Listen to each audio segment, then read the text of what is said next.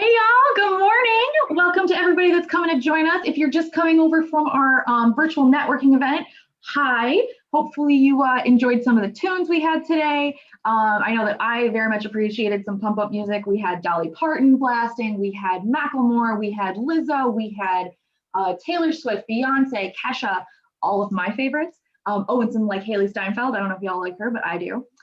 So as we get started here and we onboard our speakers, I do just want to hit a couple of quick housekeeping items for y'all. As we get going here, I want to say first and foremost, welcome. Welcome to day 4 of Diversity Reboot 2021. Our virtual summit is kicking off its last day. Don't forget, we also have a virtual job fair happening tomorrow. So, you don't have to quite, round out your week without Power to Fly on Friday. You can always come join us for that. As we're starting here, I want to call out that if you are joining us, all of our attendees, we want to make sure that this chat is, as well as all of our events today, is as interactive and interesting for y'all as possible. So to that end, we're really encouraging you to take a look and participate in that group chat. It's going to be on the right-hand side of your screen. Make sure that you jump in there and make connections with other attendees. Adding comments about the speakers that you're about to hear from, adding questions for those speakers. Y'all are supposed to really direct this conversation, and we want to make sure that you get as much out of today as we put into it. So if you have any technical issues, please feel free to tag myself, Seppi, Sarah, or any of the other moderators there from Power to Fly. We are happy to try and help you out with any kind of technical issues. And then last but not least, if you are looking to earn SHRM credits from today's talk, take note of that code. It's going to be in the upper left-hand corner of your slide right there. That's the code you'll need to redeem those credits. We'll also be sharing the code of conduct in our live chat area. That way, kind of take a look at that, make sure everybody abides by it. That is how we are maintaining a really great atmosphere for everyone involved and a great experience. Definitely want to encourage participation and engagement. Just try and be kind and respectful. So I am very happy to introduce our CEO our co-founder and CEO or president, of Power to Fly, Catherine Zaleski. Take it away. I will take all of those titles, thank you. But my co-founder Milena might get upset with me. She's my wonderful CEO. So I am the co-founder and president of Power to Fly. Thank you, Meg, for a wonderful effort over the last 3 days and now the 4th day of Diversity Reboot 2021. We are continuing the march towards building workplaces and communities that ought to be. And there's no one better to kick off our 4th day than Power to Fly's advisor and my dear friend, Lisi Docanto, who will be in conversation with APCO's founder and executive chairman, Marjorie Krause. Before I get into Marjorie's amazing bio, I wanted to say a few words about Lisi. I met him in the fall of 2019 at a dinner in Washington, D.C., a foreign concept in this day and age. Lisi came up to me after the dinner and said, "You're building something amazing. How can I be of service?" And to this day, he's been of tremendous service, a true advisor and sponsor, never asking for anything in return, as he's brought in fantastic summit speakers, advised on the business, and has given feedback on everything from my writing to theses about the future of workplaces. Lisi has recently been appointed managing director of APCO Worldwide's DC office. So I'm particularly honored that he has brought Marjorie to the table today so we can learn from her incredible experiences. Marjorie founded APCO in 1984 when she had 3 kids at home. Today, APCO is called the Agency of the Decade and the best large agency to work for. She's the recipient of numerous awards that I promised I wouldn't list here, and the chair of esteemed committees like the Women's President's Organization. Marjorie chronicles her career, parenthood, and grandparenthood, along with the growth of APCO in a fantastic book called Roots and Wings, 10 Lessons of Motherhood That Helped Me Create and Run a Company. And Marjorie has generously given us a free link to that book that we'll be sharing for all of you to download in a later email. Now I'm going to hand the mic to Lisi so he can kick off the conversation with Marjorie. Thank you both so much for being here. Oh, you're on mute. Those are the words of the decade. Yep. All right, let's try it again. Thank you so much, Catherine, for just a wonderful introduction and just being a very dear friend, and to all of the extraordinary team at Power to Fly. You all are incredible humans, and I'm honored to be here together today with my friend and coworker, Marjorie Krause. So thank you very much. Welcome, Marjorie, to the kitchen table, as I've been calling these conversations that we've been having over the last year or so. And I can't think of any issue more important than the one we're about to talk about in terms of what is the role of the corporate world and companies, and what our society here nationally and globally are confronting. I was taking a look at just some of the challenges that we've been facing this last 10 or 11, 12 months.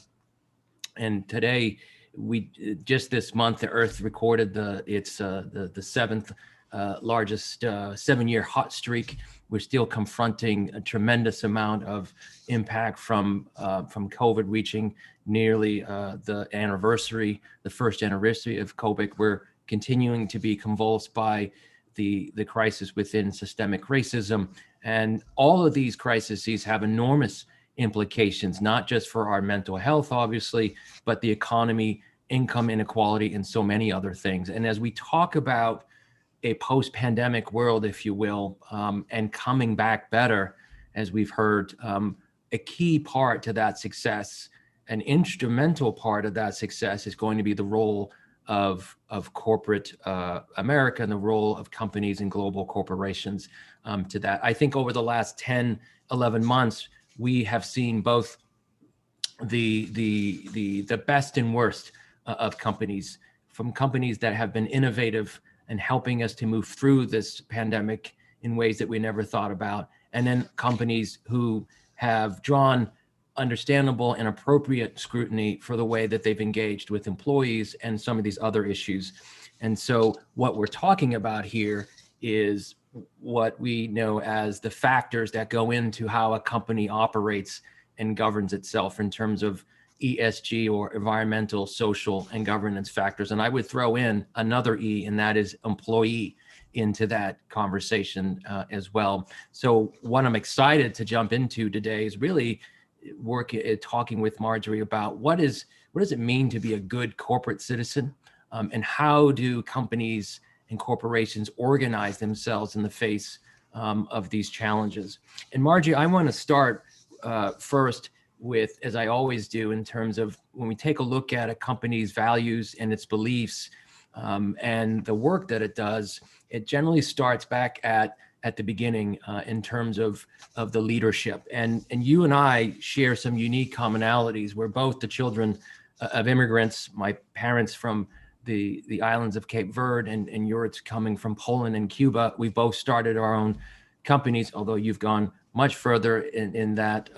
I want to ask you about the value and the importance of hard work that we learned so long ago, particularly in immigrant communities. And can you talk about how your upbringing and your early life shaped you, who you are today, and how it's manifested itself in your founding and managing one of the world's leading global communications and consulting firms? Oh, well, thank you. And I'm happy to be here, and for you and Catherine for your generosity of the introduction. I think that it's something that when you go through it, you're not thinking, oh, I'm the child of an immigrant and I have to work harder. It just kind of gets embedded in your DNA, because your parents came to the United States because they were hoping for a better life and more opportunity for their children. So the expectation level is very high, and you don't want to disappoint your parents. So I grew up in a very small town, 3,000 people, in a rural, I know most people will laugh at this, a rural part of New Jersey that is only an hour from New York, but it may as well be another century.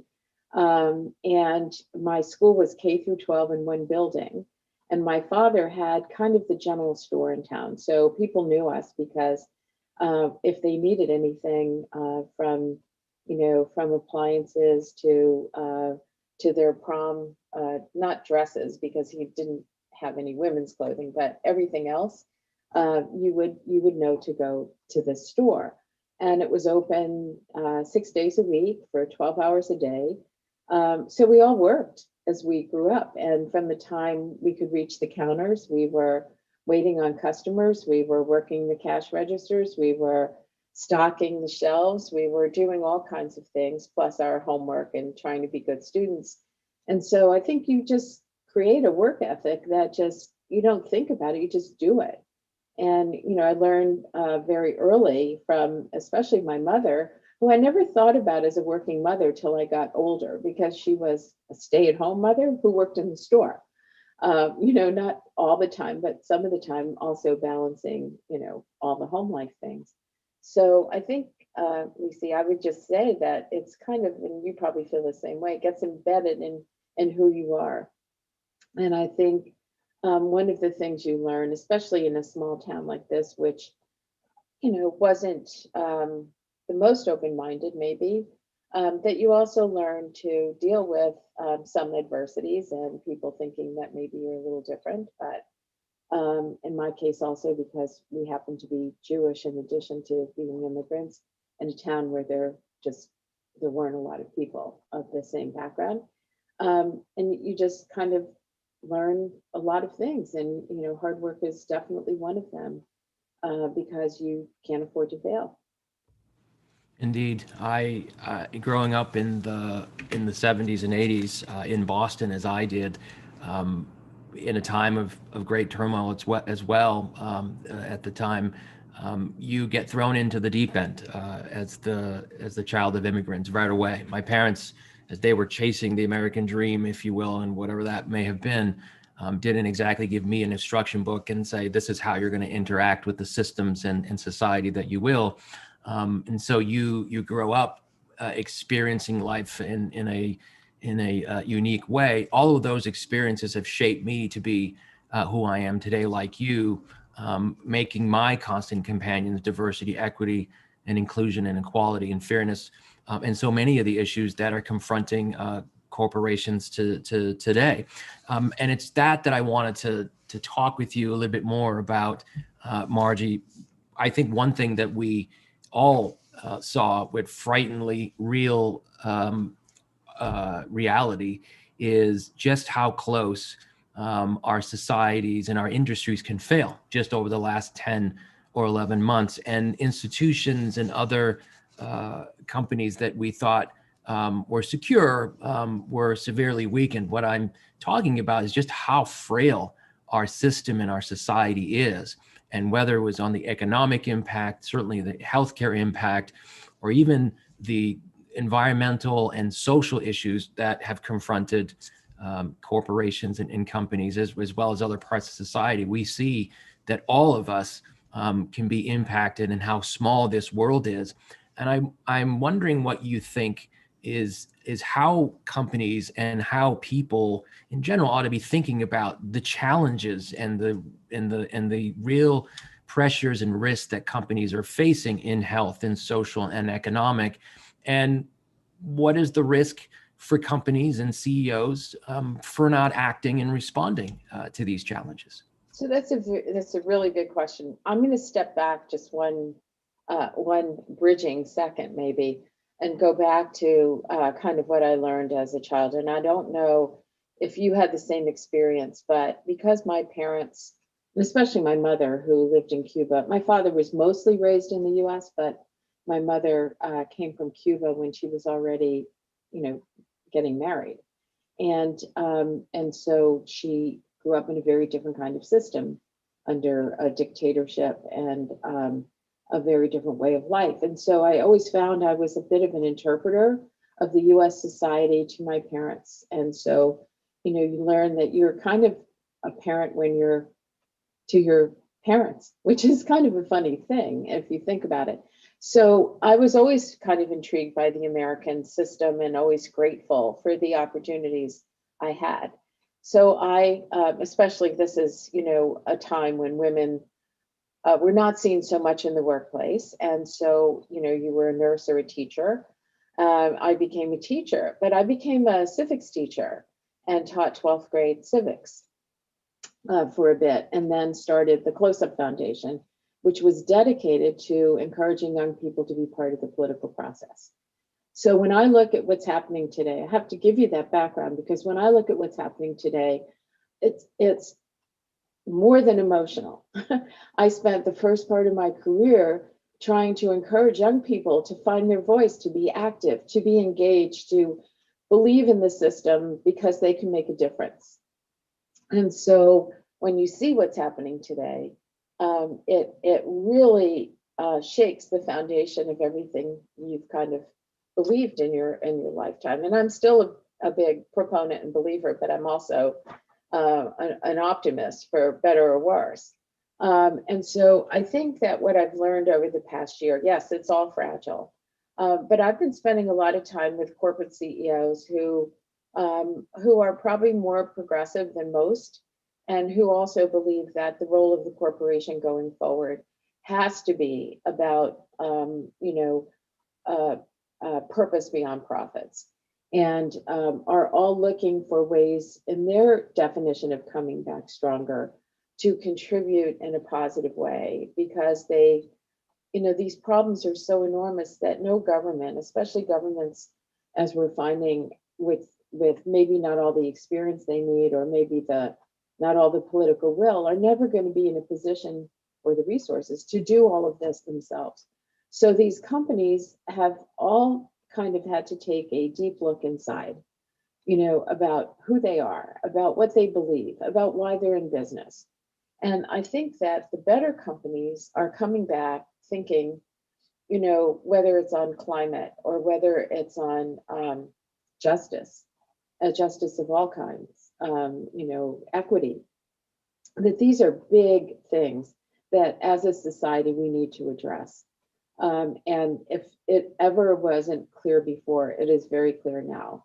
And I see some of these companies really moving to make a difference in the way they're thinking about solving problems of society, and how that gets transposed into how they behave internally and walk the talk. And then there's a lot of people not on this journey. And my biggest concern is that the companies, maybe can talk a good talk, but they better walk a good walk. And, I'm really dedicated. I hope APCO's dedicated to kind of help on that journey, and to help find the ways that companies can really take those steps. But we also need to look inside and to make sure that on every day we're doing everything we can to emulate what we think should be happening in society. And that is fundamentally, I think, what all these companies need to do together. I think employees will demand it, but I also think that good companies are going to find a way to contribute and keep things from being less fragile. But we also need to hold our political leaders accountable for what they say and do. Elections have consequences, and that's why I got so involved with these young people, because young people historically don't vote. And, if you just go back over the last 10 years and think about, if the demographics had been different, we probably wouldn't have had Brexit. We probably wouldn't have had a lot of things that we're now having to reconcile, for better or worse. But if that generation wants to own the future, they have to participate in the future. So anyway, I don't know if I answered your question, but I really feel like companies today, and we could get more specific about things they could be doing or should be doing. And it's not just the companies, it's their ecosystem, it's their supply chains, it's the people they are serving. It's, they have very big ecosystems that go beyond themselves. Indeed. I want to get into the role of the CEO, as you mentioned, which has changed in 2021 in dramatic ways. And as I do that, I want to encourage everyone to use the chat room to ask questions that we'll be taking along the way. And we'll try to get to as many questions as we can. You talked about the changing role, the important role of the CEO. Of course, that role has changed from business leader to corporate ally to social activist.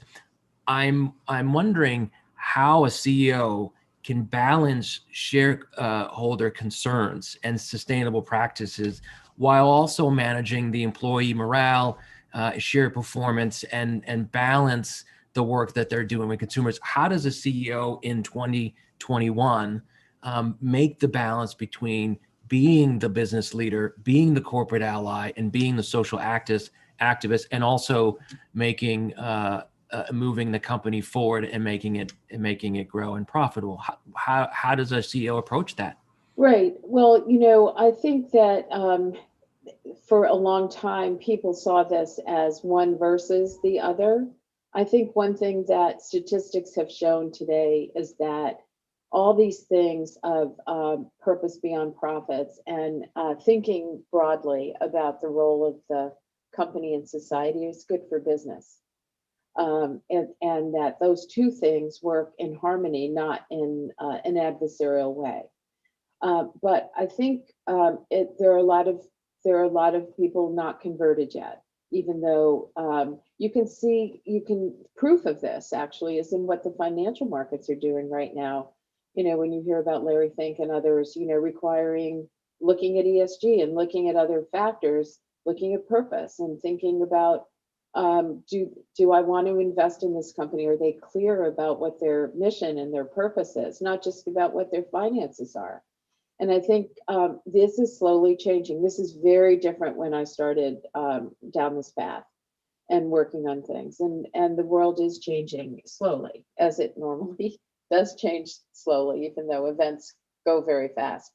So I think that getting back to the CEO, I think the CEO is in the pivotal, not just bully pulpit position, but a place to show real leadership here. I think it comes from also having a board behind you that will withstand the challenges that are likely to come when other people try to disrupt. The ability to balance the purpose and profits, and activist investors or others that maybe have a different motive. And so I think it's really important that the board composition, which is also changing. And I hate to say this, but I think the diversity on boards has had an impact on the ability for companies to take these roles. And it'd be interesting actually to look at that as a research question. So where I leave this is that in Davos at the World Economic Forum last year, I attended the last session on corporate purpose. And they had 4 CEOs on stage, and we had just done some research on the fact that 4 out of 10 CEOs really didn't feel well equipped for their job. And I thought standing up there and making the statement would also be a good thing for us. And the person who answered said immediately, "You're wrong." And I'm thinking like a deer in headlights, right, on the global stage, that I'm wrong. But what he said following up is that if any of us think we are well equipped totally for this job, it's 0. I mean, that we're all learning, and that the definition of the CEO in today's world is not chief executive officer, it's chief everything officer. And so you have to, business schools don't train you for this, at least they didn't in the past. Of learning how to deal with all these different stakeholder groups and to be a leader in the things that are important to the purpose of your company. And that's what makes you a champion brand in your industry or in your society, is being able to really articulate that, use the assets of the company, not just to service the constituency and the customers you have, but also to drive the business forward in a positive way. So you've said several key points that I want to unpack for a moment and lift up. One of them is sort of on the financial investments of the firm and the viability of that firm. We have a question from Rebecca Davis that's asking you is, how do you help a company identify the return on investment, particularly with regard to diversity and inclusion efforts, for example, or on the societal issues? And she goes on to say, while most people can say it's the right thing to do, many companies won't invest but there aren't immediate financial returns to improve the stock price. That is a real challenge that companies are facing. Of course, increased pressures from stakeholders and investors to step in and do more to respond to the S side of ESG. I'm wondering what your thoughts are on how to make sure how to balance the need to step in and be the CEO of everything while also managing the pressures and challenges that stakeholders are making to get more involved in issues that may or may not be profitable for the company. Well, I think Rebecca asked a good question. And I would say there are two things. I would say one is we've used the concept of social risk to help companies identify social risk. What is the danger, or what is the the problem with not getting involved? What are you facing for at least some companies? Maybe it's a better way to go in and say, what is the cost of not getting involved? Because especially if you are a people business, and most businesses are, you're very reliant on your employees and how that employee workforce moves forward, and are they representative of your products and everything else. There's the path to failure is littered with companies that just didn't get it, or that were blind to, how many years do we have men designing things that women use, or even in healthcare with clinical trials going to men for women's, things that would be used on women, where the impact might be different. So that's one whole thing I'd say is the social risk side is one way to approach it. But I also think there's enough research right now that you can do, and we've done this. We've done reputational research that shows the value of the movement of the needle on reputational equity. Like, how do you build reputational equity? How do you be seen as a great employer? How do you attract the best people? How do you have the most diverse workforce? And how does that resonate going forward? So one of the crazy ideas that I've even heard expressed in these conversations is that, instead of looking at quarterly earnings to decide the future of a company, maybe you should look at employee satisfaction, because if employees are the engine that drives the future of the business, if you have current good earnings, but you're Margie, I think you went on to mute. How did Yes. that happen? Thank you. Okay, I talk with my hands and I probably hit something. I'm sorry. But I think what I was saying is that the employee base, this is the idea of maybe looking at employee satisfaction as a measure of the success of a company for the future, because earnings just tell you what's happening right now. But employee satisfaction is about your growth and your development, and if you're going to have the resources to really drive the company forward. So I think there are ways to talk to companies, and I think that the important thing is that not one size fits all, even though these characteristics and these messages are important for everybody. I think trying to think about how you approach a situation individually for the people that are watching this, knowing your own companies and trying to maybe come at this in a way that people will listen is really important. Thank you. I want to continue to encourage the folks to ask questions. I see a lot of great questions coming in. We're going to try to get to all of them. If we can't, I commit to you that Marjorie and I will respond afterwards. Marjorie, there's an old South African proverb that says, when you pray, move your feet. We saw so many companies last year doing a lot of praying, a lot of preaching, not too many of them moving their feet. And what I mean by that is there's a lot of statements about what companies stand for and what they believe in.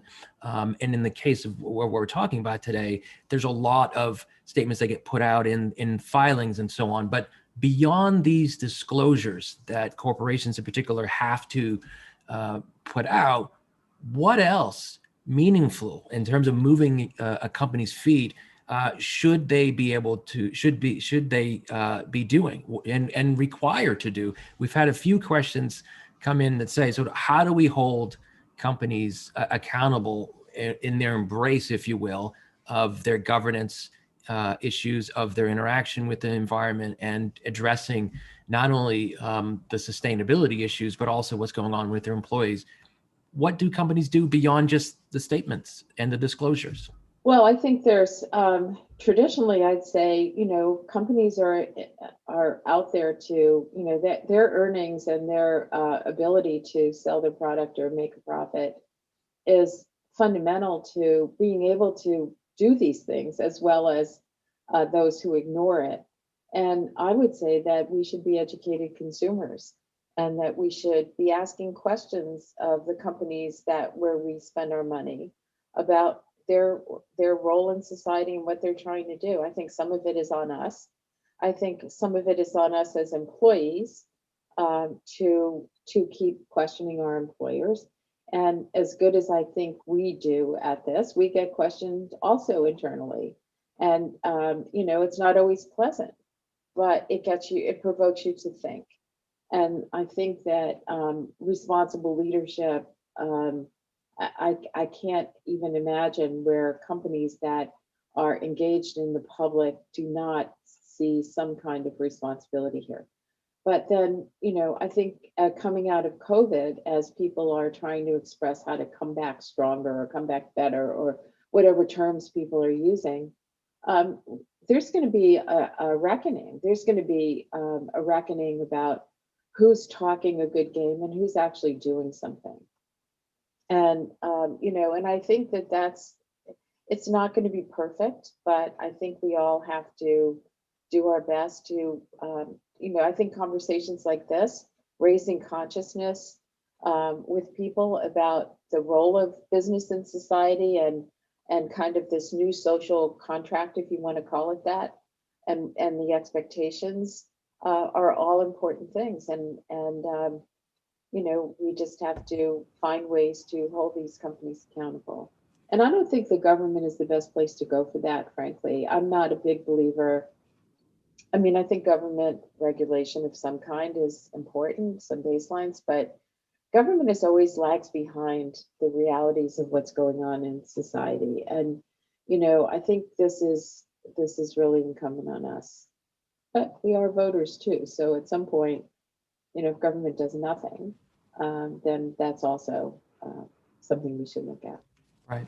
There was a comment mentioned about sort of the role between government and non-government in tackling these issues. You early on, and I would underline this, said what the reality is: these global issues and challenges that are facing all of us, society and companies, are too large for any sector on its own to address. It's going to require both the corporate world and companies together with government to figure out and collaborate for the solutions that are needed.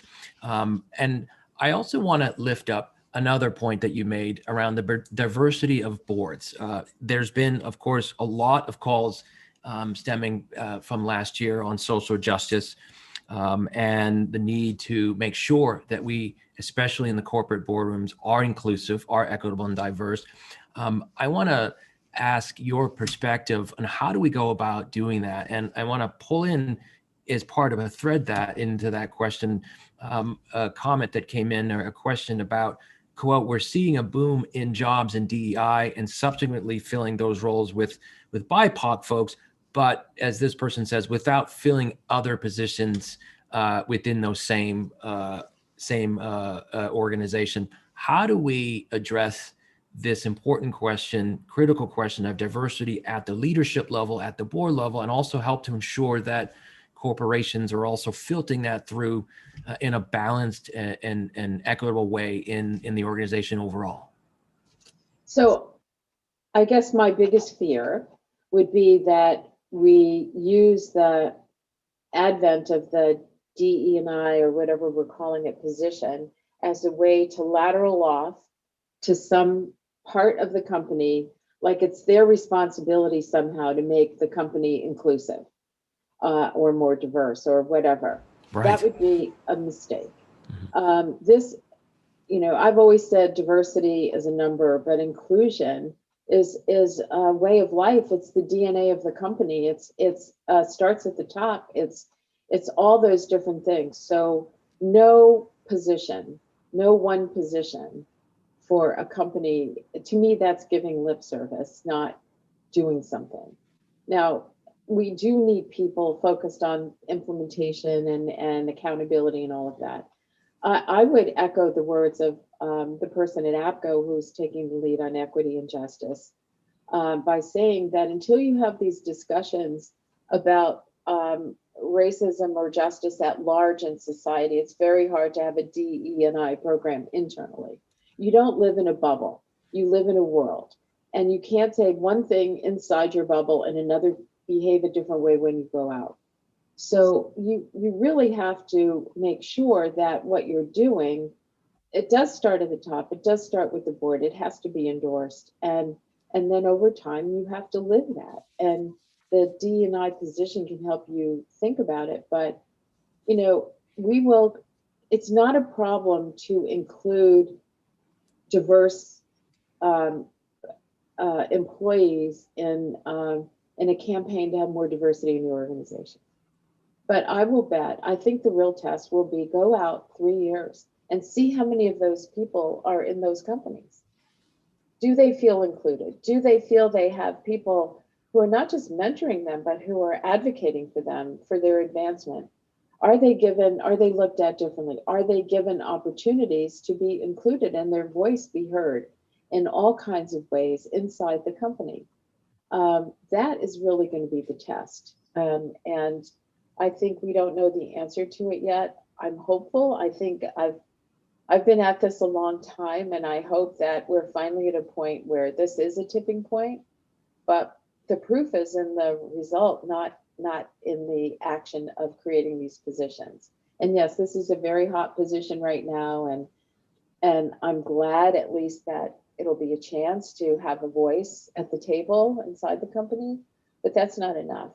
That will fail over time unless that person, is not only has wind at their back, but it's not that person's job alone to make something happen. This is the point of greatest accountability for leadership today, I think, is to make sure that that the kind of people they're bringing into the company are capable of leading in a fair, diverse, and just way for the future. I couldn't agree with you more. As you know, I've often said, we are because I am because we are. It is a responsibility of all of us to make all of us, as well as ourselves, as well as those that we work with, much better at all of the work that we're doing, particularly around DE&I. And I want to make sure here to thread in a question coming in from Padma that says, which is a great one, which is oftentimes the D that's left out in DEI is disability and the disability community. Tell me a little bit more about how we make sure we include everyone in this conversation, particularly those our friends in the disability community. Well, I think diversity can't be defined as black and white. It's not. Since we both have a bit of Hispanic background, I would say that one of the things that happened when we started advancing some ideas inside our company to take us forward is one of my colleagues who's Mexican said, we haven't talked about it as much, but I have experienced, or my family's experienced, this kind of discrimination also, and we need to really be inclusive in our diversity. And I think handicap is, people who have some disability, I won't call it handicap, but people who have some disabilities are also part of that mix. And people who are gay. I mean, it's really a matter of people being hired on the basis of their competency and paying attention to what point of view they bring into the company. Because the other thing we don't want to do is exclude white men from this conversation. And that's another thing we all have to pay attention to, is that, people do not like losing power and they react in ways sometimes to, they're afraid of their loss. And so there's a way to do this without disempowering a class of people. This is about inclusion, and we need their voices as much as everybody else's. We just need to make sure that there's a fair way to hear everybody. Indeed, indeed. You started APCO some 37 years ago. Along the way, you put your thoughts on and the lessons that you've learned, not just in managing a company, but also how you balance home life and workplace in order to sort of build a stronger family, but build a stronger team. You put those thoughts in a book, your book, Roots, Wings, the 10 Lessons of Motherhood that helped me create and run a company.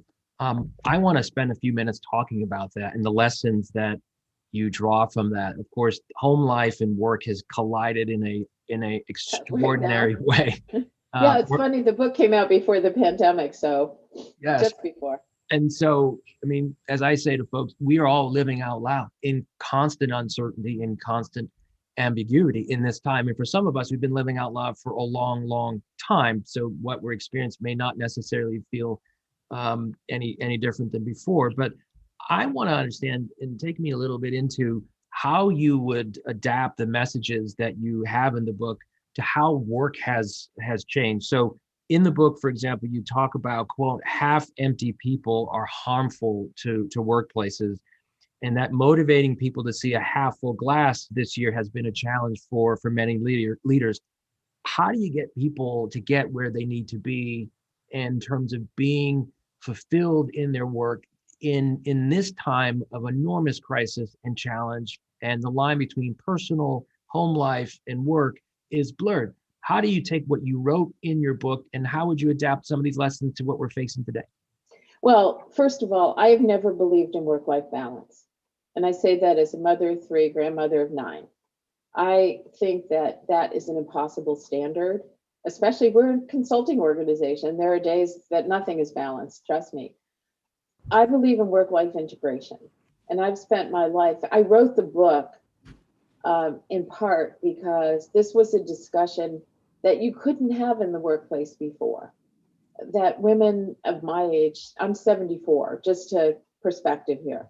So women of my age coming through all of this, it was, you had to be strong at work because you couldn't talk about family and you couldn't, it was a sign of weakness, basically, I guess, because it was a very male dominated world. But I have always felt that what rearing my children has given me has made me a much better leader and a much better person. And because it's a mirror of who you are, you see your children do things, you go, oh my God, it's like sometimes, with pride, and sometimes saying, oh, they got that from me, didn't they? Or their father, or their mother. Father, right. So, so I think work-life integration has always been important. And so I've tried to weave that in from the time my kids were little. If I could do things that enhance their education, I happened to start the Close-Up Foundation because of my love of getting kids engaged in politics. And so we had a couple times at the White House in the Oval Office. My kids were very little, but they went, or I took them on trips, and I started this thing called the 10-year-old trip. And I took each child when they turned 10 on a business trip because I wanted them to see also how hard I worked. It wasn't like I was leaving home because I wanted to get away from them. And it instilled, I think, a really interesting, not only sense of pride, but sense of the world. And so much so that when my oldest grandchild was 9, she's now 21, she called me and said, I'm going to be 10 on my next birthday. And I said, yeah, well, that's what happens after you're 9. And she thought I was being really silly. She said, no, it's time for my 10-year-old trip. And it had been 31 years since your mother had that, and we never talked about it. And it shocked me, but we did. The next line was even more shocking, was like, and I can't decide if I want to go to Russia or China. I said, your mother went to Colorado, and she said, well, times had changed. So that kind of set a standard, I guess. But in any event, getting back to what you were saying, I think that this whole idea of work-life integration is important. So we get to the pandemic, and we see that, and my heart really goes out to especially the younger mothers that are either on this call or that work in our company, because it's one thing to have kids who may be teenagers and are complaining about not being able to go out or whatever. It's another thing to have toddlers who really need that stimulus of, it's hard to balance. work and life at that particular moment, which is why I say there's no balance. But there are ways we found to adjust, and I think that nobody's perfect, and everybody needs some space and time, and there's no shame in that. And I think we, as business leaders, need to pay attention to those needs as best we can, and be as flexible as we can, and try to provide resources, just helping each other, whether it's a reading hour where everybody can zoom in to somebody reading stories for an hour, or something that gives some relief to the parents. But it is a tough thing, and I think it would have been tough enough if we knew the pandemic was 6 months and we could power through it. But this has gone on, and it will go on for a while longer before people are back in school and other things can happen. So I don't know how helpful that is to people, but I would say, that it is, don't set a standard for yourself that you can't meet. And this is kind of the advice I gave to myself, is that, you can't be perfect at everything all the time. So find those things that give you joy, that allow you to, I think it's all about being present. When I'm at work, I'm really present. When I'm at home or in my home mode, I try to be really present, even when I have a lot of things on my mind. And I think that that's an important part of it.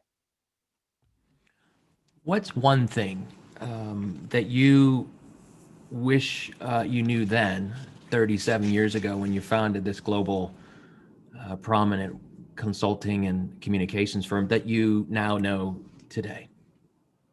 I guess trust your instincts would be one of them. And I always had a bit of a reverence for people who I thought had a lot more experience or maybe authority than I did. And I think that I think that that's overrated. I think the closer you get, you realize that a lot of what you know, a lot of those instincts are good instincts. But I would say at the same time, don't be deaf. You can't be so sure of yourself that you don't listen. But I would say, I would have had a little more confidence in myself in the beginning I've always been stubborn. One of the chapters in the book is called Where There's a Will, There's a Way. My mother always taught me that. And I could not have done this if I didn't believe in myself, because there were so many people who told me I couldn't do this. But at the same time, there's a balance between having that kind of strength of character and also making sure that you are not so arrogant that you're not listening. I very much appreciate, as I think many of us do, the comment you made, among others, about there are so many people in life that tell you, not your turn, not your moment, you can't do that. And even when I took on the role that I have now, working alongside you and so many extraordinary leaders, running our Washington, D.C. headquarters, there were still some that said, I don't think that's time, if that's you. And what we continue to do is demonstrate that is our time. And it has always been our time. It wasn't just 2021 or 1984, but that being focused and surrounding yourself with wise people helps you to help yourself move forward in a very powerful way. And so I want to underscore that, because whether you're a woman or a person of color, as I am, there will be an added challenge to the work that you do, and constant voices, if you will, that say this isn't your time. And it's on one of those themes, Marjorie, that I wanted to focus on. Of course, women in particular have been disproportionately impacted by the pandemic, and as one of the world's largest majority women-owned communications firms, what role do you think you at APCO and other women-owned businesses need to play in order to ensure that we don't backtrack on gender equality and the work that's being done in this space? Well, I just want to make a comment to everybody out there that one of the great lessons in life for me has been to never underestimate the power being underestimated. And if you think about that for a minute, that is the answer to a lot of what Lisi was saying and that I've said, is that when those people tell you that you can't do something, or I've had this in negotiations where not only was the only woman in the room, but might have been the only American in the room or whatever, is that people don't take you as seriously as they should. And you just wait for that moment. And, don't go around with a chip on your shoulder, just use it. If people have that low esteem about you, then they deserve what they get, I guess is the way. I mean, I hate to say it that way, but Right. never to underestimate. And I have lots of stories about this. But I think it's just something to remember. So how do we move forward without moving backward? I worry about that a lot. I mean, we just had an administration that didn't exactly value women in the same way that others have. And now we're converted to a place where we see a lot more women in very significant positions. I think we just can't get complacent about it. I got upset during the elections, in 2016, because I thought a lot of young women, whether or not they liked Hillary Clinton, were taking for granted a lot of things that the generation that Hillary represented provided. Whether it's the right to choose, or whether it's some other things that are important as individuals. And I just think that we have to make sure our children are aware of what this journey has been and what it was like to work at a time when you had to lie about being pregnant, or when there weren't choices about what you could do. And those times aren't so long ago. So I just think being vigilant is important. And I think the other thing is do your homework. I mean, the one thing that has stood me very well is that when I'm in those meetings where you get underestimated, is to be as smart as everybody at the table and to be better prepared. And when you say something, to say, well, that was interesting, have people take note, because if you're one of the few women in the room, they always remember you. They don't remember always which suit said what everything they said. And, and you could just think of it that way also. Make it an advantage and not a liability, and then go forward. I completely agree. And I think it's important to underscore that you can be unapologetic without being rude in what you believe and what you stand in. And that, for me, is the orientation I bring to all the work that I do, is to make sure to lean in to the impact and the inclusion and the diversity and the equity through all the conversations that I'm in. Because like you, I often find myself sitting in a room, and I've done this over the last 30 years. It's sort of an innate instinct that when I'm walking into a meeting is just quickly realize, how do I fit in the social hierarchy here? And oftentimes I'm the only one who looks like me sitting in these rooms. And so I appreciate the opportunity, but I'm also, like you've said, creating opportunity to bring more people to that table that ought to be at that table, and to help shape the conversations around that table. I wanted to, as we are approaching time, also talk about a little bit more what you just mentioned, sort of the challenges that you faced, or that women leaders face.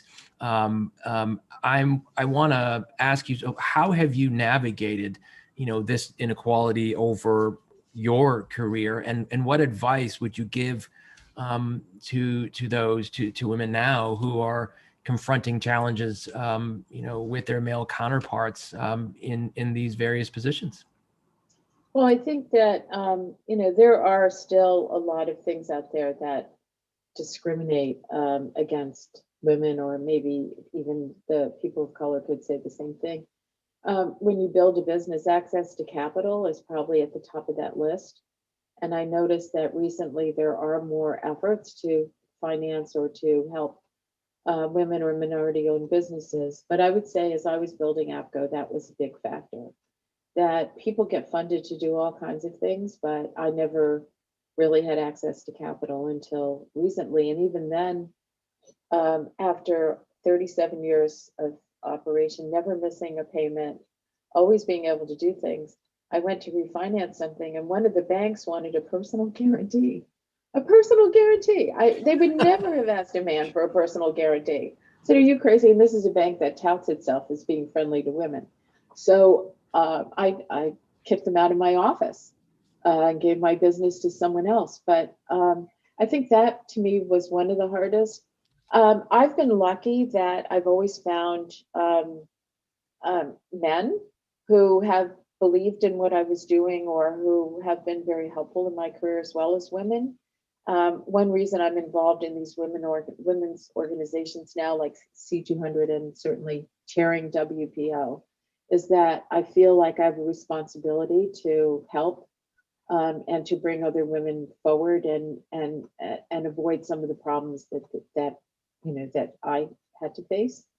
And I would say the same thing for people of color, men or women.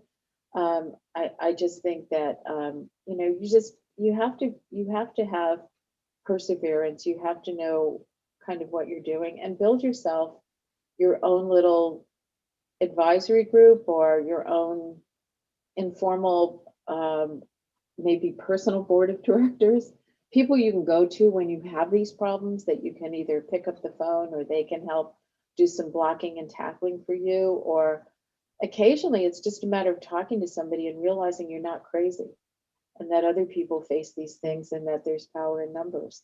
But don't give up because there's always, where there's a will, there's a way. There's always a way around the situation. Indeed. And I was recently just fascinated with what Forbes is doing with the 50 over 50, particularly focusing on women who are changing their careers above 50, and many of them going into public service and in other aspects. And it teaches us that life has a long span, if you will, and there's opportunity to embrace new chapters. And that doesn't come without challenge. But what you carry along the way with you helps inform and gives you the insight from your hindsight to give you clear sight into what is happening before you. I want to end the conversation essentially where we started with the pandemic and systemic racism and what we've seen among all of these crises that are convulsing our country and our globe. We've been at these watershed moments before, if you will, in what we've been talking about. We saw the reactions that happen when major events occur, where there's increased scrutiny and regulations, increased market initiatives. We saw that in the early 2000s with the accounting scandals. We saw that in 2008 with the financial crisis. We've seen that with some of these corporate environmental disasters. We go on and we've seen it more recently with the Me Too movement and workplace harassment. And I would love to end this conversation with you by asking, is this more than just a watershed moment for how corporations become even greater stewards of their obligation and responsibility in engaging with the global challenges that they face? And the lessons that you can draw from the pandemic that give you hope that this time tomorrow is going to look different with respect to how the perspective of corporate citizenship in this world and the obligations of CEOs to help not just watch what the solution is, but to contribute to what that solution may be. I'm curious what your thoughts are as we end our conversation today. Right. It's a big question for a little time, but let me do my best. I think, we haven't really changed corporations since the Industrial Revolution. We've changed a little bit about the leadership. Maybe it's not as hierarchical or whatever. So I do think this is more than a watershed moment because I think it's causing us to look inside and test our values. What's important? What's important for us, for our society, for each other? And how do we respond in a way that is a contributing factor to moving ahead? And I do think that this whole focus on purpose, the title of my book, Roots and Wings, was there that it came from something to do with because there are only two lasting things of value you give your kids. One is roots and the other is wings. And I feel the same way. That's kind of my philosophy about APCO, create a value system and then let people have the ability to fly. I think that you have a similar situation right now where companies have to say, Am I doing this the right way? When you look at racial equity, justice, you have to look at the systemic nature of our society and what we have valued as a society, and that's changing. And as long as that's changing, I have hope that we will be able to advance in ways that we haven't advanced in the past. But it all comes down to those values. And that's where we're having some real schisms right now, even in our politics. It's all about, what do you really believe? And then how do you take that forward? So my short answer, Lacey, to a complex question is that I do think that this is a moment of change and we need to jump on it. Indeed. And thank you so much, Marjorie, for such a powerful conversation. I thank everyone for tuning in, for the questions that you asked. And I want to thank Power to Fly again for the wonderful opportunity to have this kitchen table conversation with one of the most extraordinary leaders of our time, Marjorie Krause. Thank you very much. Thank you. Thank you so much, Lacey and Marjorie. Can we get a round of applause for these amazing speakers?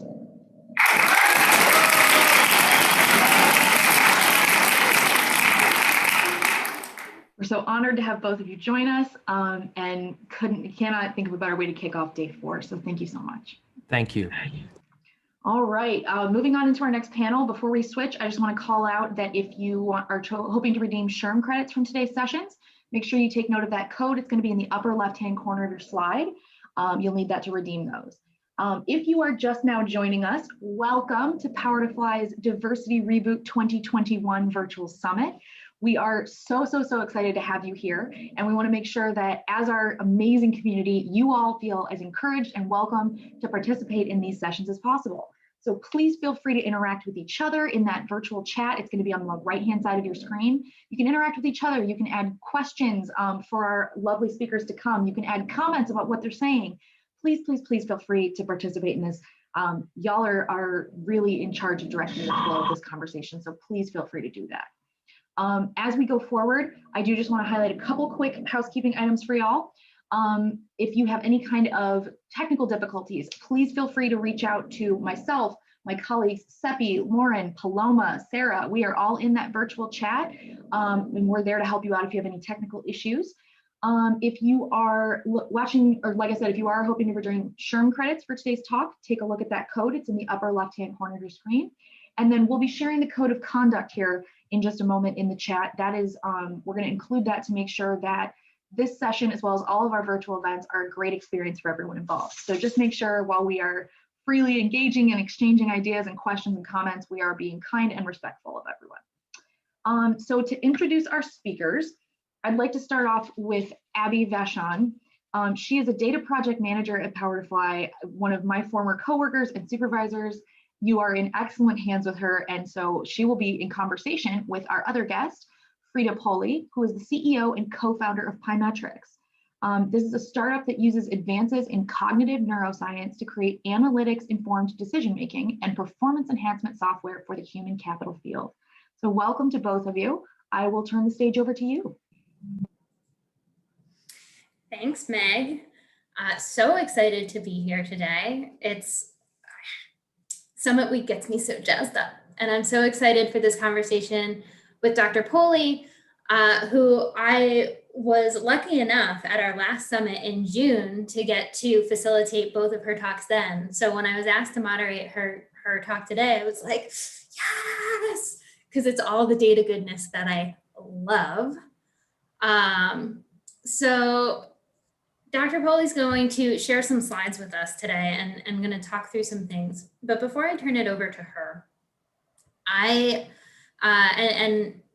you know, Frida, let me know if you're having any issues sharing your screens. I think that you should be able to do so at this point.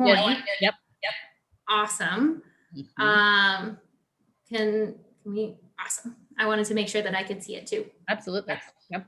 Excellent. So, because I don't want to miss the show here. Mm-hmm.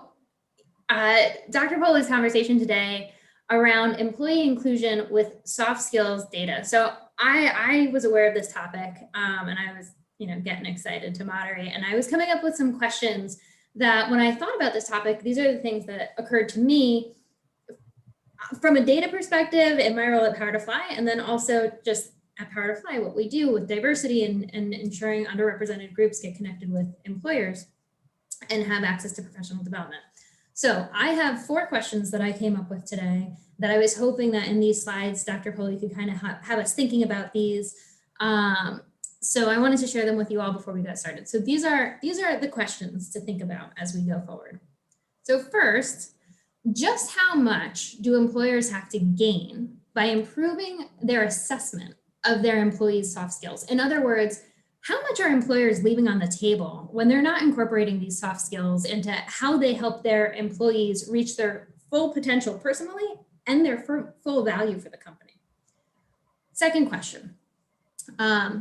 In my role at Power to Fly, I've spoken with a lot of recruiters, and they pretty good at talking to talk about how important soft skills are, but sometimes it feels like it ends there and that they're not always great at walking the walk. So what can we do? What data do we have to emphasize the importance of these soft skills to employers? What evidence do we have to get them on board with incorporating this?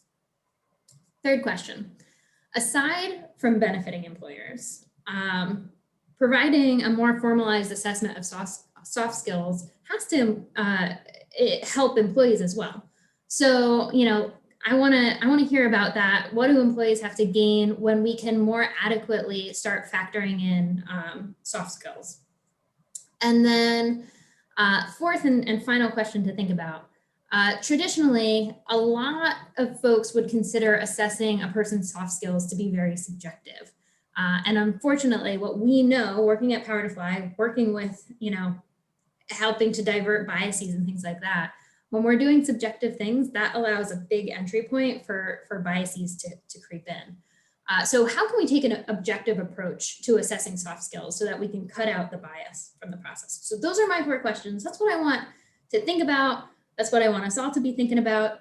Dr. Poli, I'm ready. I'm pumped. Let's do this. All right, perfect. Let's take it away. Okay, well, thanks so much for that introduction. And before I was the CEO and co-founder of Pemetrix, I was a cognitive scientist for 10 years, hence the doctor.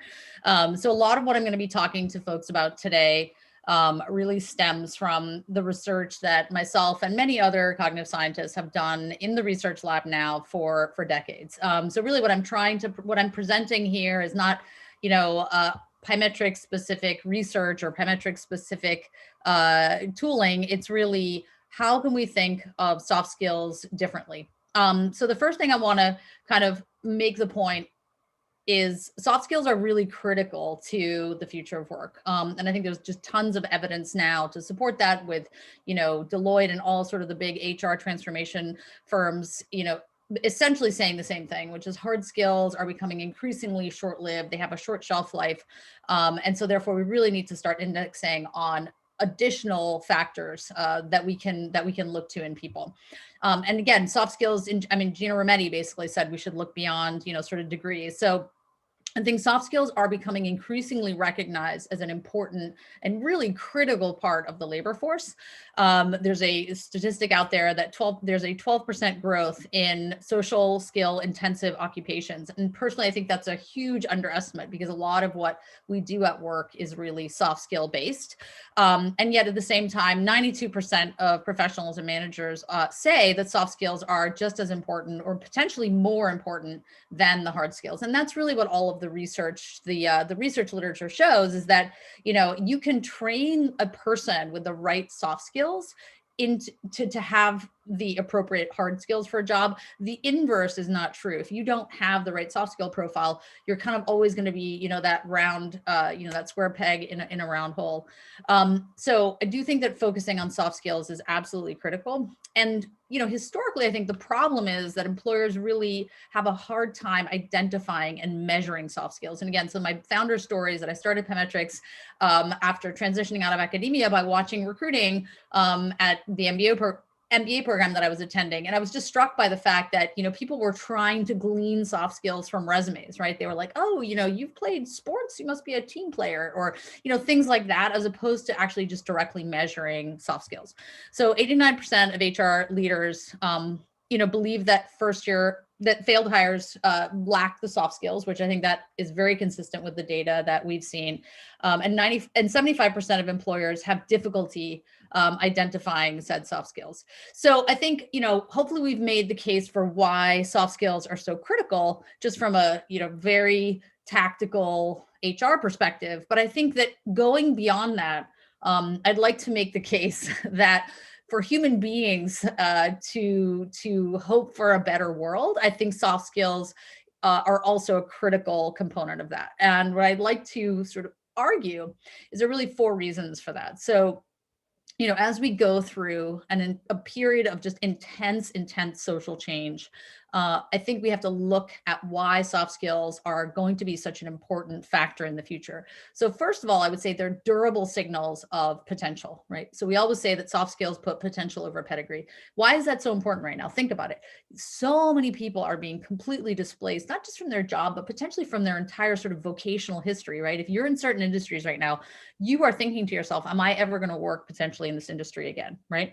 And you can imagine the type of psychological impact this could have on a person, right? Who thinks that, my goodness, my entire resume has been this, and now this field is gone, is defunct, right? So just from a psychological perspective, I think we need to move away from evaluating someone as a laundry list of the things that they've done, sort of their hard skills, and start to think about them as people. So soft skills, again, looking at cognitive, social, emotional aptitudes in people, their potential for different types of work that they may have done or they may never have done, is really critical to making people feel valued.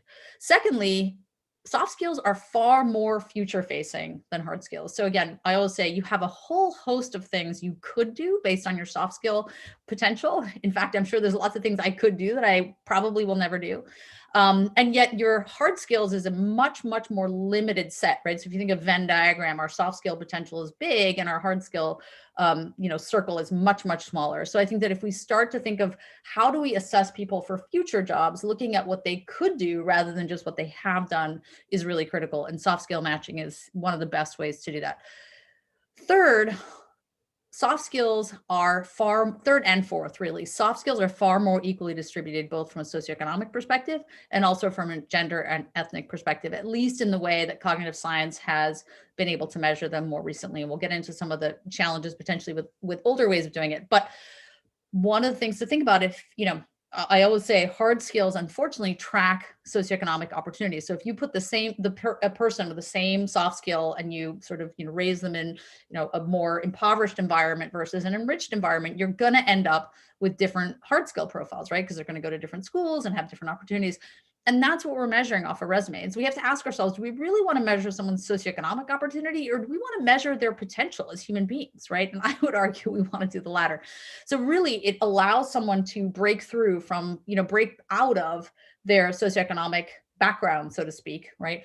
And show who they really are. And same for gender and ethnicity. So gender and ethnicity, and a lot of times when we look at resume data or experience data, that is also very tied to demographic variables like gender and ethnicity. And again, we can break through that using more modern ways of looking at soft skill profiles. So these are the reasons that I think from a human perspective, we should be thinking about soft skills. And again, these following slides just sort of make this case more strongly, which is just that, sort of some of our legacy HR practices and, focusing a lot on resumes, but also I think some of the sort of older tools that we use that would fall into the soft skill category. So IQ tests and some types of personality instruments, I think, and again, I'm, not saying that for the time they weren't very good, but I think that they do also have limitations. So if you look at IQ testing, it has a lot of impact on race, which I think is very problematic in this day and age. Traditional psychological theory, if you think about sort of the big five, certain big five facets, like neuroticism are more present in women, in people with disabilities. So again, if that's the types of instruments that you're using, you may be limiting yourself in the diversity of folks that you're hiring because they're not as evenly distributed. So I'd argue that, traditional people science, while excellent for its time, I think, could use a little bit of an update because of some of the limitations that we see. So whether it's resumes or sort of more traditional soft skill measurement. And I think that, I'm sort of here saying that, cognitive science as a field, which has really only been, present, let's say, for the last 2 or 3 decades, really brings to the fore innovative, novel ways of thinking about people. And I think, forget about the innovation, forget about all the cool, fancy things. I think the most important thing for me about why is this people science important for everyone to know about when it comes to measuring soft skills is that it really yields a more equitable outcome, right? So we've been able to, instead of looking at people's, sort of tests, scores on a traditional paper and pencil IQ test, when you use more behavioral measures, which basically means looking at people's behavior rather than their self-report, we're able to really reduce the amount of gender, ethnic, and socioeconomic bias in our measurement. And for that reason, I think new ways of evaluating soft skills, and again, the one that I'm proposing is sort of a more cognitive science approach, can be extremely, extremely helpful if we're trying to limit some of the biases that we've seen in traditional forms of looking at soft skills. So I guess what I'm saying is that not only are soft skills critical, but also the way that we measure these soft skills, I think are really important and should be influenced by novel forms of behavioral science like cognitive science and other forms that can really bring a fresh perspective to something that people have been trying to do for a long time. And again, I'm going to make some similar points with these slides, which is just that, I think soft skills can open up a lot of new possibilities. So again, it's back to this idea that, your hard skills is a reflection of what you have done. It's going to be much more limiting than sort of your future opportunities. And I think we always want to be looking at how can we evaluate people in a fresh perspective, and particularly looking at sort of their future potential. And in that light, I wanted to leave the audience with this, what I think is an incredibly powerful story that speaks to this. So we are fortunate to partner with the state of Ohio, they are using sort of innovative ways to match folks that have been displaced from their former employment opportunities by COVID. And they, obviously they get a lot of support. They have job coaches that are working with them and all sorts of other supports, but the matching to future roles happens through a combination of soft and hard skill profiling that's delivered through Pemetrix. And I just wanted to share the story with you because I found it extremely powerful. So a woman, Lois Brown, who's a mother of 2, went essentially, was displaced from her job, which was in sort of retail, and found herself homeless because of sort of the COVID pandemic. Went to Urban League, which was the provider of the job coaching, who then guided her through the Pemetrix soft and hard skill matching profile. And there's this video where she describes going through Pemetrix and being matched with healthcare as a career. And she literally at the time was homeless and living in a homeless shelter. And yet this just blew her mind. It was like, wow, this is amazing. I could actually be in healthcare, something that she had never considered before. And so again, through very, in-depth work with her career coach and other things, was able to then land a position in healthcare customer service, which was a completely new field for her. But it was really, she talks about sort of the spark and how sort of just powerfully hopeful that spark was to be matched with a career that's obviously that's growing, that has a tremendous amount of potential in the future, and that someone had tapped her, someone being a technology layer, had tapped her on the shoulder and said, hey, Lois, you'd be great at this job and you should consider it. And, again, I think, we say homeless to a new career in healthcare, that's pretty amazing. And I think that's really the type of transformational work that we can start doing if we think about the power of soft skills rather than just limiting ourselves to thinking of people as a resume. We should really think of them as their whole human potential. So I think with that, I'm gonna stop sharing my slides and basically take questions from the audience or from anyone that has any thoughts about what I just presented. And thank you for listening. We already have a few questions coming in, Great. so I'm happy to send them your way. Sure. So first question I have is from Cynthia Silva. Mm-hmm. How committed are corporations to incorporating this in the hiring process versus lip service. And I'm actually going to go a step further. During the hiring process and during the career path of the employee at the company, because I think it impacts the whole.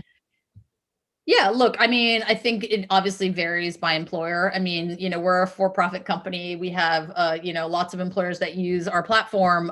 So I think it just really depends on the employer. I think sort of more innovative employers are really looking at ways that they can expand and refine and refresh the way that they're looking at talent. So I can't answer for all employers. I think that there's a segment of them that really are committed to looking at people in a different way. And, we're fortunate to work with those employers. And those employers, I would say, really do value it, not only in the hiring process, but also in the mobility and reskilling process. So I think that if they're interested and committed to it, I think that they really see it as something they can sort of thread through the entire employee life cycle. Awesome. And I guess my other little follow-up to that would be the interest in, like, because we see it at Power to Fly too. We have our partners who come to us, and we meet them at different steps of their journey. Sure. Like how invested are you in making these changes? Sure. Would you say that in your experience partnering with these companies to help them assess soft skills better and do this better? Yeah. Right now, in the movement of like, hey, come on, guys, we all know soft skills are important. Like, how far along are we seeing companies? Are they in it? Are more companies in it? Sure. I mean, I think that there are lots of people that are making the case for soft skills outside of, me as the CEO of Pymetrics, right? I mean, as I mentioned, Gina Rometty basically put this, made an announcement that, she really thought we needed to look beyond traditional degrees. Many, many people are talking about soft skills and how to assess them. Then I think the challenge is just that, if we look to more traditional ways, so by the way, soft skills just means not a resume. It means something that is more inherent, right? So traditionally what we would look to are things like I mentioned, like personality tests or, IQ tests and things of that nature. Unfortunately, and again, they were fantastic science for, their time. I think, unfortunately they had a lot of the biases that at the time were sort of expected, you know what I mean? In the sense that, they're developed and, the IQ test was, sort of made prominent in the 1920s, and personality tests sort of,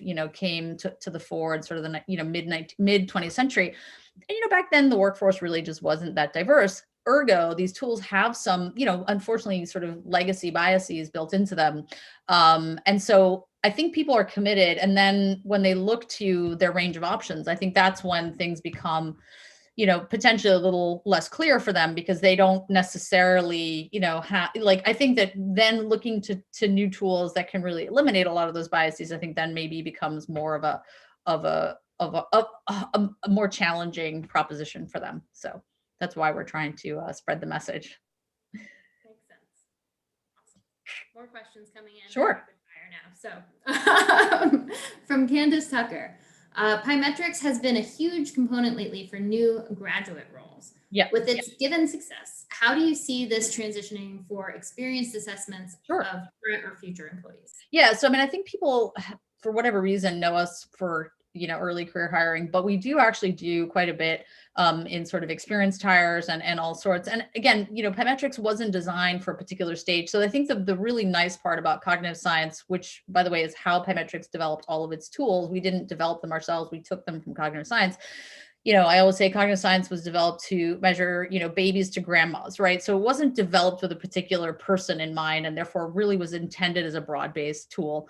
And so I think that, again, depending on the stage of career and whatnot, the amount that you're going to factor in soft skills versus hard skills might vary, right? So for example, if I'm looking to hire somebody who's a seasoned business executive and needs to have all this experience in a particular role, I might anchor more on the hard than soft skills. But I think the soft skills are still critical, because even for those roles, you have to understand, does this person have the right sort of, emotional and cognitive aptitude to do this particular job, right? So I really think it varies. It depends on the company. I know I might sound a bit wishy-washy, but I think that really is true, that it really depends on the company, how much they want to factor in different hard versus soft skill components. You are on mute, Abigail. It wouldn't be a Zoom if you weren't on mute. That's true. Had to happen sometime. Exactly. No, I think that's a really good point. I literally was just having a conversation with my my partner yesterday where we were discussing this. I was in anticipation of this talk where I said, you know, any day of the week, I'd rather train someone on like how to do something than how to be chill and a good person any day of the week. Right. So yeah, I can see like for different companies, it's different ends of the spectrum. So, yeah. All right. So question from Eileen Weathers. Mm-hmm. Given reported findings and disparities, what radical changes are necessary for the tech industry to effectively recruit, retain, and promote diverse candidates? Well, that's stepping right into the challenging questions. I mean, look, I think, you know, tech, it adds a layer of complication. And also, I don't think it, so for the following reason, I think that tech companies, for better or worse, I would say for worse, a lot of their recruiting practices are really driven by engineering hiring, and engineering hiring then sort of cascades down. So, you know, because they think, oh, these are our, you know, sort of star employees. And I think that it's even harder to break through with this idea of soft skills when you're talking about engineering hiring, because for obvious reasons, right? Well, somebody, oh, well, I really need this person to code extremely well in this particular language. And oh, to code extremely well in this particular language, I only think they could have come from these 3 schools, you know, in these 3 computer science programs. So I think, unfortunately, the biases there are even stronger. And look, you know, yes, I might have the right soft skills for software engineering. I can't write code. So there's definitely some truth to the fact that, you know, there is a layer of hard skill evaluation that is important for technical roles. But I think, and many people who sort of advocate for this position, that yes, there's a kernel of truth, but it's been blown way out of proportion, essentially, you know, would argue that, you know, soft skills are just as important in many places for being a successful software engineer, data scientist. And I mean, look, half of our team at Pymetrics is, you know, is a technical hire. And I would totally argue that, you know, their fit and their success depends a lot on their soft skill profile, just as much, if not more, than their hard skill profile. So I think it's just another sort of, I don't want to call it an excuse, but I would say an excuse that they're using to say, well, you know, high quality engineering talent only comes from this place, whatever that place is, and therefore I'm not amenable to looking elsewhere. So I think they just have, you know, that's their philosophy, and I think it's unfortunate.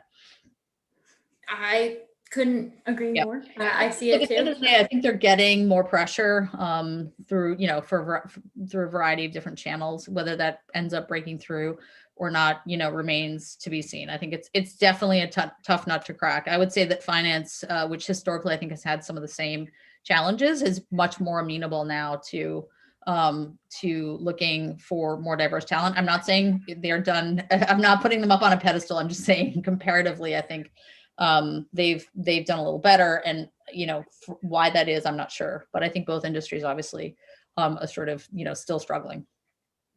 I think that makes sense. Yeah. So I'm going to actually ask one more question, because I know we have to wrap up. And this one was pretty different, so it really caught my eye. Right. So from Ritu Debnath, and I'm so sorry if I butchered your name. As more and more people are relocating to new countries, what would be your suggestion for new immigrants that could help them tailor their soft skills in adapting to a new culture?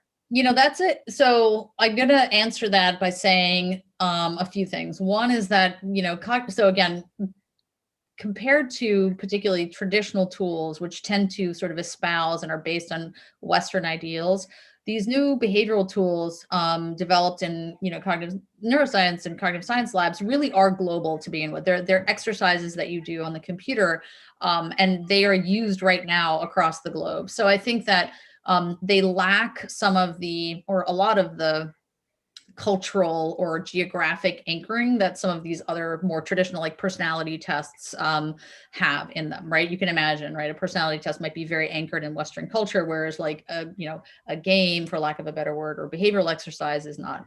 And so that's part one to answering that question. Part two is that what we would recommend, and I know that it's harder, especially earlier on in your career, is, you know, really, I think, take the approach that, you know, I have certain soft skill strengths and weaknesses. Everybody does, I do, right? And the more I can gear my career to finding the places where I will naturally be successful, as opposed to always struggling and thinking I need to fix something about myself to be this, person.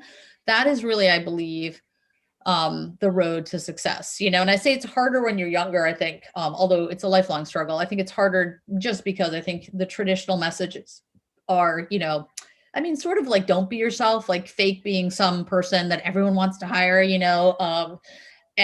but unfortunately, I kind of saw that at Harvard Business School, where I, launched Pymetrics, is that everyone comes and they're like, oh, these Harvard kids, we got to get them. And people would sort of take that approach. I'm going to fake my way into a particular career, even though, all their friends were like, I don't think that's a good choice for you. And the net result was not happiness or success. So I would say, be yourself, wherever that leads you. I think that's a phenomenal note to end on. Thank you so much, Dr. Poli. Absolutely. Thank you for having me. Absolutely. Meg, I'm passing it back to you. Thank you both so much. Can we get a round of applause for this amazing panel?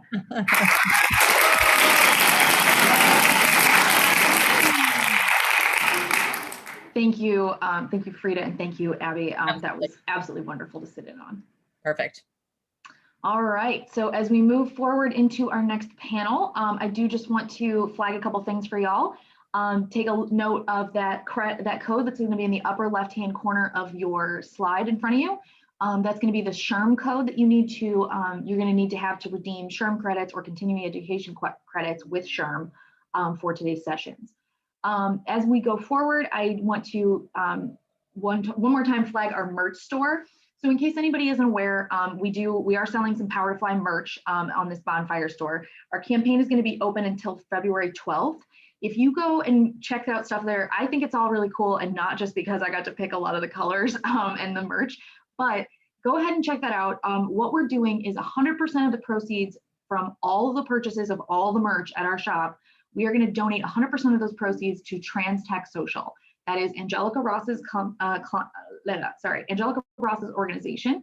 They are an incubator for LGBTQ talent with a focus on economically empowering transgender people. So all of the funds from that campaign are going to cover technical boot camp fees for Black, transgender, and non-binary people on their way to a career in engineering. So definitely go check that out. We'll drop the link to that in the live chat here in just a second. Last but not least, as we go into this next session, make sure that you are taking part. You're taking advantage of this whole, of the interactive nature that we are trying to engage with this.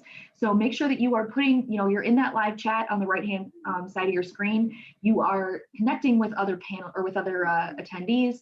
You are adding comments and questions for our panelists. We really want to make sure that y'all have an opportunity to drive these conversations. So please feel free to do that. Tag myself or any of the other Power to Fly moderators in that chat. If you have kind of technical difficulties, we're happy to help. And then we'll also share the code of conduct in the chat. That is just going to be to make sure that everyone has a great experience on these sessions. So make sure that you are being kind and respectful of everybody in your interactions there. So for this upcoming panel, Work Without Limits, I would love to introduce you to our speakers. First up, we have Erin Thomas. Dr. Erin Thomas is the head of diversity, inclusion, and belonging and talent acquisition at Upwork.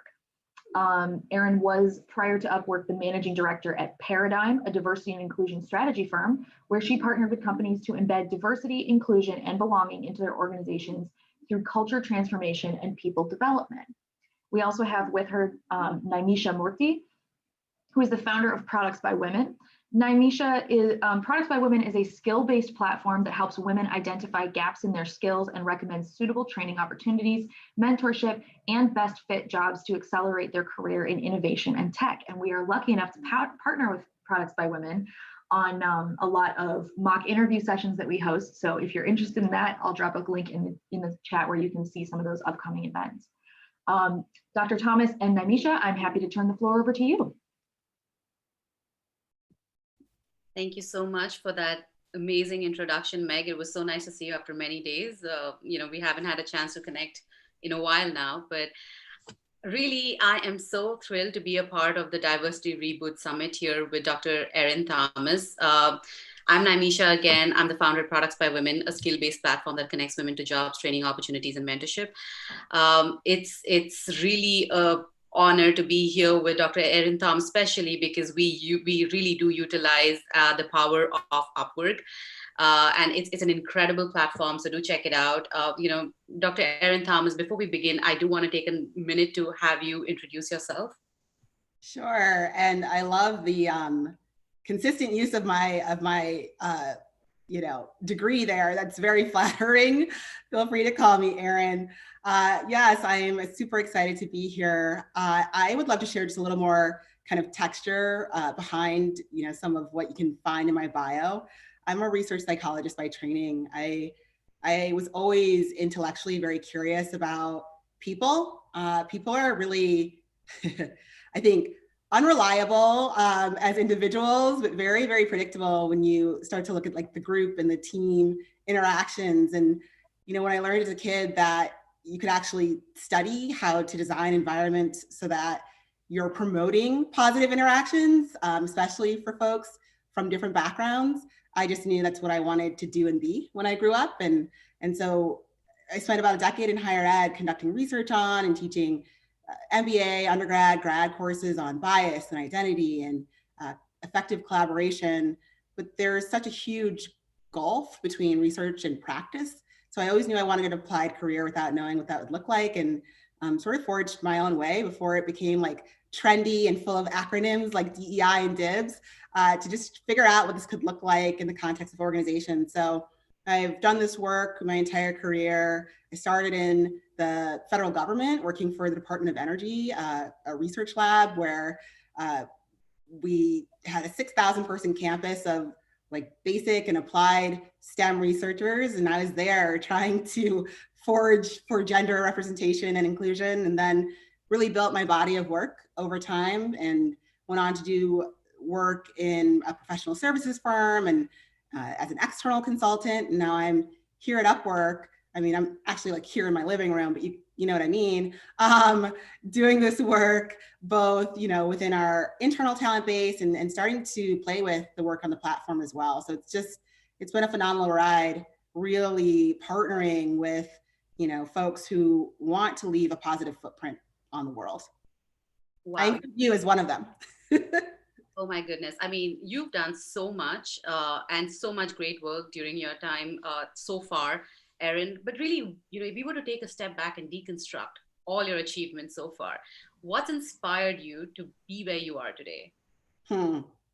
That's a great question. I think there are a lot of values that are hard to pinpoint the origins of, but I do know that fairness has just always been, even as a kid, something that I was just so hell-bent to try to construct, right? The world is not fair in any way, and I don't believe it ever will be. It's just like not how social groups operate. And yet, again, if you think about the impact of an individual, the impact of a company, the impact of a team, to be a pocket of fairness and objectivity and belonging, like that's basically just a continuation of a lifelong value that I've always had. And certainly there've been individuals in my life who have like really instilled that ability to like own your power and have an imprint even when the things around you are not ideal. Like you can show up and own your radius. And so, I count in that group my grandmother and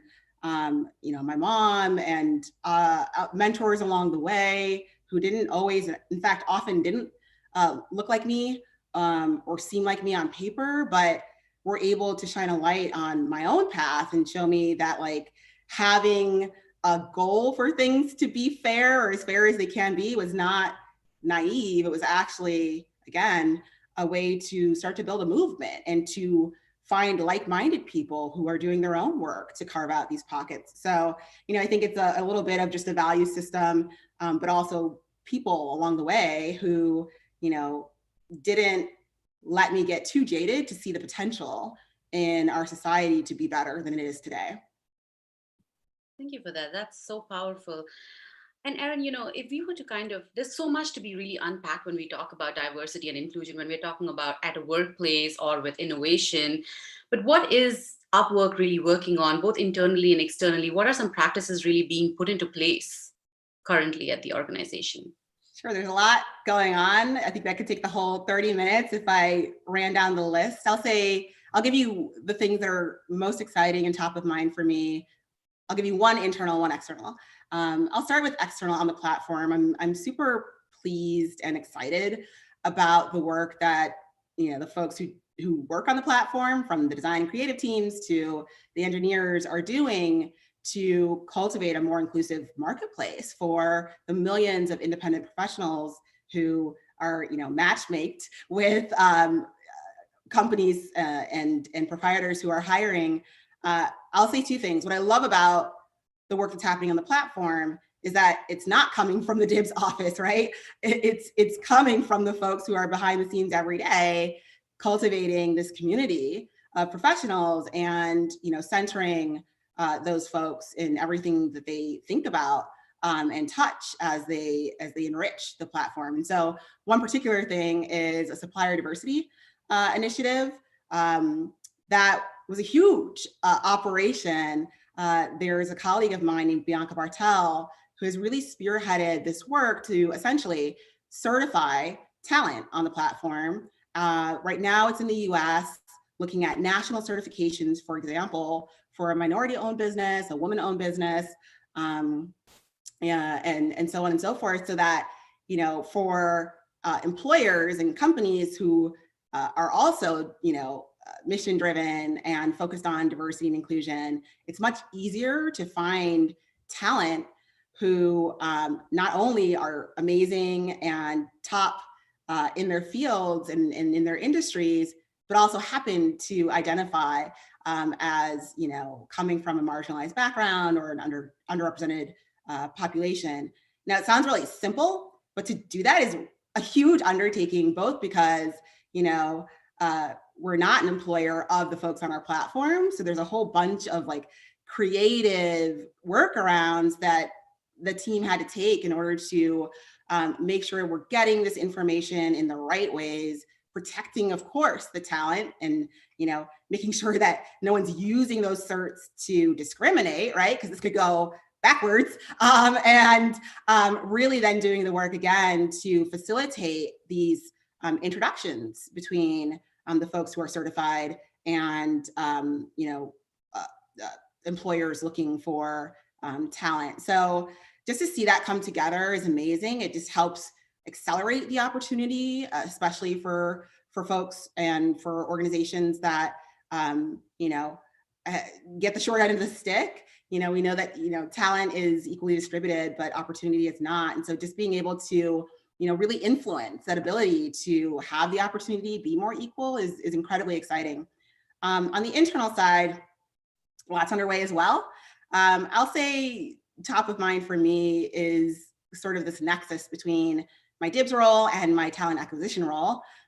There's a ton of overlap between these two kind of areas of HR for us. And I'm really, really jazzed about the equity work that we're doing within the talent acquisition space, really shoring up and becoming very well oiled in terms of our practices and our operations, because that's what inclusion is. It's the practice of, robust, effective, data-driven decision-making. And when left unchecked, that's where all the bias and discrimination comes in. And so becoming very, very well oiled in, what are we looking for, and, how do we check against those standards that we've set for our talent bar?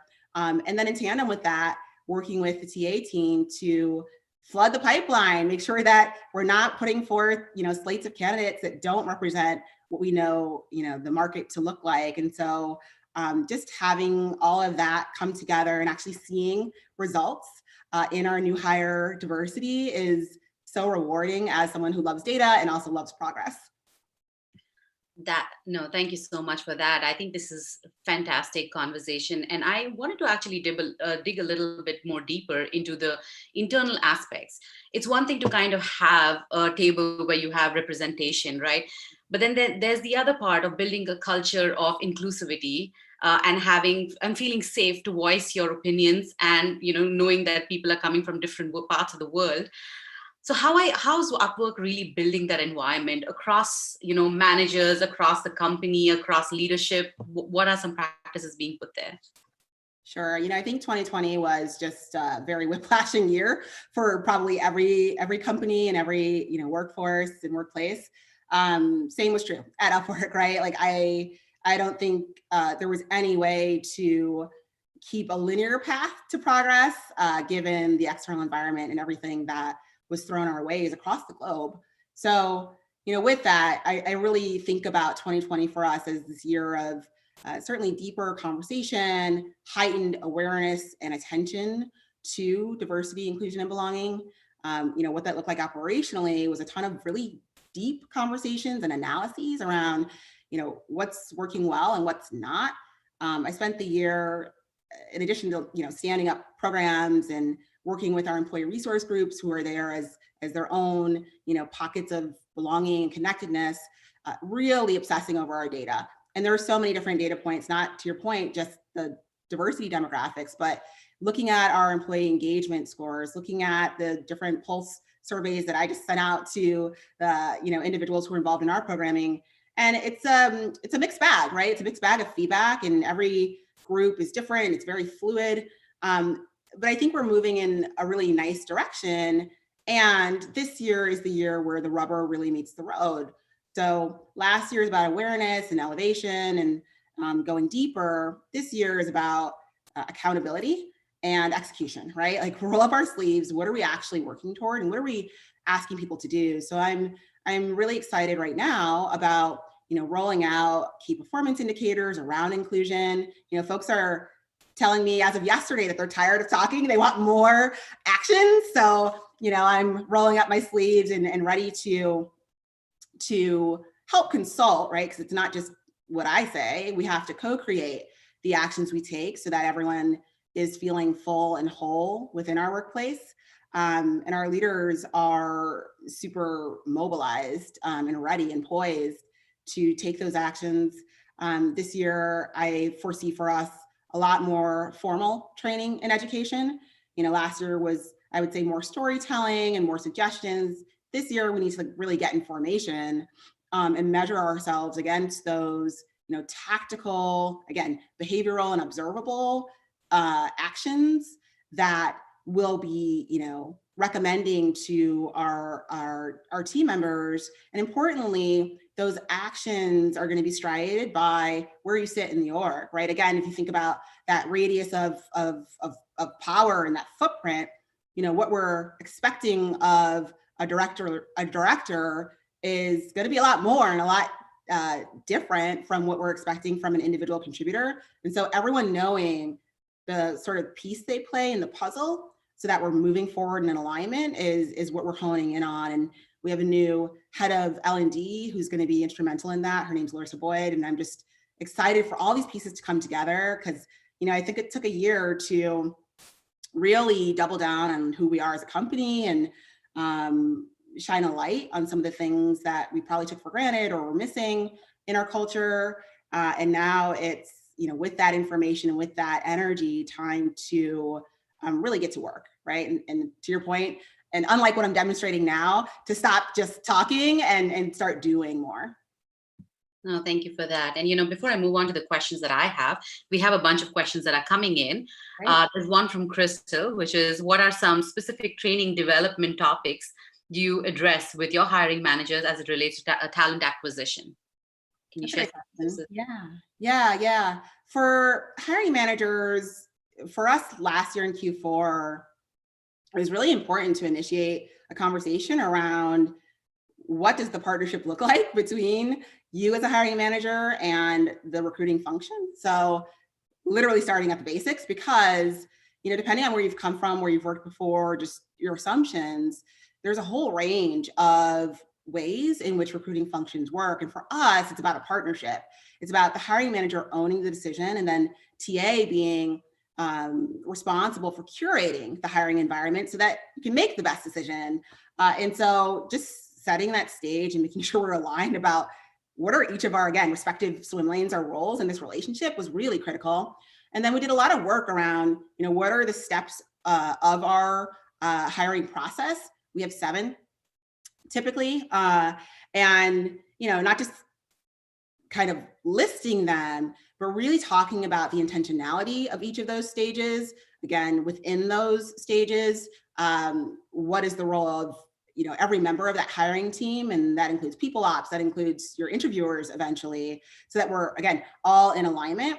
And I just share all that because it's super operational, but that's what I believe DIB's work to be. Like the inclusion piece is following that process every time, not changing it up because you really like someone or not changing it up because you don't. And again, sticking to what was prescribed and very carefully designed every single time, building that habit, building that muscle. And, there are many like clicks within each of those stages of, here's why it's so critical that you submit this feedback within 24 hours, because when you don't, your brain fills in the gaps. And what does it fill the gaps in with in terms of memory? Well, biases. We piece it together just like, someone who's a witness to a crime, right? Super unreliable. And so just really making it clear that the process is designed for a reason. And it's for us to be able to really best be able to predict somebody's potential. Hiring or interviewing, I should say, is notoriously bad at doing that. And so the tighter we stay to the process, then the more accurate, basically, our decisions will be. And then, the diversity piece sort of comes in around both the input and the output, right? So TA's job is to flood that pipeline and make sure, again, that you're reviewing as a hiring manager a diversity of candidates.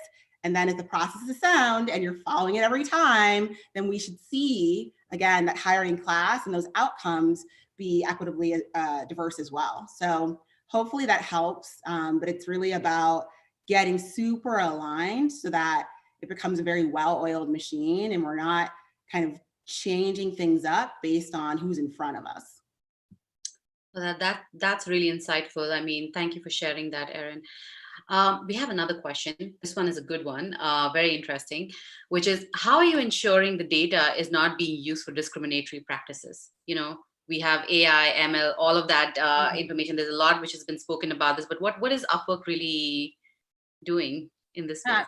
Yeah, I'm excited about this. So we actually have a group of folks, I mentioned earlier that I was excited not to have to drive for a DIBS focus and an inclusive lens on the platform. And yet at the same time, we have a dedicated group of people who come together.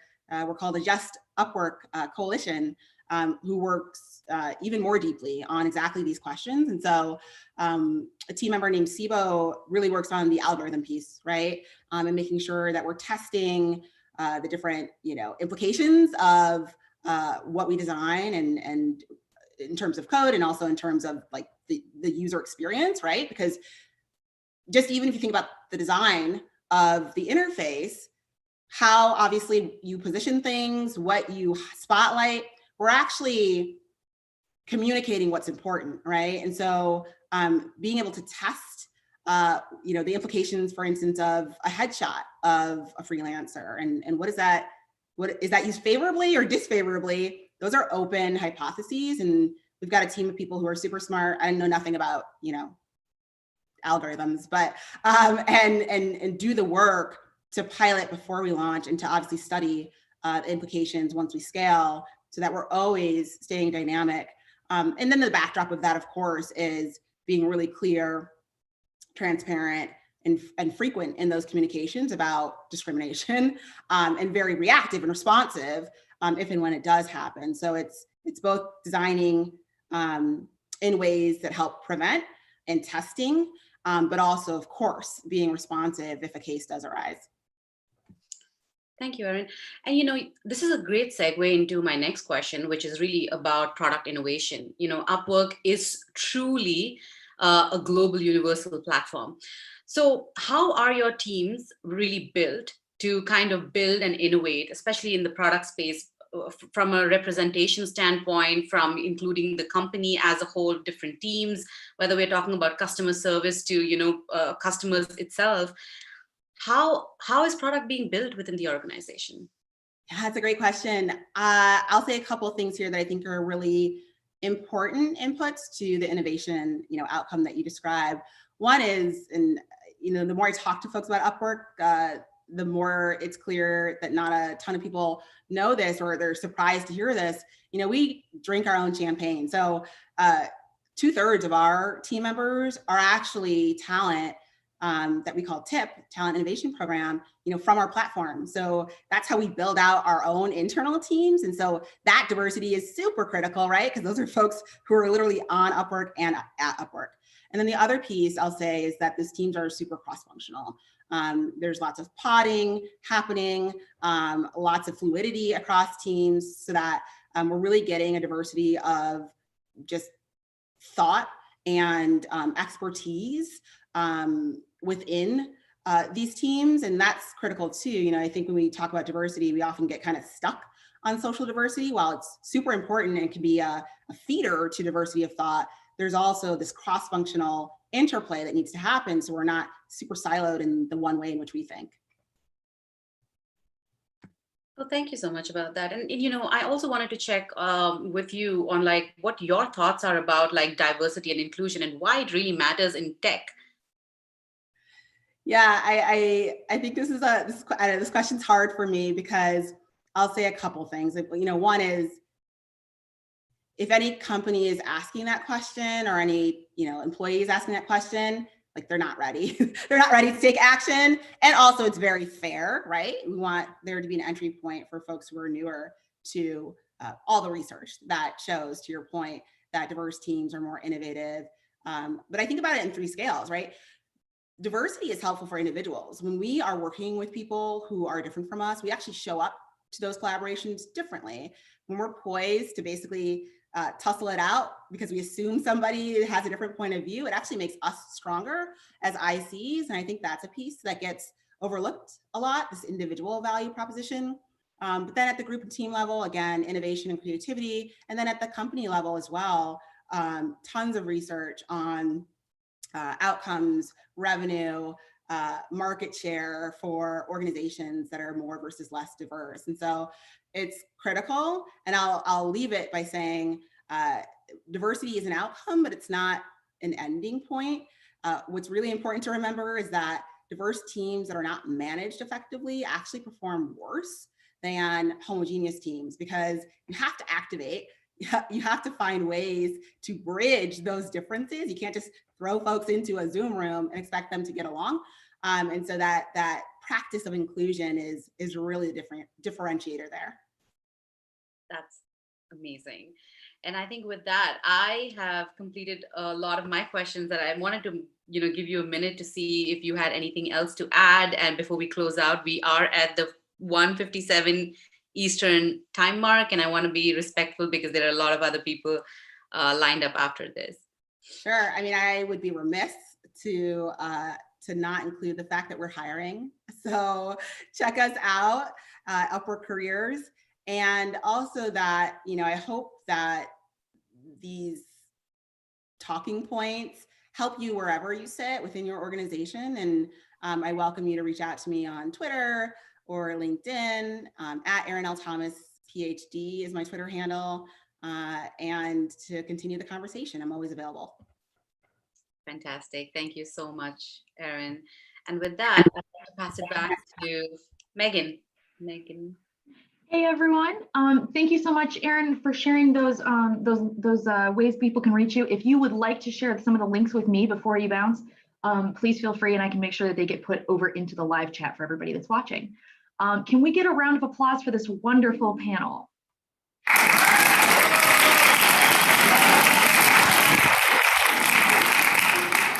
Thank you both so much. It was truly wonderful to sit in on. All right, I am going to turn it over to my wonderful colleague, Seppi. Seppi, take it away. All right. Thank you so much, Meg. Hello, everyone out there. For anyone who's just turning in for the next session of Get Inspired, Women Are Powerhouses with the Amazon Leadership Panel. Thank you so much for joining us here at Power to Fly for our Diversity Reboot 2021. Just a reminder for you guys out there, this is an interactive session as all our sessions are. So please utilize that chat box to ask your questions or to drop comments there. And also, if you have any technical difficulties, feel free to tag me, Seppi, or Meg, or Sarah. For anyone interested in getting your SHRM credits from today's talk, just take a look and use the code in the upper left-hand corner of the screen there. We'll also drop them in the chat box for you. And also, please take a look at our code of conduct, which we'll be sharing as well. And this is just to ensure that everyone here has a great experience at our summit. All right, without further ado, I'm super excited to introduce the moderator of our panel here. Kristen Puchek leads the Diversity, Equity, and Inclusion Organization for Amazon Worldwide Consumer, which includes a team of approximately 40 DEI specialists, program managers, research scientists, and analytics professionals to support 1 million employees worldwide. So Kristen, I'm going to hand this over to you and allow you to introduce the full panel of Amazon. Thank you, CP. Just checking, everyone can hear me, yes? All right. Well, thank you so much for having us here today. I'm super excited to lead you in a discussion with our esteemed panelists, whom I will allow to introduce themselves. As CP said, I'm Kristen. I lead Diversity, Equity, and Inclusion for Amazon's Worldwide Consumer Group. And I would love to allow our powerhouse women, Amazonians, to introduce themselves and maybe share a little bit about some of the things you're working on that you're super proud of or super excited about. So maybe we'll start, Dovey, with you, and we'll go around the group.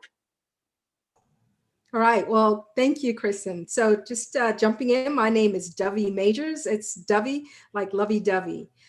Really excited having been with Amazon 3 peaks now. I'm the general manager for workplace health and safety for our worldwide retail team, as well as our global specialty fulfillment teams. But I haven't always been in retail. I actually started out in our Amazon fulfillment center network as an assistant general manager and then general manager. And then I'm most proud that I launched the Amazon KBWI Amazon Air location. It's at Baltimore Washington International Airport. We did this on April 15th of 2020, the height of the pandemic. So being able to launch that network and really get it up and running with over 1,200 associates during a pandemic, it's what allowed us as Amazon to be able to continue to deliver products to our customers during a time of great need. I'm super proud of the team that I worked with and really all of the folks around Amazon that helped us get that launch off the ground. Super, super proud moment. Congratulations, Dovey. That's super exciting. Julie, let's go over to you. Thanks, Kristen. Hi, everybody. My name is Julie Mitchell. I am the Senior Manager of the Amazon Robotics Solutions Design and Engineering team. My team is a team of industrial design engineers, and we're responsible for designing the Amazon robotics system that goes into our fulfillment centers and our transportation centers. I've been with Amazon for 4 years, and I would say my proudest moment has been taking our technology and scaling it to fulfillment centers globally. When I joined 4 years ago, we were just starting to launch in Europe, and now we are well established globally across Europe and parts of Asia, bringing our robotics there. And now we're even growing into the transportation lanes. So seeing our technology scale and grow and visiting sites and seeing how happy our customers are running our systems makes me really proud on a daily basis. Fantastic. So amazing to hear about the growth. Joe, let's go over to you next. Thanks, Kristen. I'm actually one of the newer members on the panel to Amazon. I came over last March, right before the pandemic. And so it's been a pleasure getting to get embedded with the team. And I'm currently the Director of Engineering for Prime Air, so our drone space. And what I'm most proud of is during last year, I got a chance to stand up a team called Human Factors Ergonomic Innovation.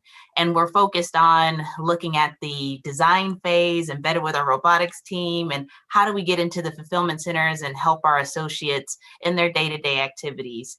And so that was pretty exciting to stand that team up last year. So I'm excited to be a part of this group today. Welcome. Well, it's always day one, right? Even when you join Amazon, That's every right. every day we call it day one. So, so you're tenured. Kelly, how about you? Hi, thanks, Kristen. My name is Kelly Rydell. I lead operations for the robotics division of Amazon.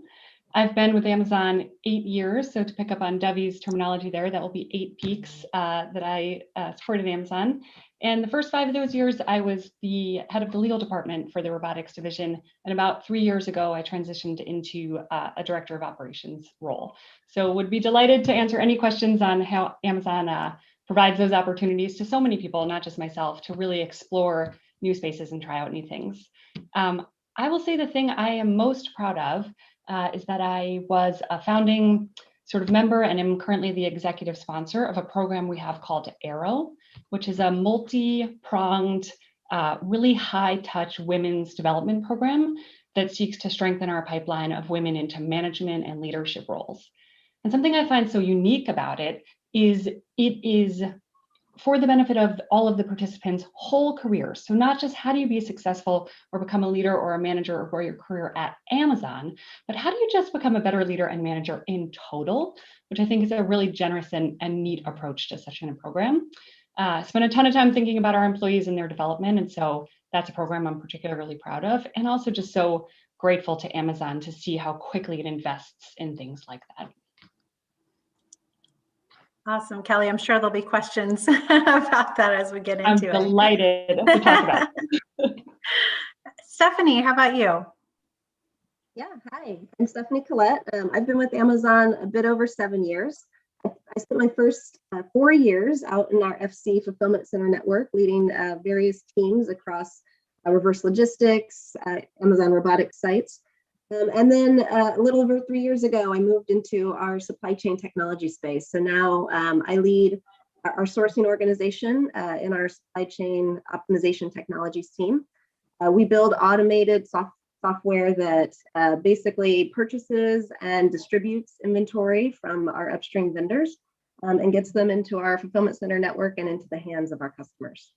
So proudest moment, I'd say, it has just been seeing the kind of growth of the people I've gotten to lead and to work with over my 7 years here.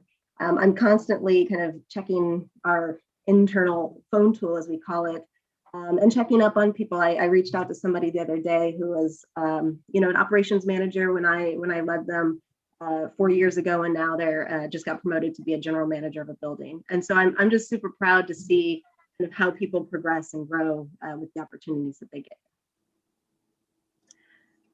That's awesome. That's awesome to hear. And Bree, last but certainly not least. Awesome. Thanks, Kristen. It's been a pleasure to listen to my peers talk about their amazing achievements and their background. I've been at Amazon for 9 years. I'm currently the director of product management in Amazon Fulfillment Technologies. Our responsibilities are executing fulfillment in the building vis-a-vis software. I conceived of and incubated this team roughly 4.5 years ago, and have been tremendously proud to see it grow in the product management, user experience design, and analytics capacity over the last 4.5 years. Prior to that, I spent 3.5 years in the Fulfillment by Amazon business, where effectively we obsess over third-party sellers to encourage them to come on the platform and bring about selection, with low prices that are Prime eligible and sit right alongside in our fulfillment centers of our Amazon owned inventory. I guess my proudest moment, and maybe you won't be surprised being in the product management job family, is where I've had the opportunity to sort of take something from just an idea into global scale, which is very, very unique within Amazon. And also being in the fulfillment space, I'm very passionate about kind of the intersection of the physical and the virtual world. So one idea that with a data engineering counterpart we conceived of is bringing about a gaming experience to our fulfillment center associates, so that every day they can be increasingly excited about the work they do, move through it more efficiently in an engaged way.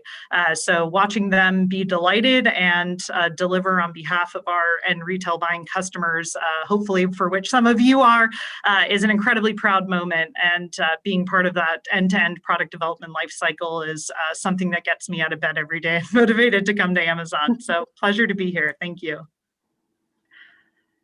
Thanks, Bree. I love hearing about how you've engaged associates along the way. That's fantastic. A comment for those who are viewing. I see a lot of chime chats coming up, and while I'm not actively following those, we do have our colleagues at Power to Fly capturing all of your questions. So keep them coming. And I have a few more questions for the group, and then we will go into the open questions that you are putting into the chat. So keep them coming. We'd love to answer as many as we can get to. And if we don't get to any, we will take a look at them and respond and have those posted for to make sure we get your questions answered. So I'd like to start, Joe, with you, if that's all right. Just would love to hear how your work at Amazon has drawn upon your superpowers. Great question. And we started to pull that thread a little bit. For me, I believe my superpowers are in two spaces of I love to geek out. I love to dive into some of the, I'll say, the engineering or the technical background with the team and partnering with them. And my other side I love is developing people. That for me is a passion that I can't live without. And so to have the ability to be able to do both. So for example, when I had my previous team, it was a brand new team from scratch. And so it was, how do you make sure people understand their level of capability and also coach them through conversations of, okay, you have the skills to do this. You just haven't been able to have the platform that you need, things of that nature, right? To coach them along the journey. And then of course, on the flip side of, what is the data? What is the information that the customer would see as relevance, right? Or value. And so that's where I've been passionate in both of those spaces and grateful that Amazon cherishes both. And so I don't have to be one-sided leader, right? A people leader, as some companies would say, or a technical leader only. I feel like I have the balance of both worlds. That's great. Would anyone like to add more to that?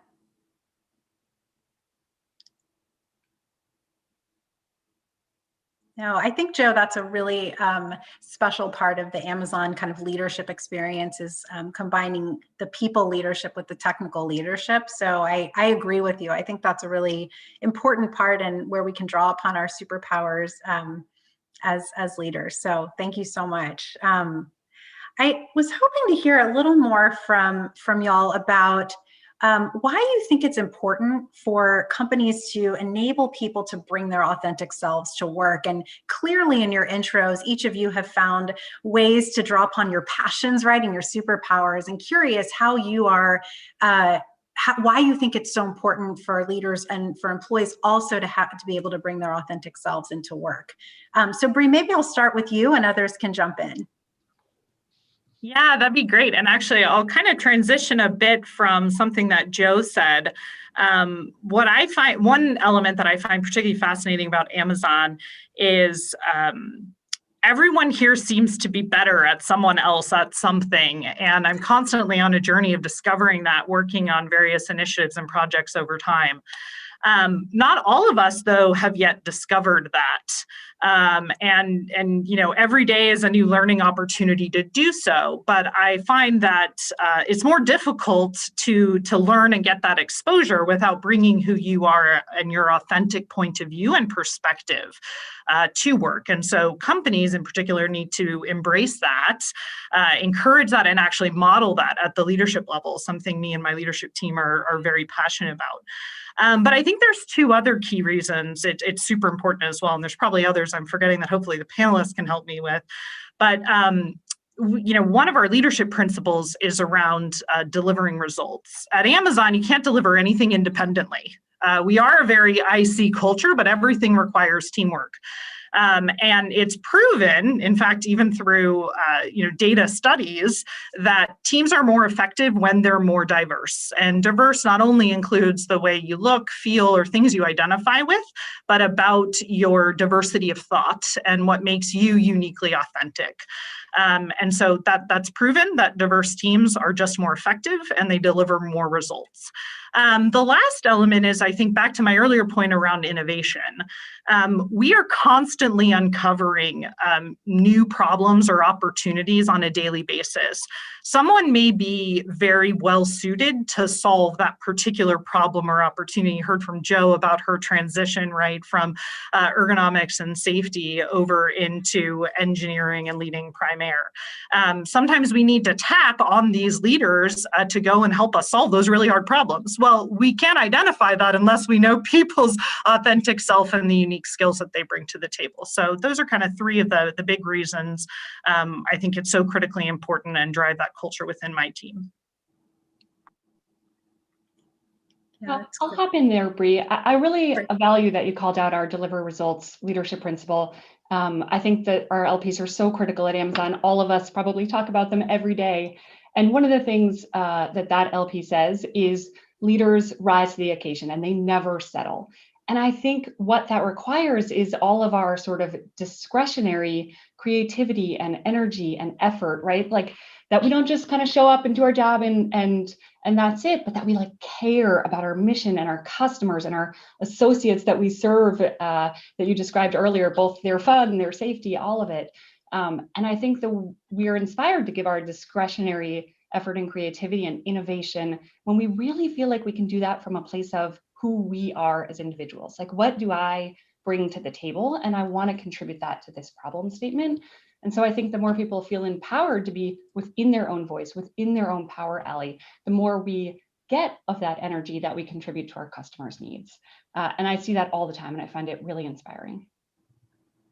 Hey, Kelly, I'll add on too. I love that you mentioned that as well. And, you know, I think it's important because if leaders are bringing their authentic selves, then there's others that we're going to impact and inspire. I've oftentimes told my story to many associates, you know, when I was working in the FC side, as well as the air side, just sharing with them that my career journey was not easy. I started out, you know, coming out of the military and then joining an hourly role. It was really a temp role, just trying to get hourly at a manufacturing facility early on, and then going to school, going to college, you know, after working a 12-hour night shift, you know, just trying to power through. And so there's people like that out there that are in the ranks that who, you know, that inspires them. And so if we're authentic about who we are and what our journey has been, there are other diamonds in the rough out there that we can inspire and really empower them and encourage them to build upon a career that they may not have even thought about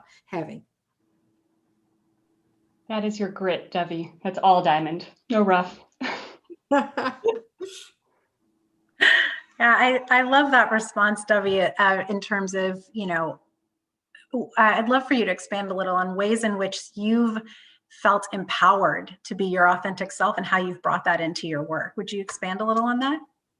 Yeah, absolutely. You know, and because when I think about being your authentic self, I think about, you know, as a person, right, our whole self. There's that, you think about the balance of your outside responsibilities. And so while Amazon certainly empowers us to be authentic leaders, we're also, you know, encouraged to tackle those barriers that may exist in terms of our outside responsibilities. And at Amazon, we live by our leadership principles that was mentioned earlier. And I think living by those leadership principles that we have, it also empowers us to where we all believe that there are no barriers that we can't overcome. And so those are skills that become life skills that we not only use at work to address and tackle big problems, but we use those in our outside world as well. And, you know, like I said, as an authentic leader, I, you know, can share like what my journey is because someone else may be impacted with the same journey. For me, I'm the guardian of an elderly parent. My mom has dementia, and having to take on that responsibility and step up, you know, that's something that, you know, how do I balance work? How do I still, do what I'm responsible for at work while making sure I handle this outside responsibility. And so at Amazon, there's a lot of tools and resources available. So when you're your authentic self at work, you can take advantage of the tools, the resources that are there and available for you, and it allows you to be more productive. So I love all of the Echo Show devices that came out and all of the interface with them, because every time I would hear something new announced, I'd be like, oh wow, you can set pill reminders. Like, that's something that would work great. I have an elderly parent that I care for, and now that my mom's advanced to the age, the state of her condition where she no longer knows how to pick up the phone and dial a number, right? Who even thinks that you would encounter something like that in your life? The Echo Show is great because I can just drop in. She knows what I look like. She knows my voice, knows who I am. So when I just drop in, it's, hey, Mom, how you doing? She sees my picture and is able to talk to me and tell me about what's going on for the day. So I think it's empowered me to be fearless in terms of authenticity, and know that whatever obstacles or challenges I have externally to work, I can also tackle those as well. Gosh, thank you so much for sharing that, Dovey. It's really amazing to hear how you've been able to bring that into the workplace, but also leverage the resources by doing so that are available in terms of support. So I think that's super cool. Anyone else want to add anything about bringing your authentic self into the workplace? When I think about what about Amazon's culture and the leadership principles that allow us to be authentic, there's one particular one that really stands out for me, and that's earn trust. Our earn trust leadership principle talks about leaders are vocally self-critical, and we recognize that we are not perfect, that we don't have all the answers, and we need to seek out others' opinions and feedback. And I really love that because first, it sort of gives us permission to not feel like we need to come into the room with the answers and lead a team from a place of knowledge, that we can sort of be knowledge seekers and come in asking open-ended questions and letting all of the subject matter experts that we interface with really come with their perspectives and views. So that leadership principle to me guides me every day in helping me be firstly authentic, and in realizing I don't know everything, but there are a collection of really talented people around me that have part of all of the answer that I need, and going and seeking that and being able to ask folks to contribute to the knowledge pool of the group. So that I think is embedded in all of us and really helps us be authentic in our way that we're leading our teams. Yeah, that's a great point, Julie. And I think it's a nice segue into, I've seen a lot of the chat questions are coming up about Amazon's culture. And so you just touched a little bit, you and Dovey both, on aspects of Amazon's culture. So Kelly, hoping you can kick us off with this next one around, how is Amazon's culture unique, and maybe some myth busting about what it's really like to work here. Yeah, I would be so happy to. I think one of the keys, since we are talking a bit about inclusion, one of the keys to inclusion is having a welcoming environment, right? Like, there's just the basics of sort of knowing how to have clarity on how to get involved, knowing what the environment is, knowing what the expectations are. We heard Jo talk about how she coached her team right from the beginning to sort of set, what is it we expect? What is it we're doing? And I think one of the challenges of joining a new role or a new organization so often is you don't know exactly what to expect. I saw this phrase one time, invisible furniture, and it means these like unwritten rules that are in workplaces that one has to spend a lot of time to learn or bump their head against or walk into the furniture, stub their toe, whatever the analogy is. And that just doesn't exist at Amazon. There is not invisible furniture. There are not unwritten rules. In fact, we write down the rules. They're called our leadership principles. You've heard many of us talk about those here today, and they're on our public-facing website. So I'd actually say any of the people who have submitted questions with a question about Amazon's culture, Google Amazon leadership principles, and that's it. Like, that's the key. And I think that allows people to start almost at like third base. Like, you start with this total heads up of like, the rules of the road are just clear. So We say we start with our customers and we work backwards. We call that customer obsession. If you do that, you will succeed at Amazon. We say we think long-term and we don't forego long-term results for sort of short-term results. That's kind of part of how we do it. We say leaders are right a lot. They have strong judgment and good instincts.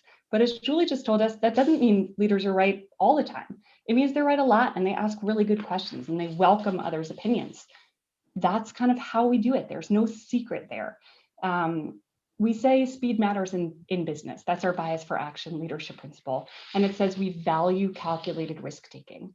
I think it would be really hard to join an organization and not know if they value calculated risk-taking, because risks are risks and it could go wrong. We do value it, we say it out loud, and we mean it. So I think there's so much empowerment that happens to say, we all share the same rules. We know exactly what's expected. We live by those leadership principles. We talk about them. So if you're brand new in the door and you want to know, like, how do I not hit any, invisible furniture? You can trust that it doesn't exist. And I find that to be exceptionally freeing. Yeah.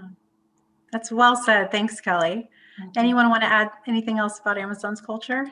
Yeah, I'll just jump in and add as well, Kristen, and thank you, Kelly, for the details on our leadership principles, because it's so true. It's where we start. Having, I've been in the military, worked at 2 other companies before Amazon, and I can tell you, we truly work by our leadership principles. Like, we say them, we talk about them every day. When we ask questions, we always go back to that foundation of how it ties in. And the other piece about it is our tagline. We embody our tagline as well. Work hard, have fun, make history. I mean, when I think about my last 18 months in Baltimore, getting that site launched, it was working hard, but we had fun. And what's so important about that is when you can have fun, even if the work is hard, the difference is it doesn't hurt. And so I wanted to go to work. I still wanted to be there. I wanted to be in those meetings. I wanted to walk that floor. I wanted to be there at 4 a.m. in the morning when, there's something new happening or a flight coming in that we had questions about. And it didn't hurt. It was very enjoyable. And I love being around my team. And that's not the only team that I've worked with at Amazon. And I've had that same feeling, that same esprit de corps that I got from that moment. And it's been in every team I've been on at Amazon. And it's because we embody our leadership principles and we truly embody work hard, have fun, make history. And when you can do that and bring that to fruition, you can be something bigger than anything you can be solo. And I think because of that, that is what creates that culture that's just so attractive. And it just has a lot of momentum with it. And I love riding the wave of momentum. Awesome. Those 4 a.m. flights got to be there, right? Especially in launching, right? One of our flight sites. That's amazing. Maybe we can get you some games. There you go. So, Julie, coming back over to you, talking a little bit about the culture, but I wonder what keeps you at Amazon, right? What's your favorite part of working here? Absolutely. Well, I think seeing the participants in this panel is one good example of the incredible coworkers that I get to work with every day. From my team to my peers to my leadership, everybody is so energized, talented, and they teach me, and I learn from everybody that I interface with on a daily basis. So to me, just the incredible learning and the opportunity to have such talented coworkers is one of the things that gets me so excited every day to come in and work on projects in a collaborative space with these people. We love working with you too. Anyone else? What keeps you here at Amazon? To contribute. Yeah. I also love my coworkers and the many great people at Amazon.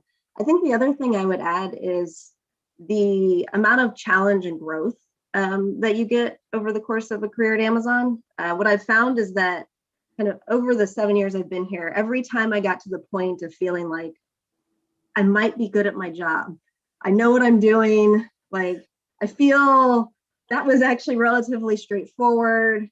I think I made the right decision there. Every time I get to that point, I've been given something new, something harder, something more. And that's like through the time in the fulfillment center networks where it's like, after kind of 2 peaks, do you want to go run your own building? And then the next year, do you want to launch a building? And now in my own space, or in the current space, I've kind of expanded the team size. We've started looking globally, not just domestically. Like over and over again, there's this consistent theme of, okay, it seems like you have that under control. How do we add more? And I've really appreciated that. It's definitely kept me completely engaged. It's kept me super challenged. Like the whole work hard piece is definitely true. But it's a good work hard where it's like, I know I'm growing, and yes, I know this is hard, but when I look back like a year ago from what I was kind of capable of then to what I'm capable of now, I see growth every year. And I just don't know that that's true at a lot of places. So. Yes, Stephanie, I'll hop in there because I have my experience sort of combines yours and Julie's. So I'm an attorney by background, and I was an attorney here for Amazon. I led a legal department. I was totally happy, just living in that world, could have done it forever. And then my manager came and said, hey, do you want to lead a factory and run an operation and, launch some new corporate buildings and while you're at it? And it's like only here, like I'm with you. I don't think this is true in other places. And how it relates to what Julie said is the reason that yes was such a completely obvious answer for me was that my team is amazing. They are expert. They are generous with their expertise. They are willing to carry the ball for each other. So you're standing on the back of giants, really, no matter where you stand.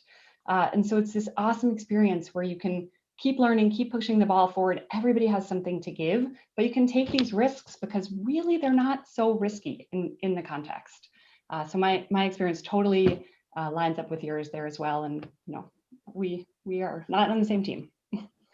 I do want to just add one thing because it piggybacks on now what Julie, Stephanie, and Kelly has said, which is in terms of some of the rules called out with the leadership principles, innovation is really at our core. And like why we're all here is to innovate and bring forward new ideas, whether it's innovating on an existing idea and scaling it or coming up with a totally net new idea. And what I love about Amazon is one of the rules is anyone and everyone should invent. And there is no set, oh, you're in this type of role, so you can have a great idea, but this person can't. There is absolutely zero of that. Like I mentioned, I manage a multidisciplinary team, and analysts are coming up with the next great idea for, I don't know, root cause attribution for a set of defects, quality defects we see in the building. Eventually those get productized.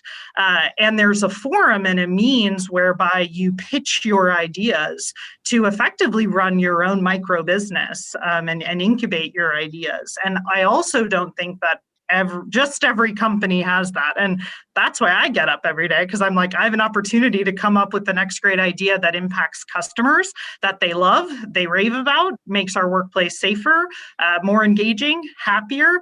And that mission and the encouragement and frankly requirement to innovate is extremely motivating and very powerful part of our culture.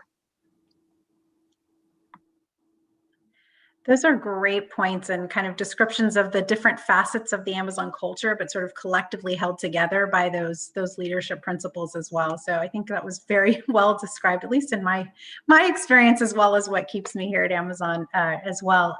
One of the things that also keeps me at Amazon is our strong commitment to diversity, equity, and inclusion. Of course, as the DEI leader, I should say that, but really, I mean it. And having leaders like yourselves who are so invested and modeling these behaviors in the organizations that you're leading.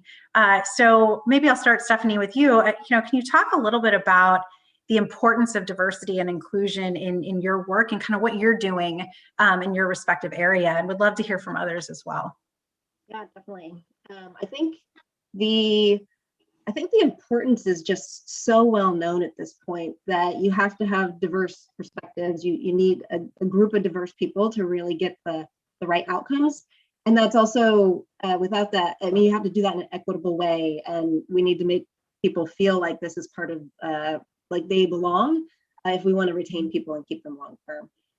In terms of what we're doing or what I'm doing to kind of push this. So I volunteered, I think about a year and a half ago, to be the executive sponsor for diversity, equity, and inclusion in our supply chain optimizations technology team.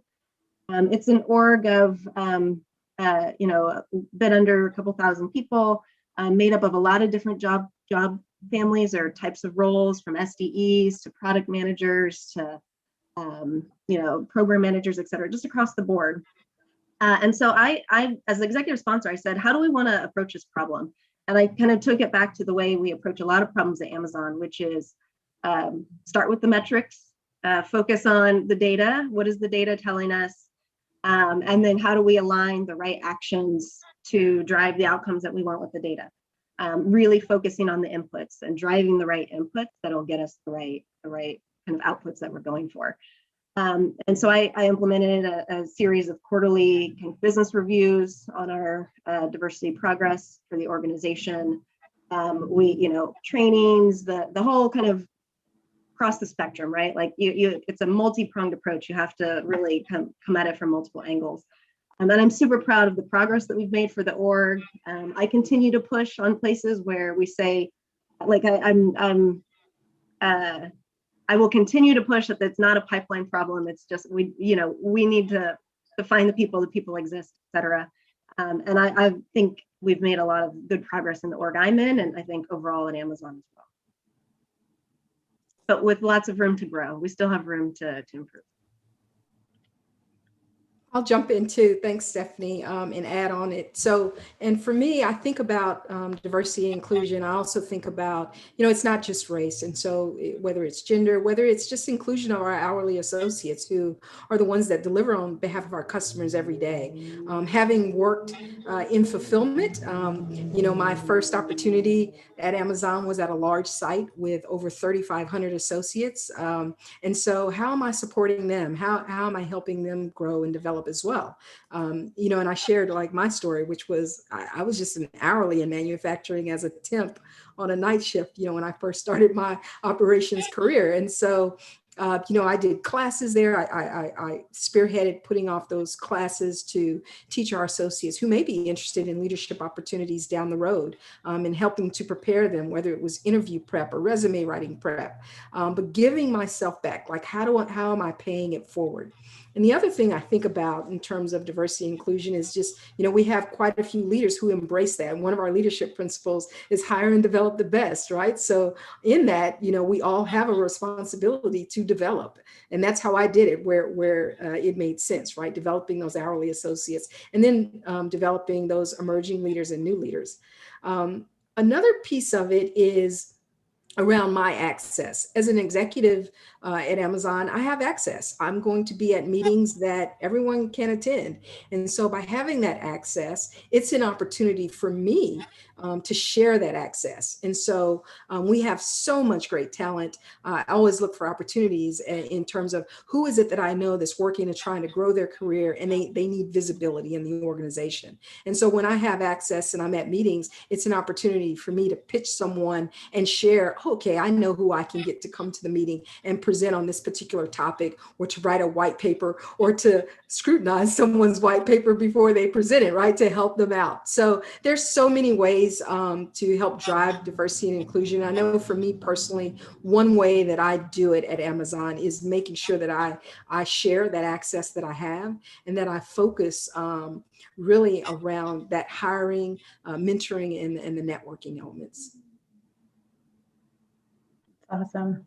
It's a great point about access to and kind of using the positional authority that we all have in these roles to give voice to underserved communities or others who haven't had that opportunity yet. So those are great points. Thanks, Davi and Stephanie.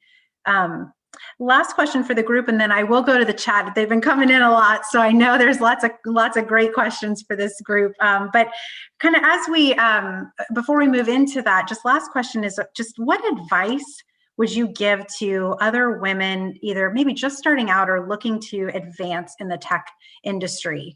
Just any kind of words of wisdom or advice you would give to the audience today, or those who watch on the replay. I think I would start with, don't limit yourself. You know, when you go out and look at different requisitions or job descriptions and you're like, oh, I'm 60% confident I've got those skills, or 70%, click the apply button. Just click the button. I say that because sometimes we doubt ourselves and we think we have to have 100% of every single attribute, skill set that, you know, doesn't even apply to the job, but we put it on ourselves. So that is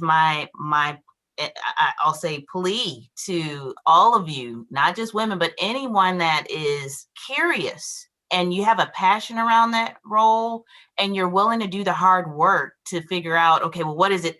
I think I have some of these skills, and I think I have some other areas that will bring even better value to the role. And I think that's the last piece I would say, don't undervalue yourself.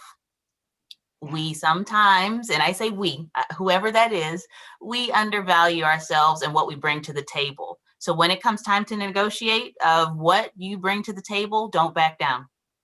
I please do not back down. Please make sure that you understand what you're worth. And so that's what I would say to my former self and those that are listening. Joe, I'm listening. Thank you. That was powerful. That's great advice. I'll just add to that because mine is similar. Bree, I really loved that you said and highlighted for the audience that everyone innovates at Amazon. I'll also add to that, everyone is a leader. And so that would be the advice that I give to anybody listening is you do not need to have direct reports to be a leader. You don't have to be a manager. You don't have to have tenure. You don't have to have subject matter expertise. Sit at the table. If the table is available, use your voice and just decide that you're going to be a leader in a certain space, whether that's coaching somebody else or raising your hand, or as Joe says, clicking apply and using your passion and being guided by that and your hard work. But I just really love the idea that our leadership principles, which we've talked a lot about, really talk about every single person, regardless of what they do for their job, regardless of how long they have been working, regardless of whether they manage people or not. We are all leaders. And I think taking that with you into your career to say, I'm a leader regardless of those things is super powerful. Yep, and I'll add on a little bit as well, Kelly, is one of the things that I think about, and I've often had this conversation when I've been mentoring others, either folks externally who are wishing to enter Amazon or those internally. You know, we are all the CEOs of our career. It's the one thing that we're a CEO of. We all are.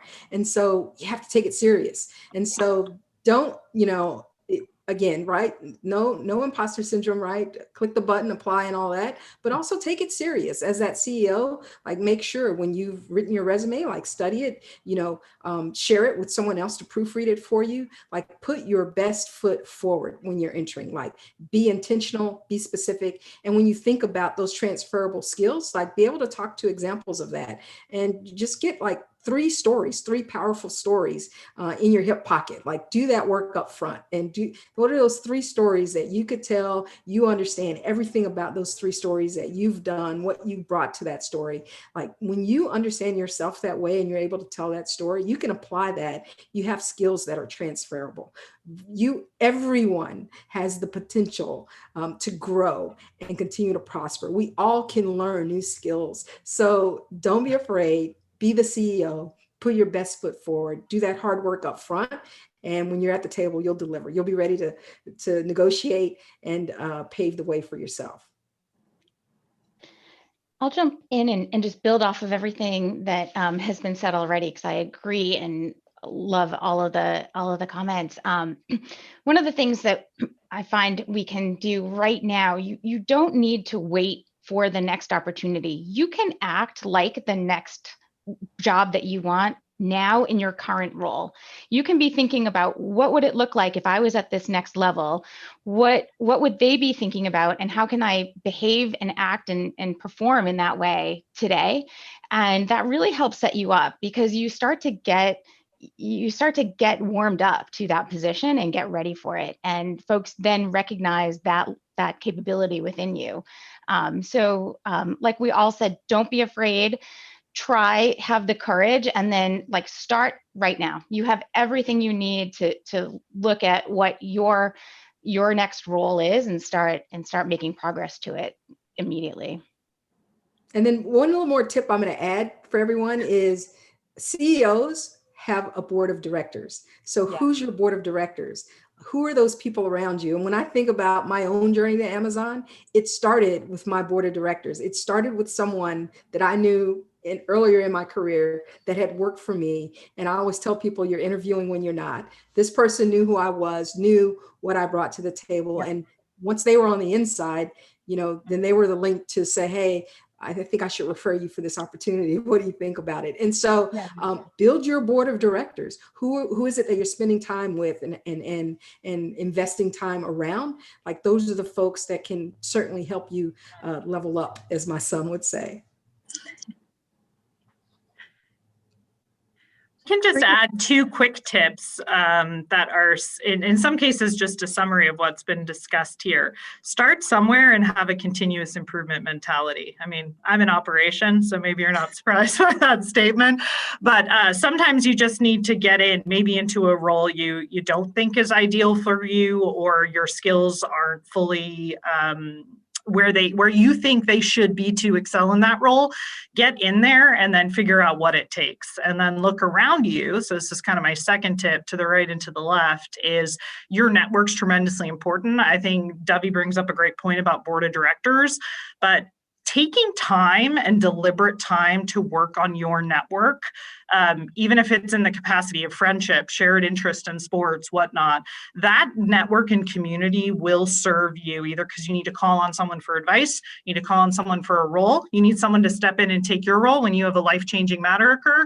And so I can't stress the criticality of your network enough, at least based on my own experience to date, which I'm very much still leveraging today and is adding a ton of value to my continued development. Fabulous. It is Seppi here. I'm hopping back in. I think we can hop into the Q&A. Y'all ready? Yeah. We've had so many questions come in. I'm going to grab some of them that a lot of people were adding a +1, +1, +1. So these are the questions that people really wanted to hear your answers to. So I'm going to start with Ingrid. She has a question here that says, what are the steps taken by you towards building confidence practices to support women, leaders, peers, and colleagues? I'll hop in there. Ingrid, I think one thing that's super important to me, and I'm so glad you asked the question, is making sure we give women feedback. Every study will show that women get typically a lower quantity and a lower quality of feedback. So we get less of it and it's not as good. And that's not okay. So not on my watch. It is very important to give females feedback so that they can tune their careers. So all of us can tune our careers. I mean, I think you heard a number of us talk about having boards of directors, being someone's board of director, being vocally self-critical, figuring out what we need to learn. And then, as Dovey said, be your own CEO and be very serious and intentional about that. I think we have a responsibility to reach our hand back and help somebody else be intentional and serious about that. And part of that is feedback. I work with a woman, Julie and I work with a woman who always says, if you knew somebody saw something in you that wasn't quite working, some way you're approaching your practice that isn't quite working, and they didn't tell you, wouldn't you feel robbed? Yet we tend to hold back on those things. And so one thing that I do that I would encourage others to do is always give that feedback as quickly, transparently, clearly as possible. Wonderful. Next question here. I'm going to hop to Kendra. Kendra says, I understand the value in bringing your authentic self into the workplace, but it's also a vulnerable act and a harder one the less power you wield. Can you talk about mechanisms for allowing all people to thrive and bring their authentic self to work? I can jump in there a little. Oh, sorry, Joe. Were you speaking? Okay. I can jump in there and then actually just give a really practical example of the way that I led in 2020 that I think addresses your question. It can be scary to bring about, vulnerable or very personal information that you believe exposes vulnerability and could potentially be perceived as weakness. And I'll actually talk very personally about when I found out I was pregnant and had this whole, I'm working at Amazon and I have this whole identity crisis around, am I a professional and executive or am I a mom with a big belly, And it took me some time to really just sort of be comfortable in my own skin about personal choices I was making to grow my family. Obviously, a lot of things have occurred since then. My son, the eldest, is 7. But also, like, the pandemic showed something different about all of us. We see these lovely women largely in their homes. I've been working out of my home as well. And we've all had to be integrated into what's very hyper personally in our own situations and within the 4 walls of our house. What also happened this year nationally in the US, particularly around the Black Lives Matter moment, I think was uniquely difficult for everyone in different ways. So one thing I did is I have a weekly team meeting. I invite my entire team of 70, and I just took time for reflections at the beginning of that. And I always started with my own. Here's how I'm feeling this week. This piece of news is really disturbing to me. This is how I'm having to have the conversations with my son about what occurred in the George Floyd incident, as an example. And how I'm personally struggling with that. And that doesn't begin to touch upon what maybe some of my peers are feeling or experienced or have experienced in the past. And creating intentional time and space where the most senior leader in the room leads with that, I think is super important and potentially empowering. And I'm sure there are other ways as well, but that's one that I tried and at least got positive feedback from the team on last year. Fabulous. Thank you, Bree. All right, I'm going to hop to another popular question that Ingrid had here. Do you think it's smart to try to build your career within one company if you want to reach a leadership level in your role? So I'm happy to take that one. I think it just depends, right? Because depending on the company you start with, they may be smaller, right? They may be unique in what they do. I'll speak to Amazon. We're large. We're very large. And so you have lots of different opportunities to, yes, stay local, go global. You can switch from tech to non-tech. You can move around to different passions, right? You may have that also grow with your skill set or capabilities. And so I think that's where it would be more on the personal side of what would you need to grow. And Amazon welcomes you to stay and to grow within the company. Now, I've had a couple companies in my career. Again, that was from personal choice of where do I need to keep growing as a leader? And what am I curious about? I was more passionate about, hey, Amazon's got all this cool technology going on and the sky is the limit. So what's happening over there and how can I be a part of it? And that's what piqued my curiosity to want to come over and start leading teams here. So I think it's more of a personal preference versus, and also where you're looking to grow your capabilities and skill sets. Fabulous. Thank you, Joe. So many great questions here. I'm going to hop to Melody. Melody says, it's great you recommend people to apply to all jobs, even if you don't feel completely qualified. But how do you actually get the ATS system or a recruiter to give you a chance when your paper doesn't show 100% match?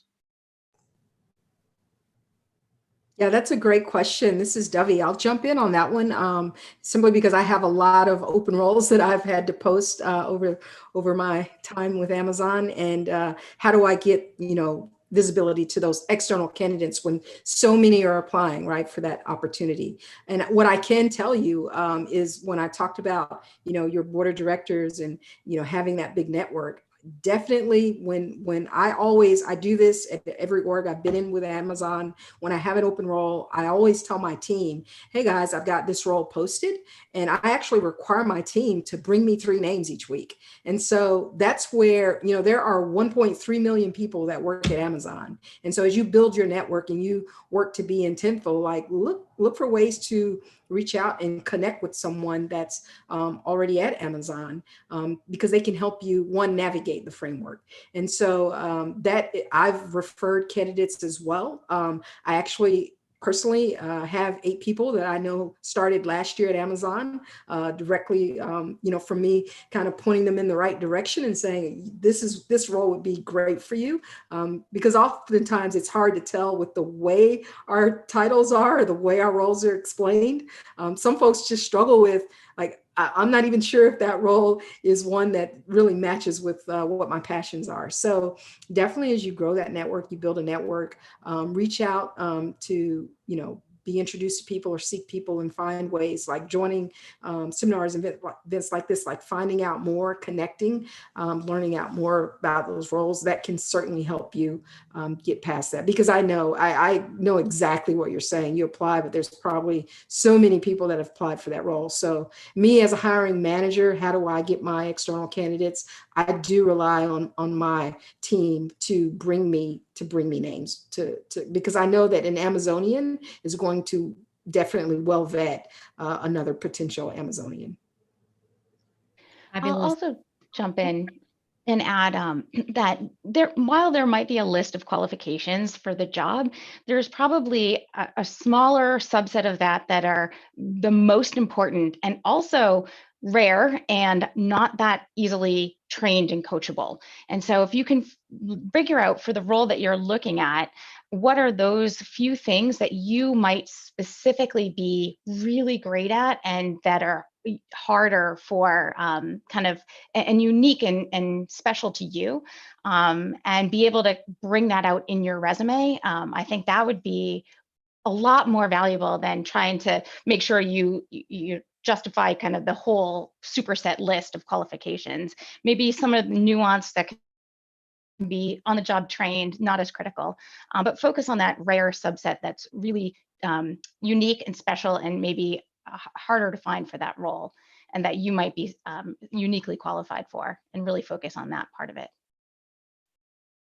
Thank you, Julie. All right, I'm going to hop to Ashley's question. She asks, do you have any advice for towing the line between being perceived as too assertive or too aggressive versus looking like a pushover, being too passive? I'll jump in on this one as well. It's Debbie here. I love this question. It's something that I mentor around all the time.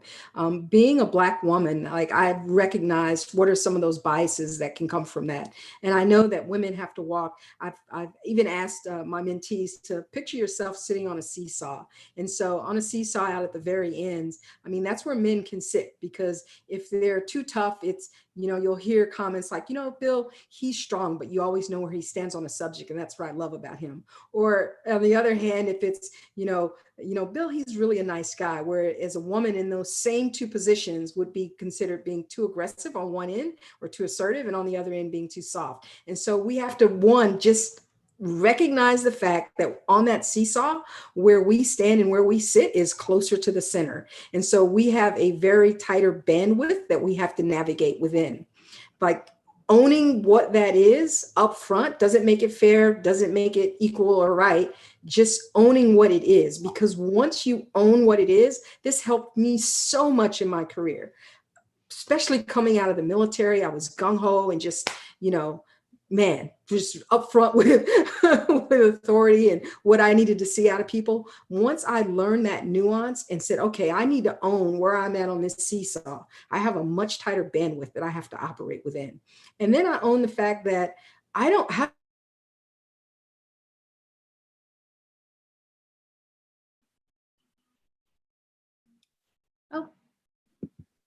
Let's see. Did Debbie freeze for everyone, or is that just me?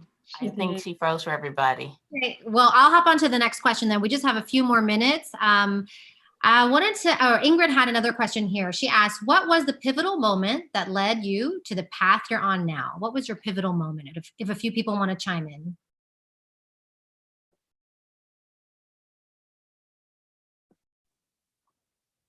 Yeah, I'll chime in. I'm not sure I can't say there was a single moment. I mean, I joined Amazon out of an MBA program where I knew I wanted to kind of connect to the physical process of how the supply chain works and how we get things done. And then kind of since then, there's been these, I guess I described it a bit earlier, these inflection points of, okay, I have, I feel good about what I've done so far, and then have been given that additional opportunity. I think the other pieces that have been pivotal have really been about people. So somebody reaching out to me and saying, hey, I have this opportunity in my org, I'd like you to come join, or kind of giving me that advice of how to navigate a situation. So I would say it's been both the kind of having people at the right time and the right moment, tapping me for something, and that like looking up and saying, okay, great, what's next, or what else can I do now? So I'll just edit one thing Stephanie said. She wasn't given these opportunities, she earned these new opportunities. Thank you, Bree. Yes. I would also add, at least for me, a lot of those pivotal moments were when I had to really check my risk tolerance. So seeing a decision in front of me related to my career, to Bree's point, that I earned, but was brought to my attention by sponsors, by members of that board of directors that folks have talked about, and sort of looking within myself at my risk tolerance, because the next move is not always in the predictable career path. Sometimes it's in a non-predictable path, and for me, moving into the diversity, equity, and inclusion space came in a path that hadn't even been created yet. I started in this work 15 years ago when this was not a formal career path outside of a compliance role. So the decision to make this my career and actually create a career space as a result was highly risky, and just required me to be okay that the risk was going to be there, and know that that board of directors around me would be there if I failed, and let me fail fast and move forward, fail fast and fail forward. So I think it's not that there were like very specific moments, but where I had to lean in and be a little more risk tolerant than risk averse to say, yeah, I'm going to try that out and try something that was maybe different than what I was doing before. Fabulous. Thank you so much, ladies. And we are at time. There were definitely more questions than we had time for, but we will be passing these questions on to the Amazon team and letting you know how we can get those answers to you. And with that, I'm going to pass it on to Meg. Hey everyone, thank you so much for letting us sit in on that wonderful panel. Thank you to all the women of Amazon that took time out of their day to prepare for this and grace us with your amazing nuggets of wisdom. Thank you so much. Can we get a round of applause for these wonderful women?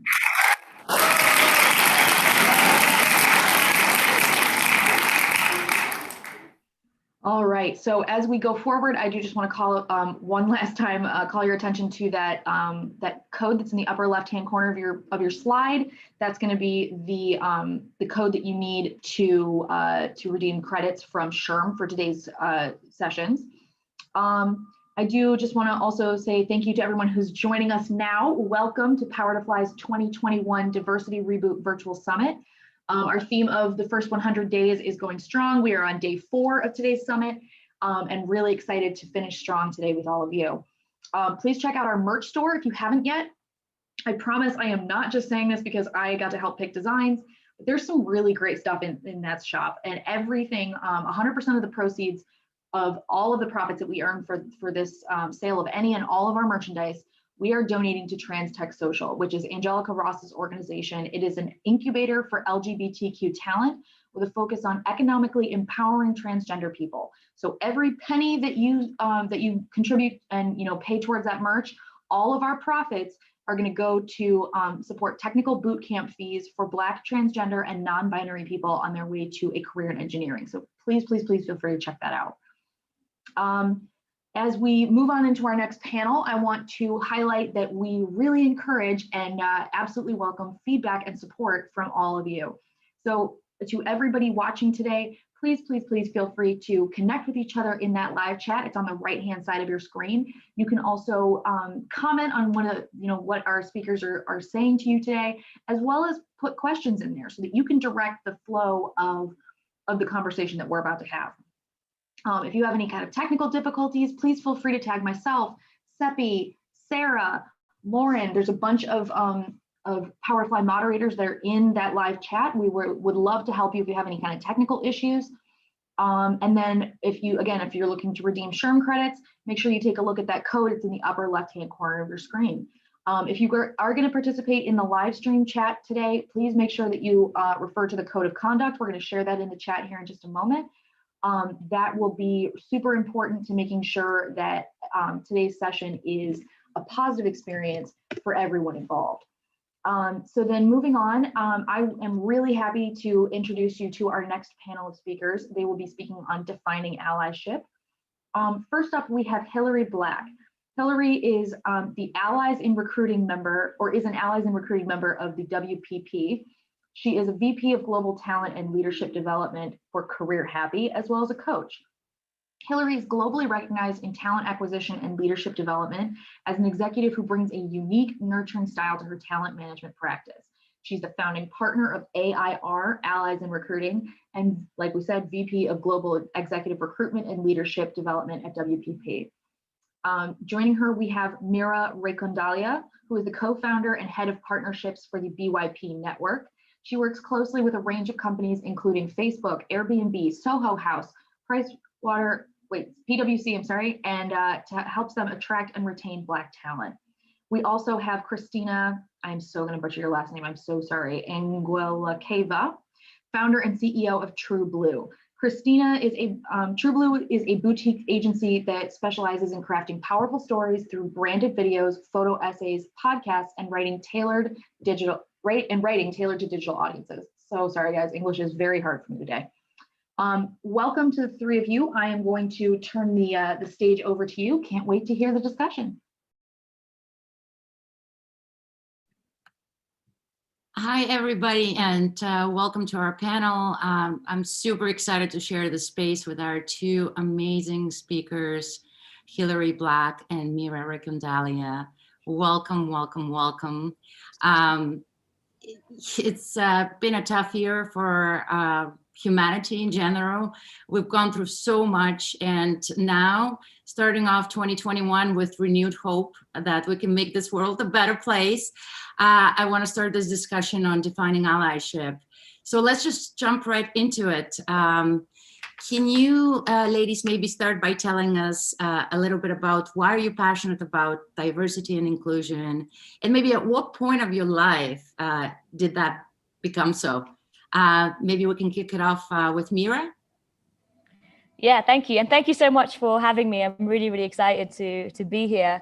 How did I get into diversity and inclusion? I think that's always an interesting question. The truth is, I don't think I knew exactly when that was. There were just moments in my life, whether that was at school or university, where I noticed things that made me uncomfortable, but I didn't really have the vocabulary to actually express it. So for example, it'd be at university where I was the only person of color in my entire university block. And there were slight microaggressions. I didn't know what the word for that was at the time that I used to face. I just recently moved to the country as well. So there was a few things there. And I never really understood why I felt the way I did or left out the way I did. It was only until later when I started reading around it that I was like, oh, okay, this is a microaggression. This is something that I could help other people with. Allyship's an interesting one. So I used to do a lot of work advocating for women in tech, and then actually moved towards understanding racial disparities in the UK. So it was about 2012, 2013, where I just started reading a lot about the different kind of racial disparities that exist. And essentially my work since then has been focused on being an ally for Black people in the workplace. I am very aware of the privileges that being an Asian woman has in the workplace. And my career has been focused on developing Black talent. So I'll go into it in more detail. But essentially diversity and inclusion has always been a part of my life. I just didn't know I didn't know the name for it. I didn't know what it actually meant until I stumbled upon it as a career about seven to 8 years ago. Hi, I'm Hillary Black. It's really nice to be here too. Really feel very grateful and humbled. For me, I have to say that I think just instinctually, it's a part of who I am, is to be somebody who feels very, and you might call me an empath, right? Like I feel very strongly what other people feel. And I feel their pain and I sense the pain. And I've always have looked, my husband always tells me, you look to protect the world. You want to just protect everyone and make everybody okay. And I can't do that. And to sit here and so for me, I started out in the world, I wouldn't obviously compare myself to a talent of color or somebody who has been excluded in a way. But as a young child, I had lost my mother young. I felt very excluded in many ways. And it was like my first entry into realizing that even with being excluded, I had multiple privileges beyond measure. I knew that I could, as a young child, walk into the store and nobody was stopping me, but somebody was stopping my babysitter that had when my mother had passed, the woman who was taking care of me, she would be stopped. And that just trickled. It really started early in life for me, in my compassion and my feelings of something's not right. Something feels off and something's different. And I just, as I carried through, I went to school to get my master's in social work in my 30s. I was 36. I was probably one of the older people in the classroom.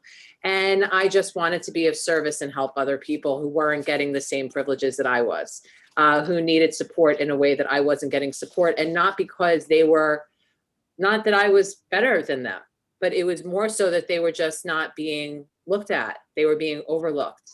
They were being underrepresented. And why was I allowed to be?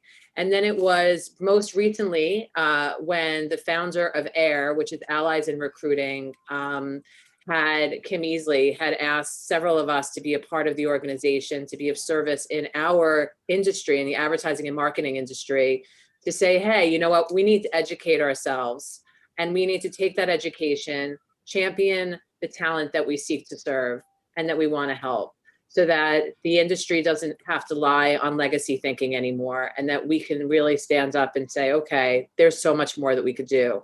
And for a very long time, I always felt that I was a helper. People will say, you know, Hillary will look out for me, she'll do that. But for a long time, there's many people in our industry that are a part of AIR that have been doing the work, but there wasn't the recognition or the turnaround or the need, or nobody was doing anything about it.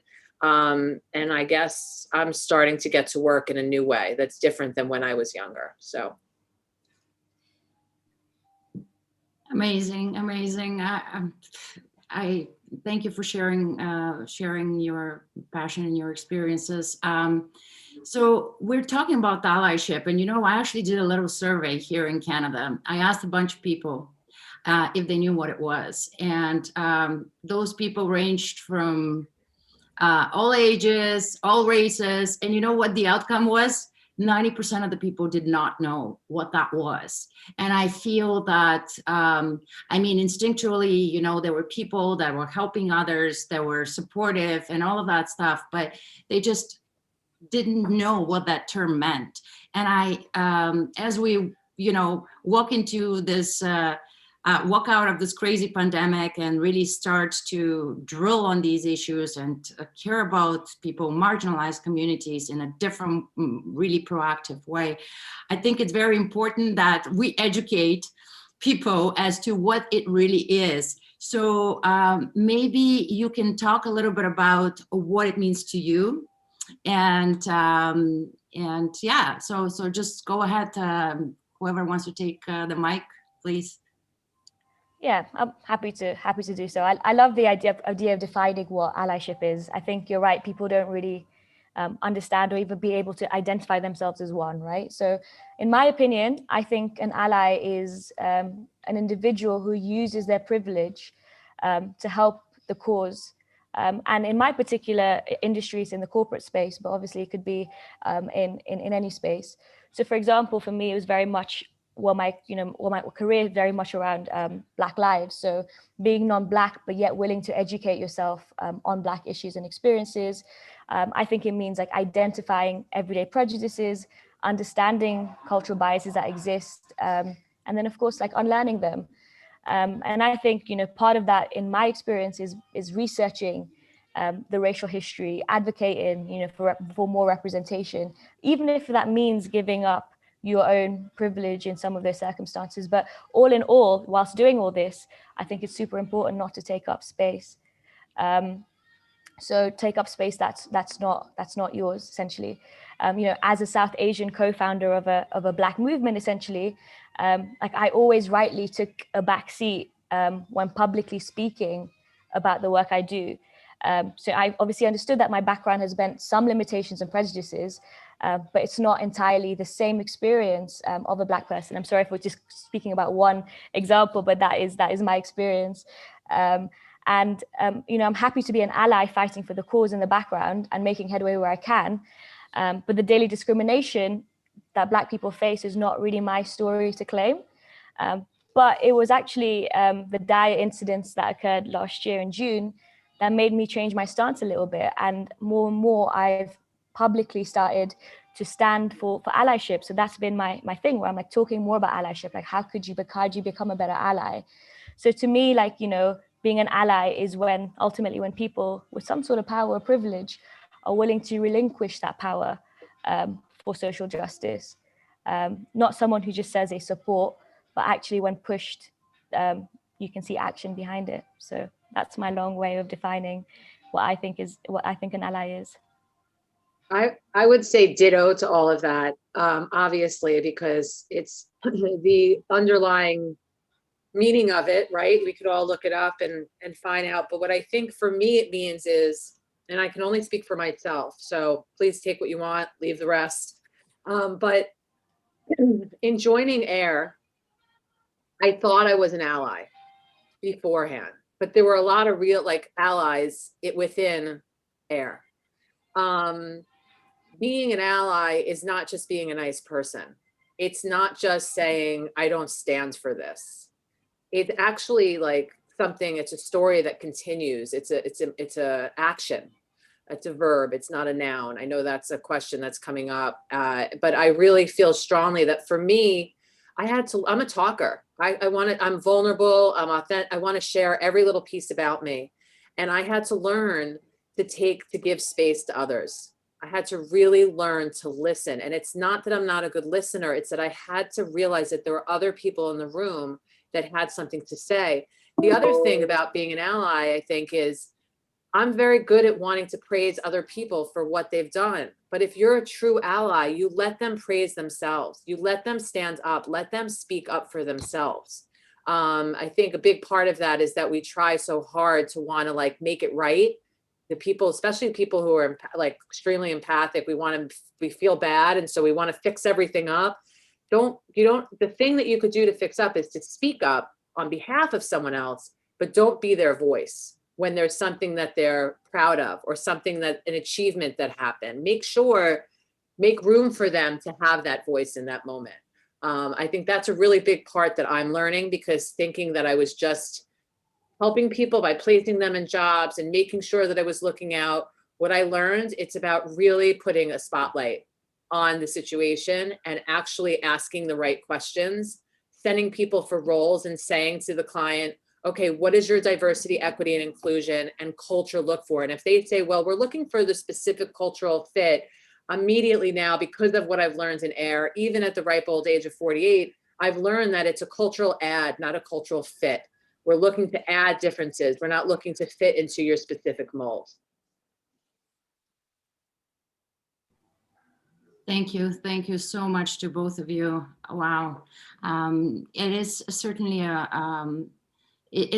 a tough thing to be an ally, and it takes a lot of empathy, it takes a lot of consideration, and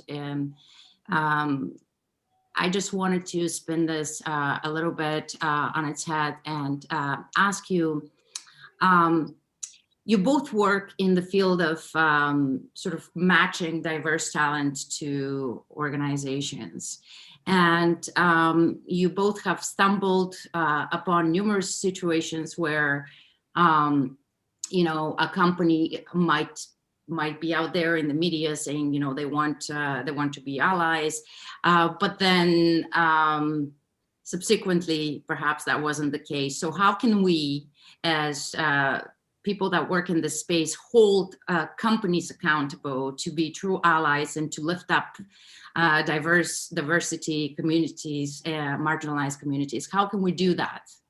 To have that systems of checks and balances and to really hold them responsible. Mira, do you want to go first? I could. Yeah, I'm Okay. happy to go first. So obviously, so I work with, so I think we're over like 300 companies in some capacity who work with us to essentially attract talent from our platform, you know, showcase themselves as an employer of choice. And you do have to be really careful about who's doing it as a box ticking activity, who's authentic, and so on. I think first of all, and I don't know if this is the case in the US as much, because I think it definitely is here. I'm based in the UK, by the way, in case you didn't know. Yeah, so essentially, like, I think data is super important to start off with.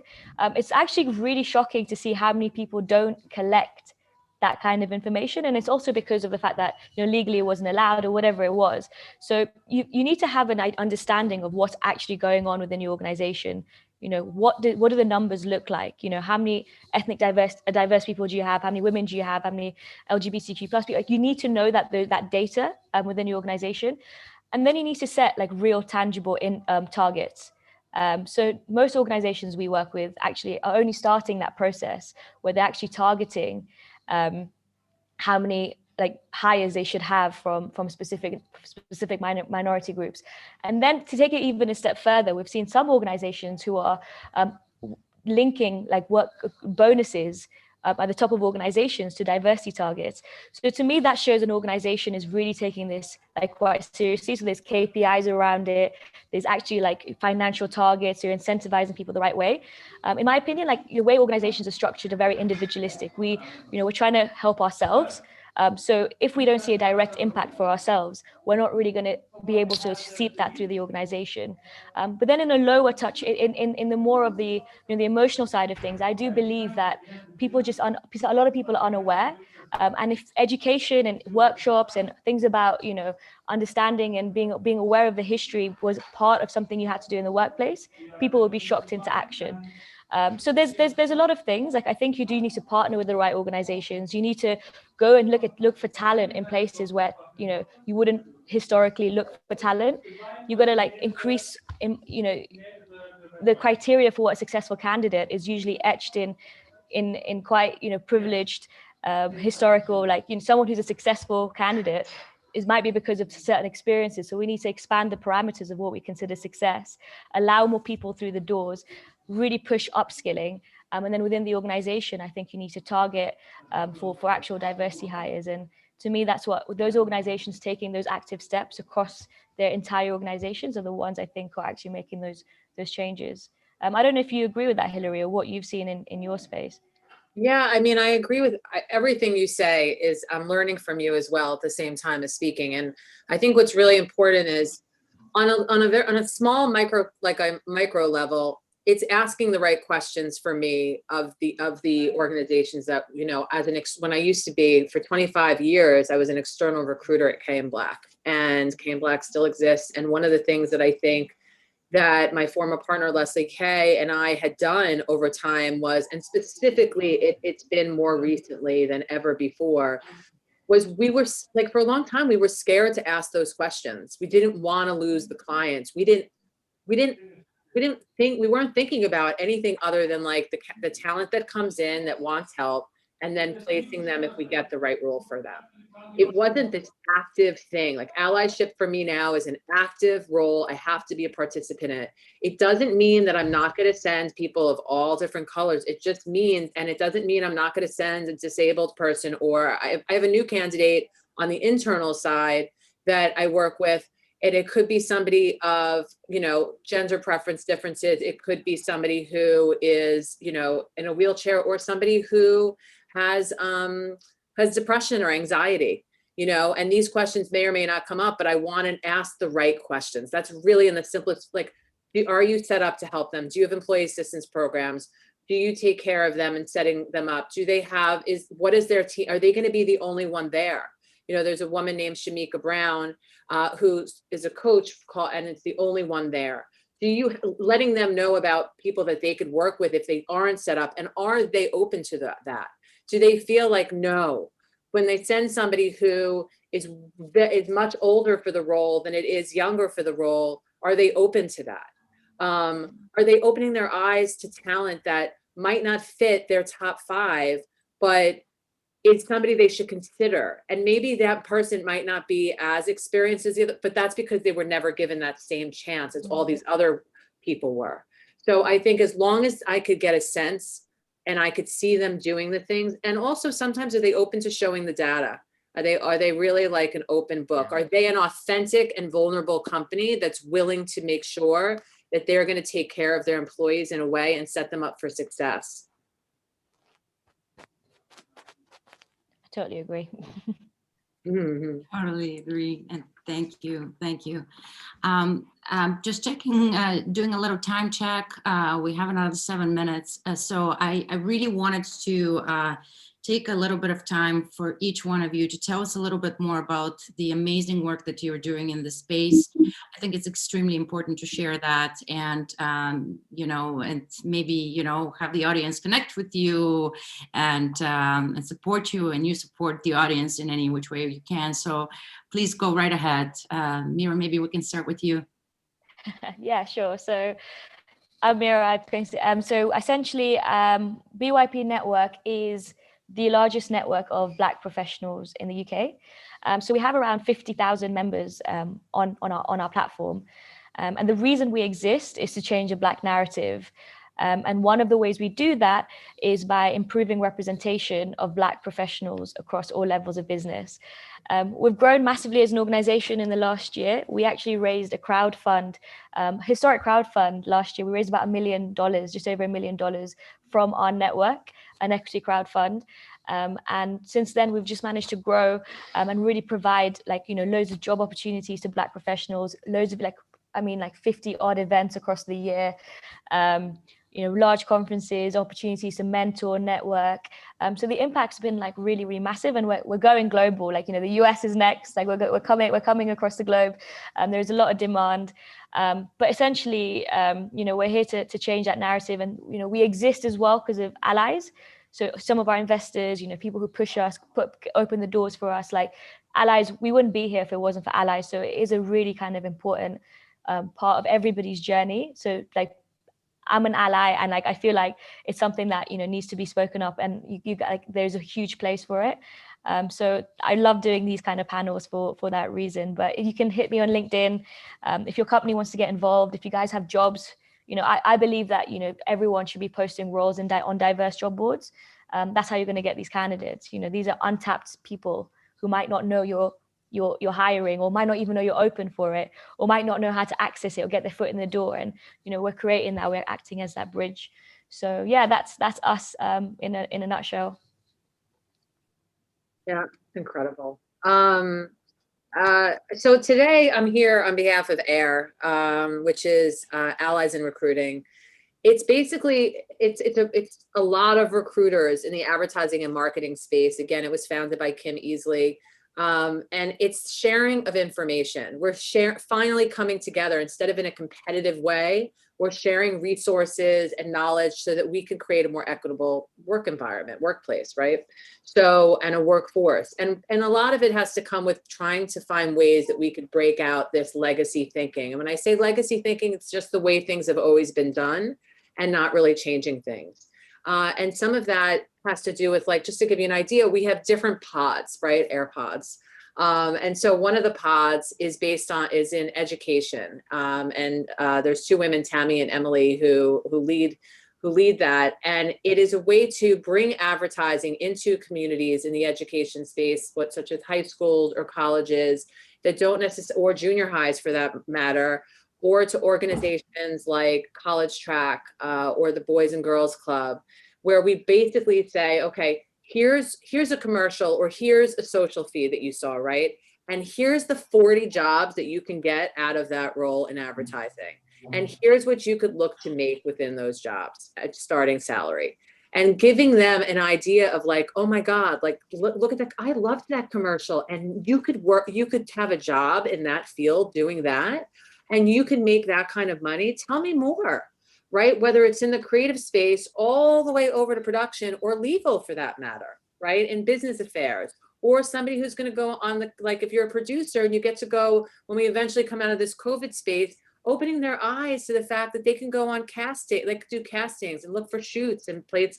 It's just the world that they don't know about necessarily, right? And also, just to your point earlier, Mira, it's about making sure that organizations know about all of these job sources and job organizations, whether it's Link It Black or Women Who Create. There's so many different, there's a long, if you go to weareair.org, there is a long list of resources that the beautiful people who are part of it have created. And even as my new role at WPP in leadership development and executive recruitment, we're working to bring in some of these vendors so that we could speak to them and make sure that we're hiring from those places as well. And that we find our talent in that area and that scope so that we know that we're no longer going to miss the talent, that not just the people who are overlooked, which is also very important, but also the people that just don't know, that haven't had the resources to know about specific organizations or communities that they want to be a part of. So, and these industries are there for them. So, yeah. Amazing. I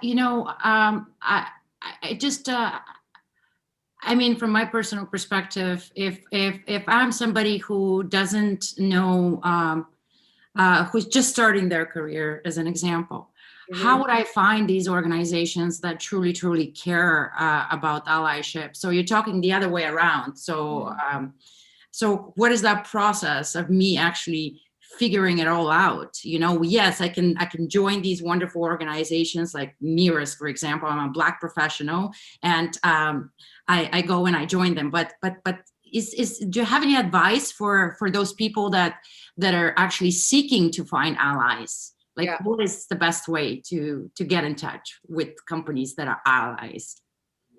Mira, do you want to go ahead first? You've been doing first, so you can I feel like I've been doing first this whole time. Maybe it's your go, Hillary. No worries. So for me, I'm a researcher by trade. Like, I believe that you have to find, you know, when we do, I'm a part of Career Happy also. And what we do is we teach people professional development. And in that, you need to have your cheerleaders, your experts, the people that are going to be your champions. You know, who do you know? You could start with one person that you know, or think about the industry that you think you want to be involved in. If you don't know, you could just literally, as simple as I mean, you now know that you can go to weareair.org. And I'm sure even if it's not interesting for you to be in advertising, there's tons of resources that we added onto the resource page, right?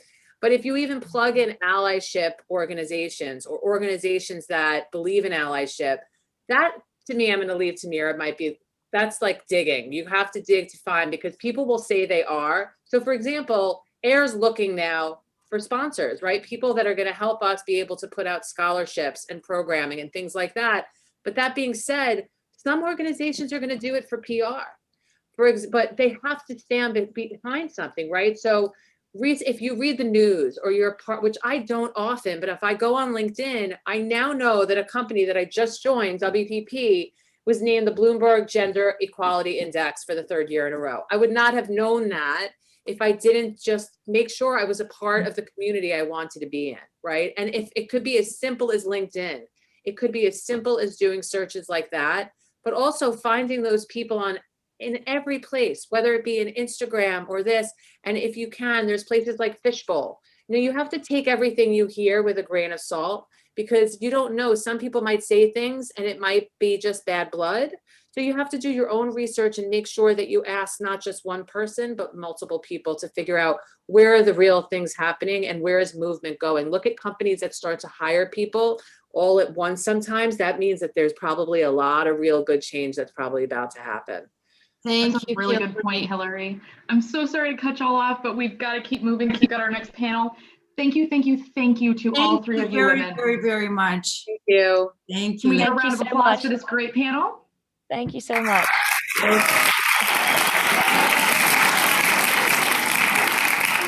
If you three ladies, if you have any links that you'd like us to share with our audience, please feel free to hang out and drop them into the Zoom chat, and that way we can filter those over to the website.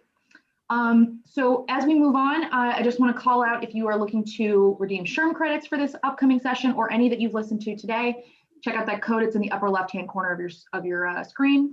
We're also going to make sure that you visit the merch store. We'll drop some links in the chat over there in a minute so you can kind of get the information on that, as well as call out the code of conduct. That's to kind of govern everything that happens in the chat, make sure that we are as respectful as possible of other people participating. So I would love to introduce you to our next panel. First up, we have Lauren Gilbo, Head of Growth at Think Human. Lauren helps companies develop inclusive leaders through cohort-based training and coaching that elevates emotional intelligence and creates long-lasting behavioral changes. We also have Sam Gilbo, who's a client advocate with Think Human.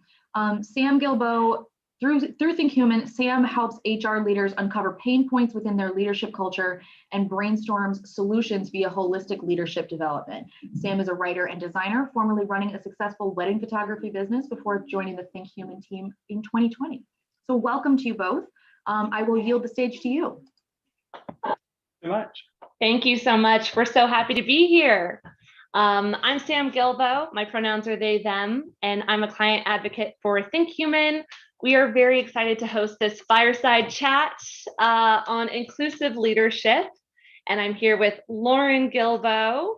As we get settled, I want to invite everyone to drop into the chat where you're calling in from. Tell us a little something about yourselves. We're so happy you're here. Lauren and I are calling from Copake Falls, New York, a tiny little town of 300 in upstate. Let's see, where are you all coming from?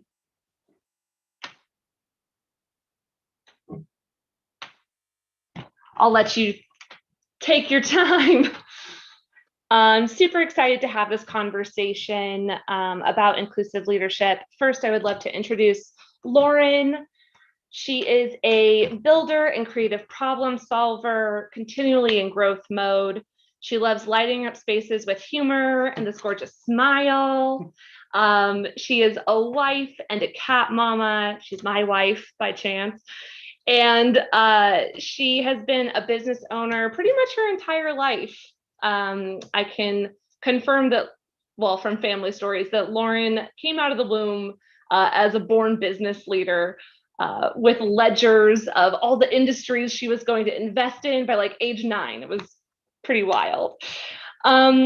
She today leads the Think Human growth team and has spent the last 5 years in the HR and culture transformation world.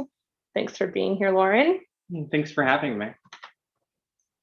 So I'd love to take a few moments to set the stage for this conversation about inclusive leadership. I first want to acknowledge that this conversation is absolutely centered on people of color, and we are 2 white people that are hosting this conversation. We're bringing our queer and gender nonconforming identities to the space, but want to recognize the absence of a person of color in this conversation as we hold space for this conversation of inclusion to really center on people of color and especially Black employees in the workplace. If 2020 was the year that institutional inequity was exposed and brought to light, we are seeing that 2021 is going to be the year that shapes the path forward. And I think it's a really fertile ground for change. Yeah. And I'm feeling really hopeful, sometimes terrified, sometimes hopeful. Sure. And to dive right in, Lauren, I want to ask you this question about a statistic I came across that said that we spend $8 billion on unconscious bias training in the United States. I'm really curious to know your thoughts and feelings on that number, especially knowing that the benefits aren't always there, and sometimes that work is actually doing more damage than good. What are your thoughts? Yeah, I think it's a sobering statistic.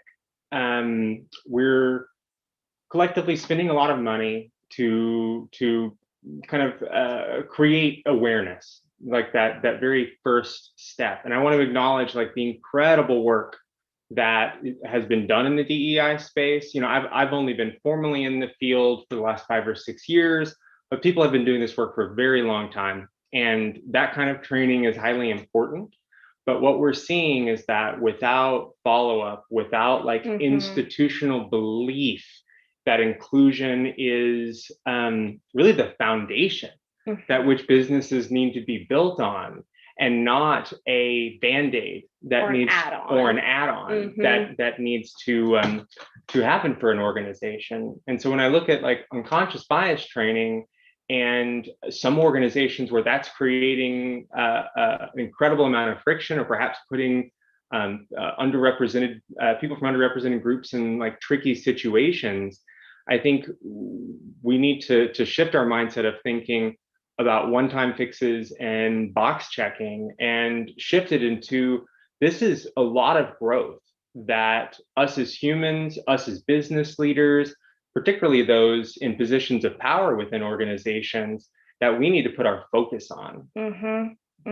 Because this is the future. Like, this is where we're going. I mean, I'm 35. Sam's coming on 30. We're both millennials. I'm on the very edge, and Sam's pretty deep in there. But we've got this Gen Z that's now coming into the workplace. And I think for a lot of us who've been in business a long time, I think it's really helpful to put in perspective, like Gen Z is now walking into the workplace, and this is the world they're inheriting, that where we have uncovered a lot of incredible inequities in our society and in the way we handle ourselves in business. And it's only going to become more and more and more important, and not important, but more necessary to continue on in business and succeed. Absolutely. What are the biggest challenges to creating an inclusive environment in the workplace? Yeah, we talk about this a lot. You know, Sam and I are constantly on the phone with HR leaders who are talking to us about what's going on with their entire organization, whether that's individual contributors, first-time managers, VPs, or CEOs. And I think the biggest thing that's getting in the way is the readiness for change in those individuals. Yeah, tell me about the range of individuals that you're seeing and where people's readiness lies. Like, it feels like it's on a spectrum. Would you agree? 100%.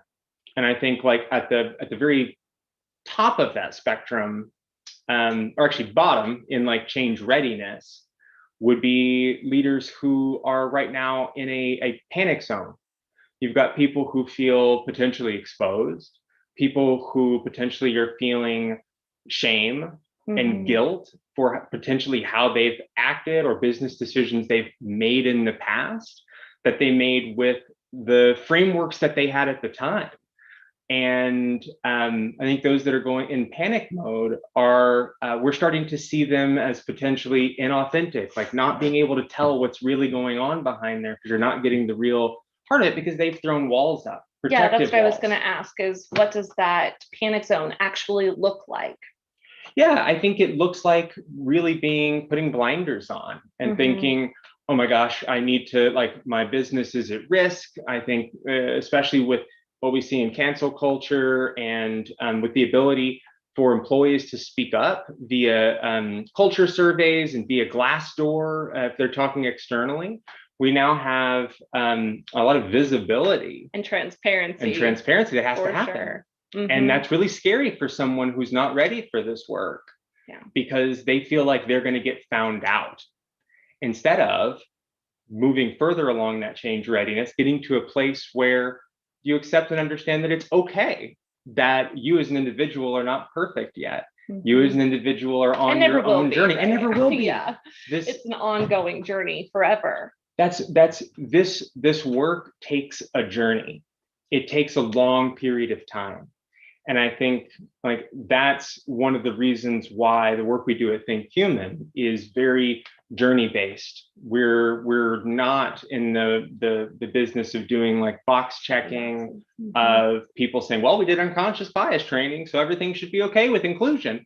Like that's just not realistic, and is not the path forward. We really have to put some deep time and attention, and that attention I think needs to center on leaders looking inward to themselves and unpacking what they bring to the table, and getting to a place where they can authentically have empathy for those on their team and think of them in a way, in an inclusive and equitable way, rather than I need to hit my targets so that I can get my promotion or I don't get fired. Right. Because that's the environment that's been, I think, created in this world in a lot of ways.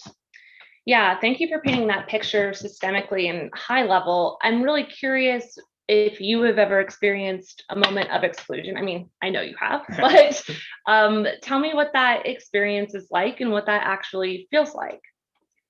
Yeah, I think, I've experienced many moments of exclusion as a trans person. And one that I think comes to mind when we're talking about people in the panic zone and we're talking about our unconscious bias is I had a particular instance where I worked for a technology company, and that technology company hired me, which was great. But I found out a few months after I got hired that I was being paid 27% less than all of my cis white male team members doing the exact same job with the exact same size sales territories. And when I brought this up, it was met with a bit of a panic sense, a walls up, no accountability, terrified of being sued kind of thing. And then I was pushed out, fired from the company about a month or so later, the same month that I was the quarterly sales leader for the organization. And I think those moments, and I'm sure a lot of people on this call have experienced those kinds of moments and those kinds of just deeply exclusive pieces where you've been wronged, you bring it up, and then you are punished for that. And I think it brings like the impact us as leaders. Like if I put myself in that person's shoe who did that to me, I don't think they had any idea of the impact that it was actually going to have on me, or they didn't care.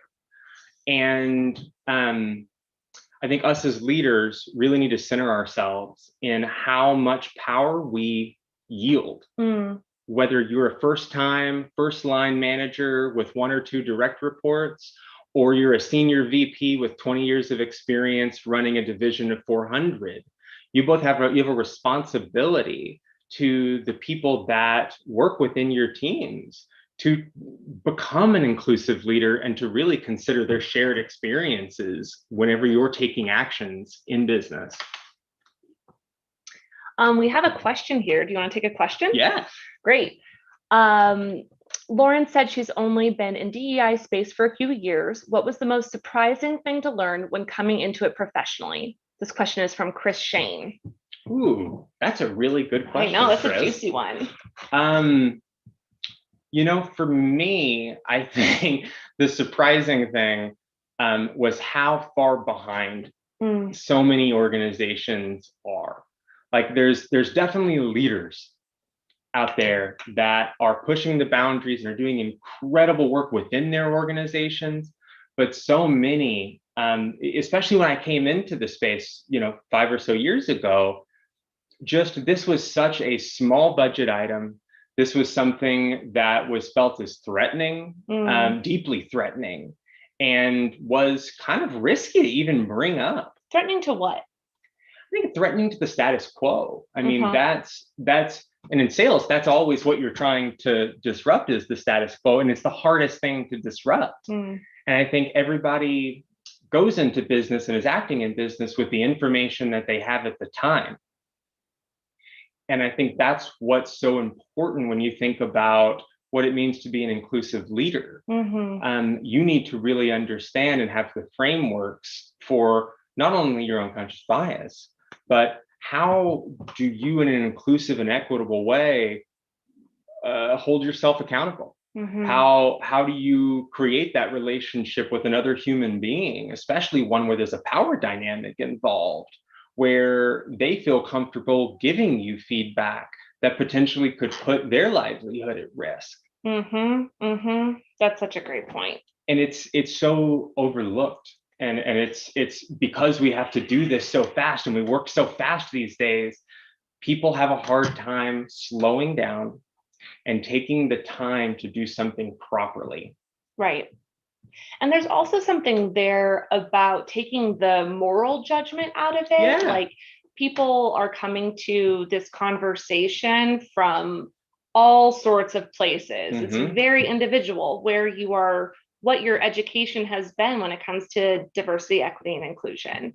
And so taking the question of, is this person a good or bad person? Are these good or bad actions out of the equation and really looking at them for more objective metrics like, are people feeling included? What's our employee engagement like? I find really helps the inclusion conversation. I agree. So shifting gears a little bit towards a more forward thinking, leaning into the future. We have all this fertile ground. We know what the problems are. What's the future vision that you are holding for this space? Yeah, I mean, I think where I see it going and where I hope it goes is we start focusing a bit more on emotional intelligence. We start focusing a bit more on personal growth and growing as a human being. So like if I put myself in the place of a business leader today that's leading a team, I feel like it's my responsibility to do my own work, to go to therapy, to understand what biases, what things have happened to me in my past, what things I've been told, what systems I've been indoctrinated in, and explore those without shame, like you said earlier. Getting clear on where you're at as you come into the conversation. That makes sense. Exactly. And I think, you can do this within a business setting if you can help people create a psychologically safe container to do that work in without any shame or fear or guilt involved. Like no one's perfect, and until your eyes are like opened to it, until you have a mindset shift that makes you go, oh, and then you are given support in cementing that mindset shift and actually changing your behavior. That's, I think, how we move forward in this work and how we move forward as business leaders and becoming truly inclusive leaders at heart. Yeah. Not just the facade and by name. Exactly. How do you think human plays into the role of creating a more inclusive workplace? I think the biggest where we see our ability to impact organizations and do this work is really within setting a baseline for leaders, for what, and it starts with looking at your company's values, unpacking and defining what are the core competencies that it means to be a leader within this company in relation to these values, and then start to live by those, start to measure ourselves by those, and start to create a shared framework and language that we can use to help others on our level. So like when we take managers through a leadership development course like we do, they do it in a cohort. So a cohort of like 15 to 20 people who are on their similar level in an organization. And what that does is it creates a peer group that is exploring and playing with this over, could be 5 to 6 months, depending on the learning journey that we take people on. And they need that support of not only professional coaches, of their managers, their executive leaders and executive sponsors, but they need the support of those at the same level that they're at, so that they can, in a place move without shame together. and fear. Exactly. Yeah, I love that. That's great. How in general can we create inclusive leadership capabilities? You talked a bit about elevating emotional intelligence and empathy, eliminating shame. Tell me more about brave spaces. We've heard about safe spaces. What's a brave space? Yeah, I think, a brave space is really an area where we can stretch, where we can explore and push past the ideas that we have really cemented within our psyche, and kind of play in a space that's safe, and we know we can push the boundaries a little bit without any repercussion. And I think that's like creating brave spaces where people can be deeply vulnerable and can tell you, this is actually how this is making me feel. This is the human impact that what so-and-so is doing, or an action so-and-so is taking, how it impacted this person, and how it potentially within their sphere of influence impacts others. Absolutely. Let's take a few more questions. I see them piling up in here. I'm so excited. Wow, that's a great question.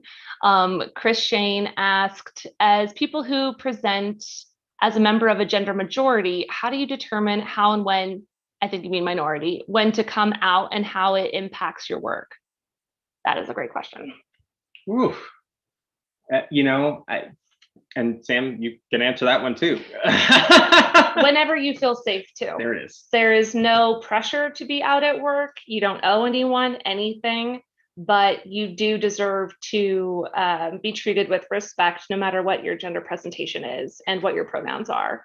And whenever you feel safe. Would you add anything to that? I mean, I would just add a slight story. Like, I think you remember whenever I re-entered the workplace after kind of the first stages of my personal transition and growth, like I very much so contemplated not coming out and not coming out as trans.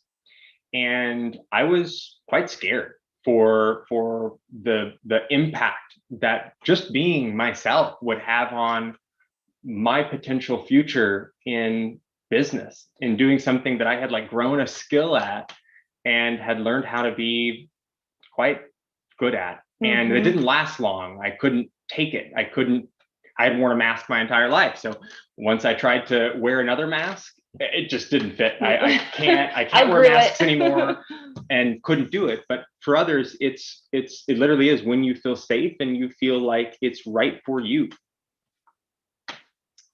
Tara Moore asks, how do you get your company to move away from referral hires and move towards being more accountable to make hiring people of color a priority? Ooh, this is such a great question. Go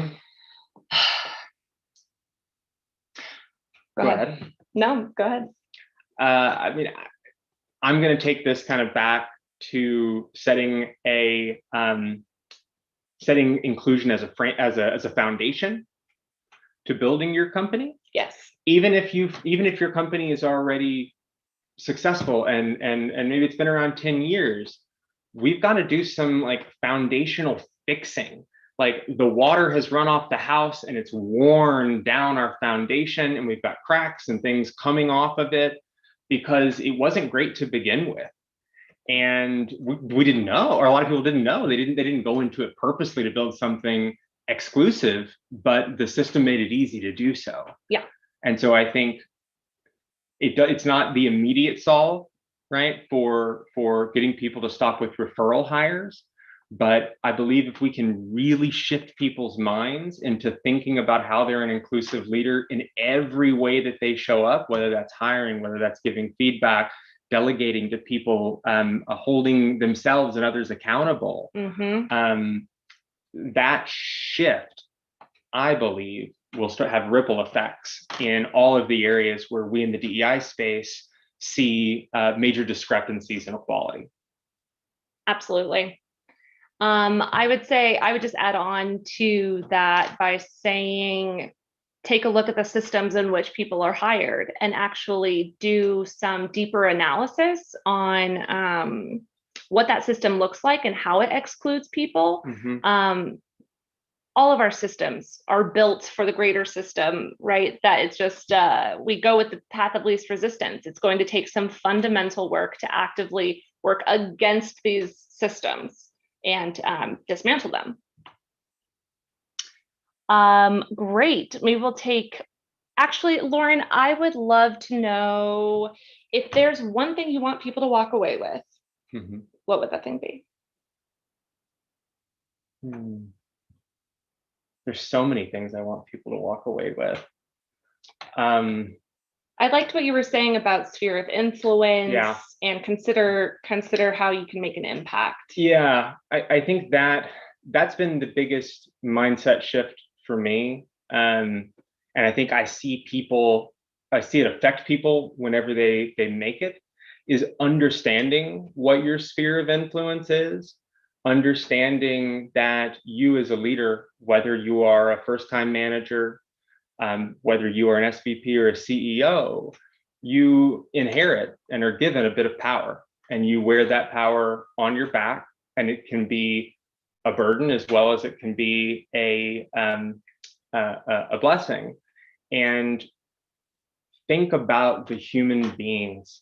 Yes. Think about the humans on your team. Your people. Your job as a leader, an inclusive leader, is to create a space where all beings in your sphere of influence, in your team and those around you, are free to thrive. Where they are unlocked, where they are no longer oppressed and are free to bring like their incredible like human beauty and skills to the table. Like, what happens when people are truly freed in that way is magical.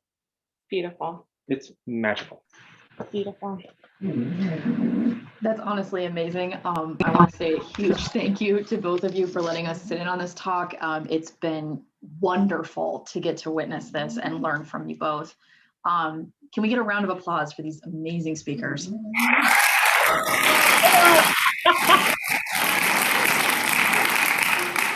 Thank you so much. Can I add in you. quickly, Yes, if you would please, like please. to learn more about Think Human, we're dropping a link in the chat right now. You can reach out to us via this form. We would love to connect with you about leadership development that's based in emotional intelligence and the behavior of science change. I really look forward to connecting. Thank you so much. We'll pass that link over to our live chat on the website as well. Thank you. Beautiful. Fantastic. It's so pleasure being here, everybody. Excellent. We're so happy to have had you. Okay, so to move us into our next chat, if you are looking to earn SHRM credits from watching and viewing today's sessions, check out the code. It's going to be in the upper left-hand corner of your slide. We're also going to move into our next panel, and as we do, I do want to flag for you yet again the merch store. Make sure that you check that out because there's some great stuff in there that you can buy. I know that I'll be shopping later tonight. And 100% of our proceeds are going to go directly to Trans Tech Social. We're donating to this amazing organization that Angelica Ross has created. They are an incubator for LGBTQ talent with a focus on economically empowering transgender people. And they do this through covering technical boot camp fees. Our campaign will directly benefit this group of Black, transgender, and non-binary people on their way to a career in engineering. So please, please, please feel free to support that with us. As we move into our next talk about navigating a seat at the table, this is going to be sponsored by Facebook, and I'm super excited to show, to present this great group to all of you. Before we start with them, I just want to call out some quick housekeeping items. If you're just joining us, welcome. We want to make sure that you all are as free to participate and engage in this session as possible. So please feel free to take a look at the chat panel. It's going to be on the right-hand side of your screen. We want everyone to participate. So, get in touch with your fellow attendees, add comments or questions about what these panelists say, questions for them to answer later.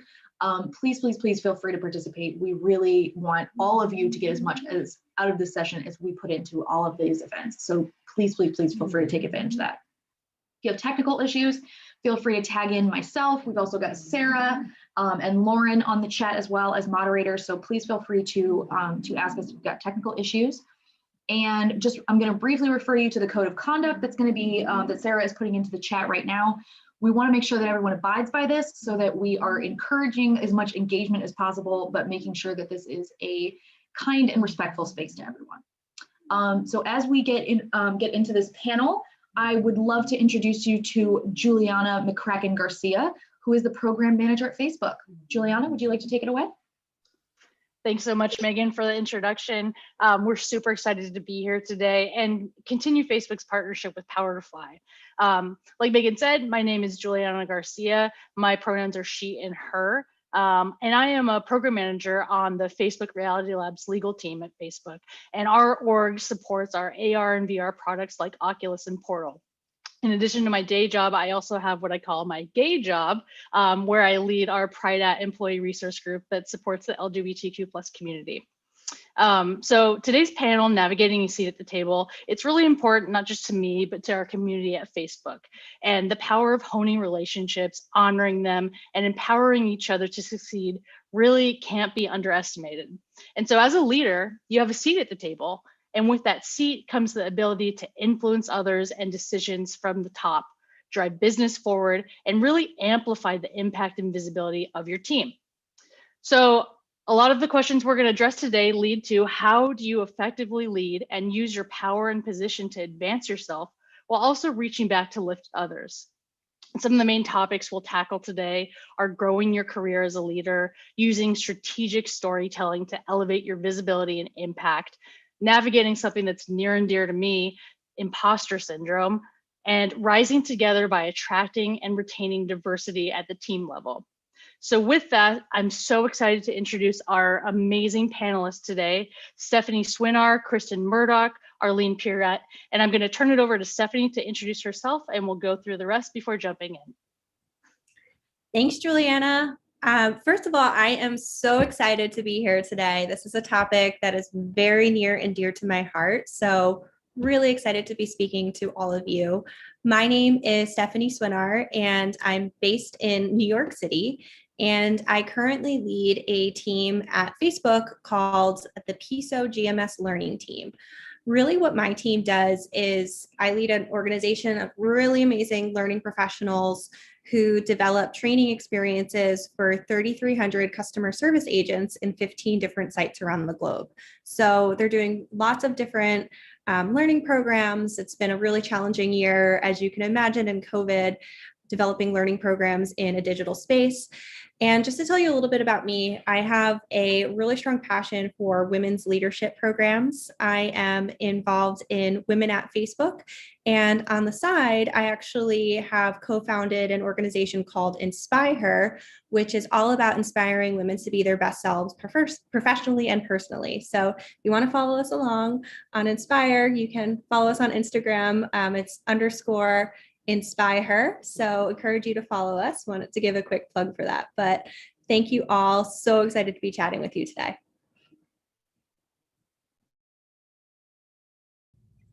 Awesome. My name is Kristen Murdoch. I am based out of Austin, Texas. I have been working with Facebook for about a little over 3 years now. I run a team called the Risk Assessment Team within our Global Operations organization. My team is actually responsible for doing investigations and understanding where we may have gaps across our products and our policies, as well as our enforcement mechanisms when we look at major escalations or understanding how major events have come about that have impacted the Facebook community. The other part of my team is also responsible for sourcing, selecting, and then preparing the cases that are going to our newly formed oversight board.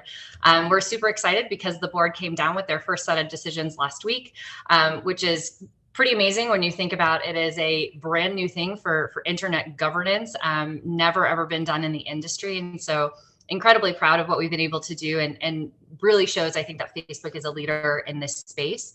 And if we're a leader in the space with women, I think a lot of things that we've done, in addition to what Cheryl has set forth, you know, all of us on this call are extremely passionate about, like Stephanie involved in the Women at organization, particularly based in our Austin office, but also within global operations. So really excited to be here. As you can tell, using your power to empower, it's a big thing for us. So with that, I'll turn it over to Arlene. Awesome, thank you. I am Arlene Pierrette. I am super honored to be on this panel of like amazing leaders and kick-ass like ladies. So thank you so much, and really excited to talk to everybody here today. And you know, hope you guys will have the opportunity to take some value out of this, and be able to just take some nuggets away from it that you can apply to kind of your own selves, and what you're trying to kind of accomplish to do. So a little bit about me. I've been at Facebook now for about a little over 4.5 years. I'm originally from the East Coast, so like Stephanie, New Yorker through and through, and then just moved out to the West Coast actually to join the company. So I'm out in the Bay Area now. now, I support a team that focuses on essentially hiring the best talent in the world. My team really focuses on diligently working and trying to find leaders and ICs for product design. So everything you see within the family of apps, all of that work that happens can't happen with the designers that really kind of figure out how to do that to really create the best products in the world. So really happy to be here. Excited to talk to everybody, and yeah. Awesome. Thank you guys so much for those great intros. And I think one of the main things that I took away from that is that there's so much intersectionality across all of these panelists today. And so I think that's going to be really helpful in guiding our conversation. So let's jump in. One of the first phases that we want to talk about in our career is really getting that seat at that table. And so I know for me earlier in my career, I really had no idea where to start. And I certainly didn't see a lot of people around me as peers or even in leadership positions that looked like me or that had my background. And I also didn't see a lot of people who were like me advancing in their careers, certainly not as fast as I wanted to. And so it took me a lot of time to become comfortable to try to advocate for myself and say, hey, I really want to grow and I really want to take on these new challenges so I can get to that next level, in part because I didn't see people like that. But with that, you know, working with my manager and mentors that I had in my past positions and current positions, that really allowed me to believe in myself and to ask for those opportunities. And so another important point that I want to highlight is that really having those sponsors that can advocate for you really help you know that you can also advocate for yourself. And that really is a key to getting your foot in the door and getting that seat at the table. And so I want to start our first question. I'm going to turn this to Arlene. How did you leverage your skills and talents and authenticity to strengthen your unique competitive advantage and earn your seat at the table? Yeah, that's a great question. I think more than anything, one of the things that I think when I started in my career, I went kind of the opposite way. I thought that I had to try to assimilate to the spaces that I was in versus realizing that kind of like my diversity and the things that were different about me were actually a superpower. I think the way that you do that is you allow people to see around corners in maybe rooms that they might not necessarily have those experiences or understand. And so I think for me, that was one of the ways that I came into my power and being able to just be authentic about what my experience was, even if it was different, and really use like my uniqueness and kind of that diverse background to be a force versus like something that I felt like I had to kind of like, you know, keep away from people. Great. And Kristen, I'd love to get your perspective on this question as well. Yeah, I was just going to say, man, Arlene, the way that you frame that is like, it's so real, right? And I think so many times, like I was in the military for 13 years. I spent most of my career with special operations forces on the ground in Afghanistan, across the Middle East and East Africa. And like more often than not, I was the only woman. And like, you can't assimilate in that environment. Just not a thing, right? Like whole thing.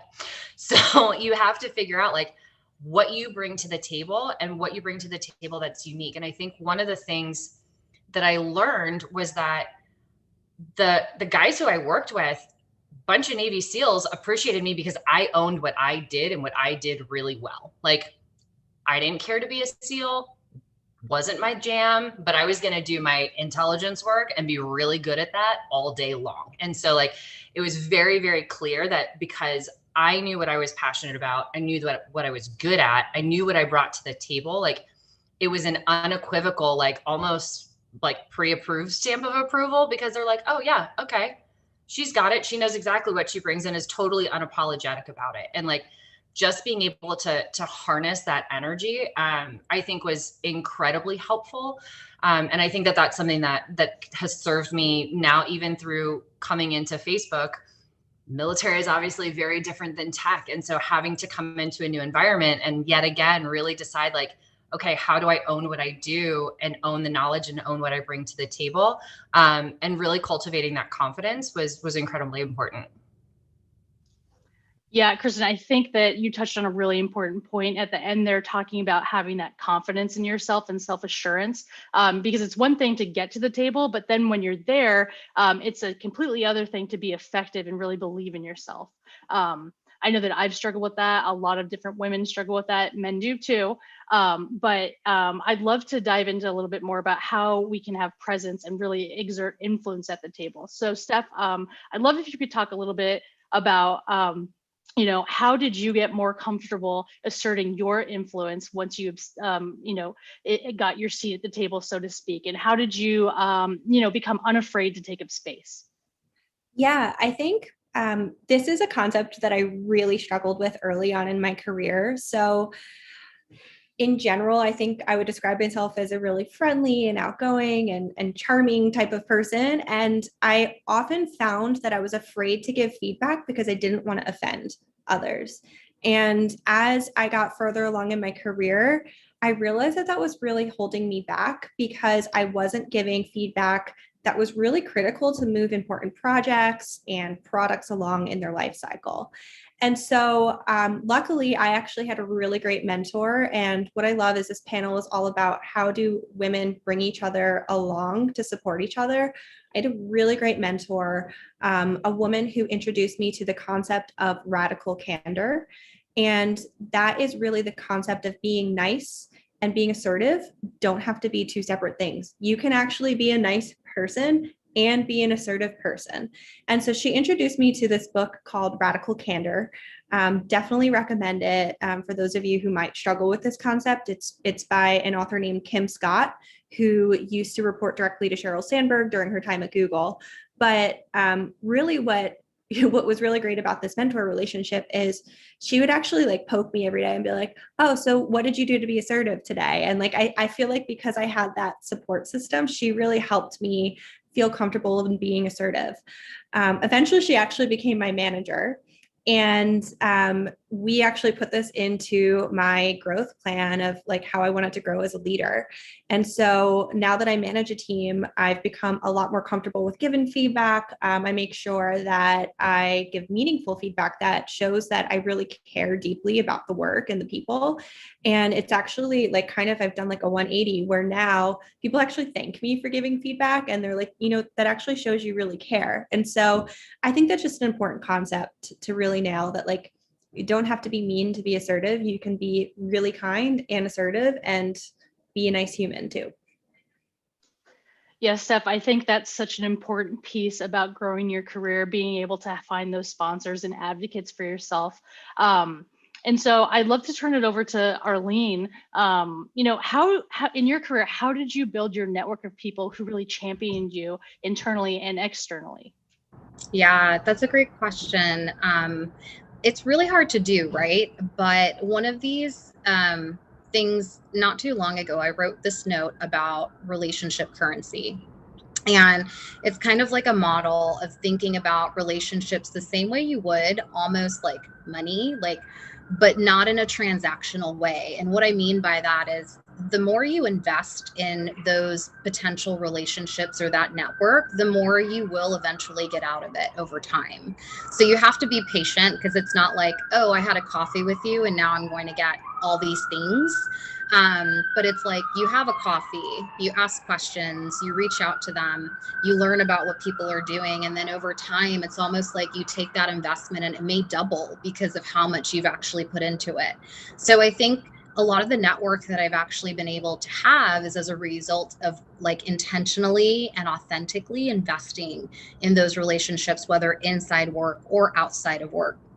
And so, I mean, think about that, if you were to have to put kind of like money on your brand today, would you do that based on how you're investing and how you're kind of leaving people in terms of after a project or in interactions with them? So it's like every little day interactions are part of that investment, and how you are intentional and thoughtful in that really can pay dividends over time. So that's kind of how I've approached it. Great. Thanks so much, Arlene. And, I think what we've talked to at this point, there's lots of different phases in making sure that we're confident and that we have the right advocates and sponsors to get us there. And, there still can be a lot of growing pains after we're able to reach that next level in our career. And, for me personally, as I've moved up, I've definitely still been in meetings where I feel confident in my ideas, but there are other times where I'm sitting there and I'm hoping that no one asks me my opinion because I'm feeling unsure about myself and anxious because it's still a little bit new for me, a little bit uncomfortable for me. So I'd love to ask Kristen, how did you find the right table and seat for you, and how did you know that you wanted a seat at the table? Yeah, that's such a great question. And those are two very different things, right? I remember when I was in the military, I knew what I wanted my dream job to be. I knew what I thought was going to be the pinnacle of my career as a naval intelligence officer. And then I got there, and the downside of getting your dream job is that you now need to find a new dream job. And you're like, what do I do after this? On one hand, I got there and I was like, maybe the grass isn't always greener on the other side, and things aren't always as perfect. And so you kind of need to know when you've got the power and the confidence in yourself to say, this isn't working for me anymore. This isn't the table that I want to be at. I don't think that I'm adding the right value here. I'm not getting the right thing from it. This isn't where I want to be. And then really decide and figure out where do you want to go next? How do you want to get there? And to Arlene's point, that's where all of these cups of coffee or cups of tea and networking sessions and that's where that all comes full circle. Because as soon as I made the decision that I was going to get out of the military, it was a massive wave washed over me. And I didn't realize how much tension I had pent up in me because I was just so damn miserable doing what I was doing. And then I worked and I busted my butt to try to make connections across the tech industry, through veterans, through women, through other organizations, and found myself at Facebook. I have been in the same job the entire time that I've been here, which for the others on the panel know that that has a tendency to be a bit of a rarity at Facebook, but it's because I love what I do. And similar to you, Juliana, my first 6 months, I was like, oh God, please nobody ask me a question. I don't know what I'm going to say. Don't ask me. And I'd be messaging people on the side and be like, hey, does this sound dumb to you? Does this sound like a good question? And eventually you've got to just be all right, I'm going to start to live Facebook's values, and I'm going to be open, and I am going to be bold, and I'm going to just start going after things because they hired me for a reason. I am at this new table for a reason. And knowing that, and again, regaining that and starting to build back through peers and now a whole new network of people to help you navigate through that, I felt was something that was really, really important to me. Yeah, that's such a good point about leaning into that discomfort and finding coping mechanisms. It's something that I actually use with, more junior women on my team. If we're in meetings and I can see that they're hesitating, I'll chat them and say, hey, I think you had a really good point earlier. Why don't you expand on that? And I've gotten feedback that that's just so helpful to have that support in the meeting and encouragement.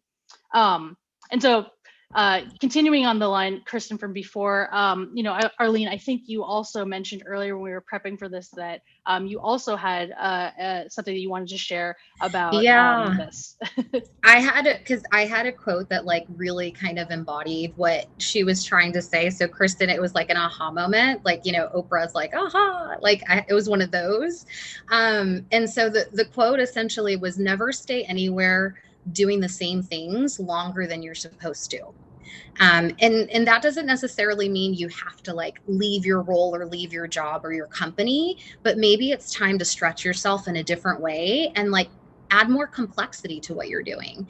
And sometimes it may mean, going into a completely different role because you don't feel like the value that you're providing is exactly what you want to be doing or the best way that you can be utilized. So I think that was really profound because it's when you feel like you're doing the same things over and over, never stay there long enough to get to the point where you're so frustrated that you don't know what else to do.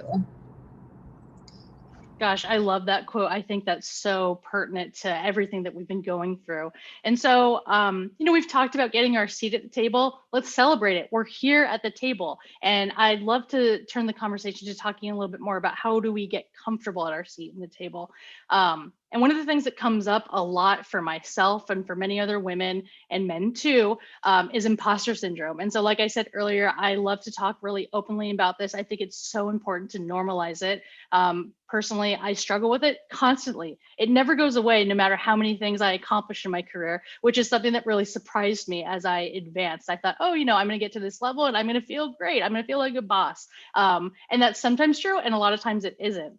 And so, I would love to hear from each of our panelists. Did you ever experience imposter syndrome once you earned more power? And if so, how did you go about confronting it? Did it ever dissipate? And, if not, how do you cope with it while still remaining productive? And so, Kristen, let's start with you. Yeah, definitely. Yes.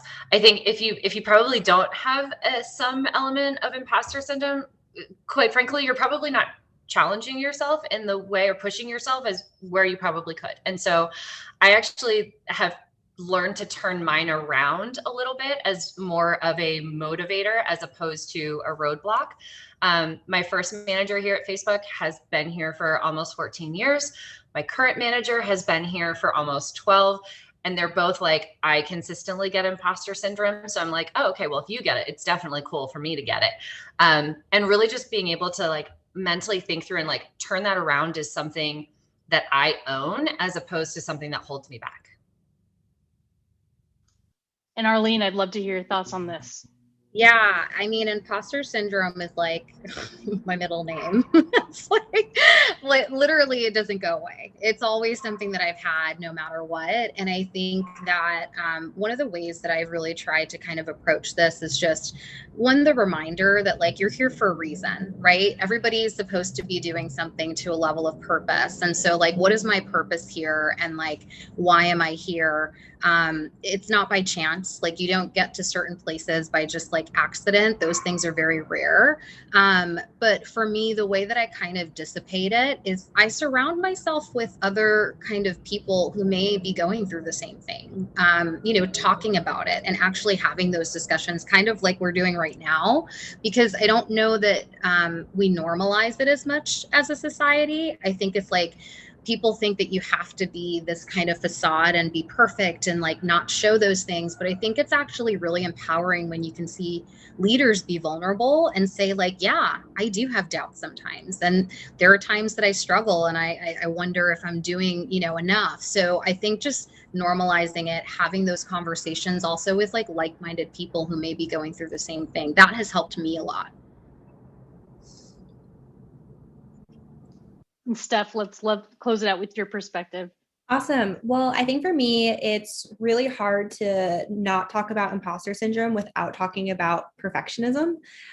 For me, at least that's where my mind goes when I think about imposter syndrome. And I don't know if anyone else on this call or who's listening in feels this way, but I always kind of was a high achiever all the way through high school and college. I was a straight A student, involved in all the clubs and the student government, like in all the sports teams. And I always like had this innate drive to like almost be perfect in a way.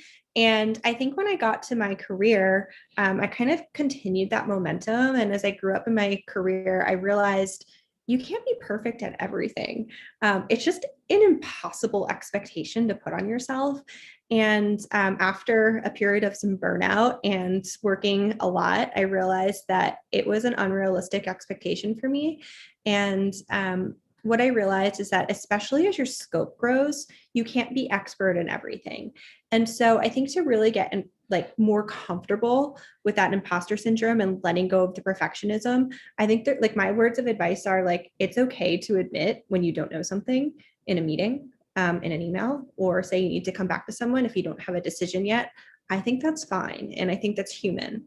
I also think like there's ways that whether you're an individual contributor or a leader, that you can actually think about, okay, if I'm not expert in something, how do I get other people to bring their expertise to this project or to this program? So if you're an individual contributor, who's on your project team? Who are you bringing in that brings a diverse perspective that's different than your own? If you're a leader and you're hiring for your team, who's on your bench? What are your gaps as a leader, or what are the gaps on your team that you need to bring others in to do? And so really think about, like, you don't need to be that person who knows everything and who's perfect, but bring others along for the ride as well. No, I love that concept, Steph. Thanks so much for sharing. Another area that I'd love for us to focus on is, how making sure that you're able to contribute effectively once you're at the table. And I've gone through this various different ways. It's sort of pushing myself not to be afraid to ask for challenging work or stretch assignments that I know will help me grow. But at the same time, if I know that my bandwidth is overloaded, either in my personal life or professional life, knowing that it's okay to say no, and really, knowing what I can take on and do effectively, and what I need to find other ways to help with, and make sure that I can produce the best work possible. So Steph, I'd love to go back to you, talking about, now that we're at the table and have our seat, how did you go about getting the most important work that you think would create the most value? Yeah, I think Facebook has this concept, it's called ruthless prioritization, but that really sticks out to me because I think it's really important to set clear expectations of what is a priority and what's on your no list, right? And I think it's just as important to say, this is what I'm doing, this is what I'm not doing. I actually interviewed a candidate for a role on my team recently, and she brought up this concept and this quote that I really liked, and it was, the key is not to prioritize your schedule, but to schedule your priorities. So don't let your schedule dictate your priorities, and realize that not everything can be a priority. So focus on the areas that are going to drive the most impact for you. So when I think about that at the business level, I think about the metrics. So I mentioned that I lead a learning team for customer service organizations, and everything we do when we think about customer service is related to customer satisfaction and how quickly we can get an answer to them to resolve any issues they might be having. So any of our projects really need to map up to those goals. And if they don't, quite frankly, we have to say no to them. And I think having a really clear guidance for my team has been really helpful. I think at the personal life level, you can't treat your personal life as like another thing. It's work-life integration. I don't really believe in work-life balance. I think work is so fluid, especially in this pandemic world where we're all working from home and responsibilities are shifting. And so I think you really have to think about what your priorities are. So whether that's date night with your partner, family time, your yoga session, schedule that in your schedule and make sure that you take time for it, because if you don't prioritize yourself, nobody else is going to.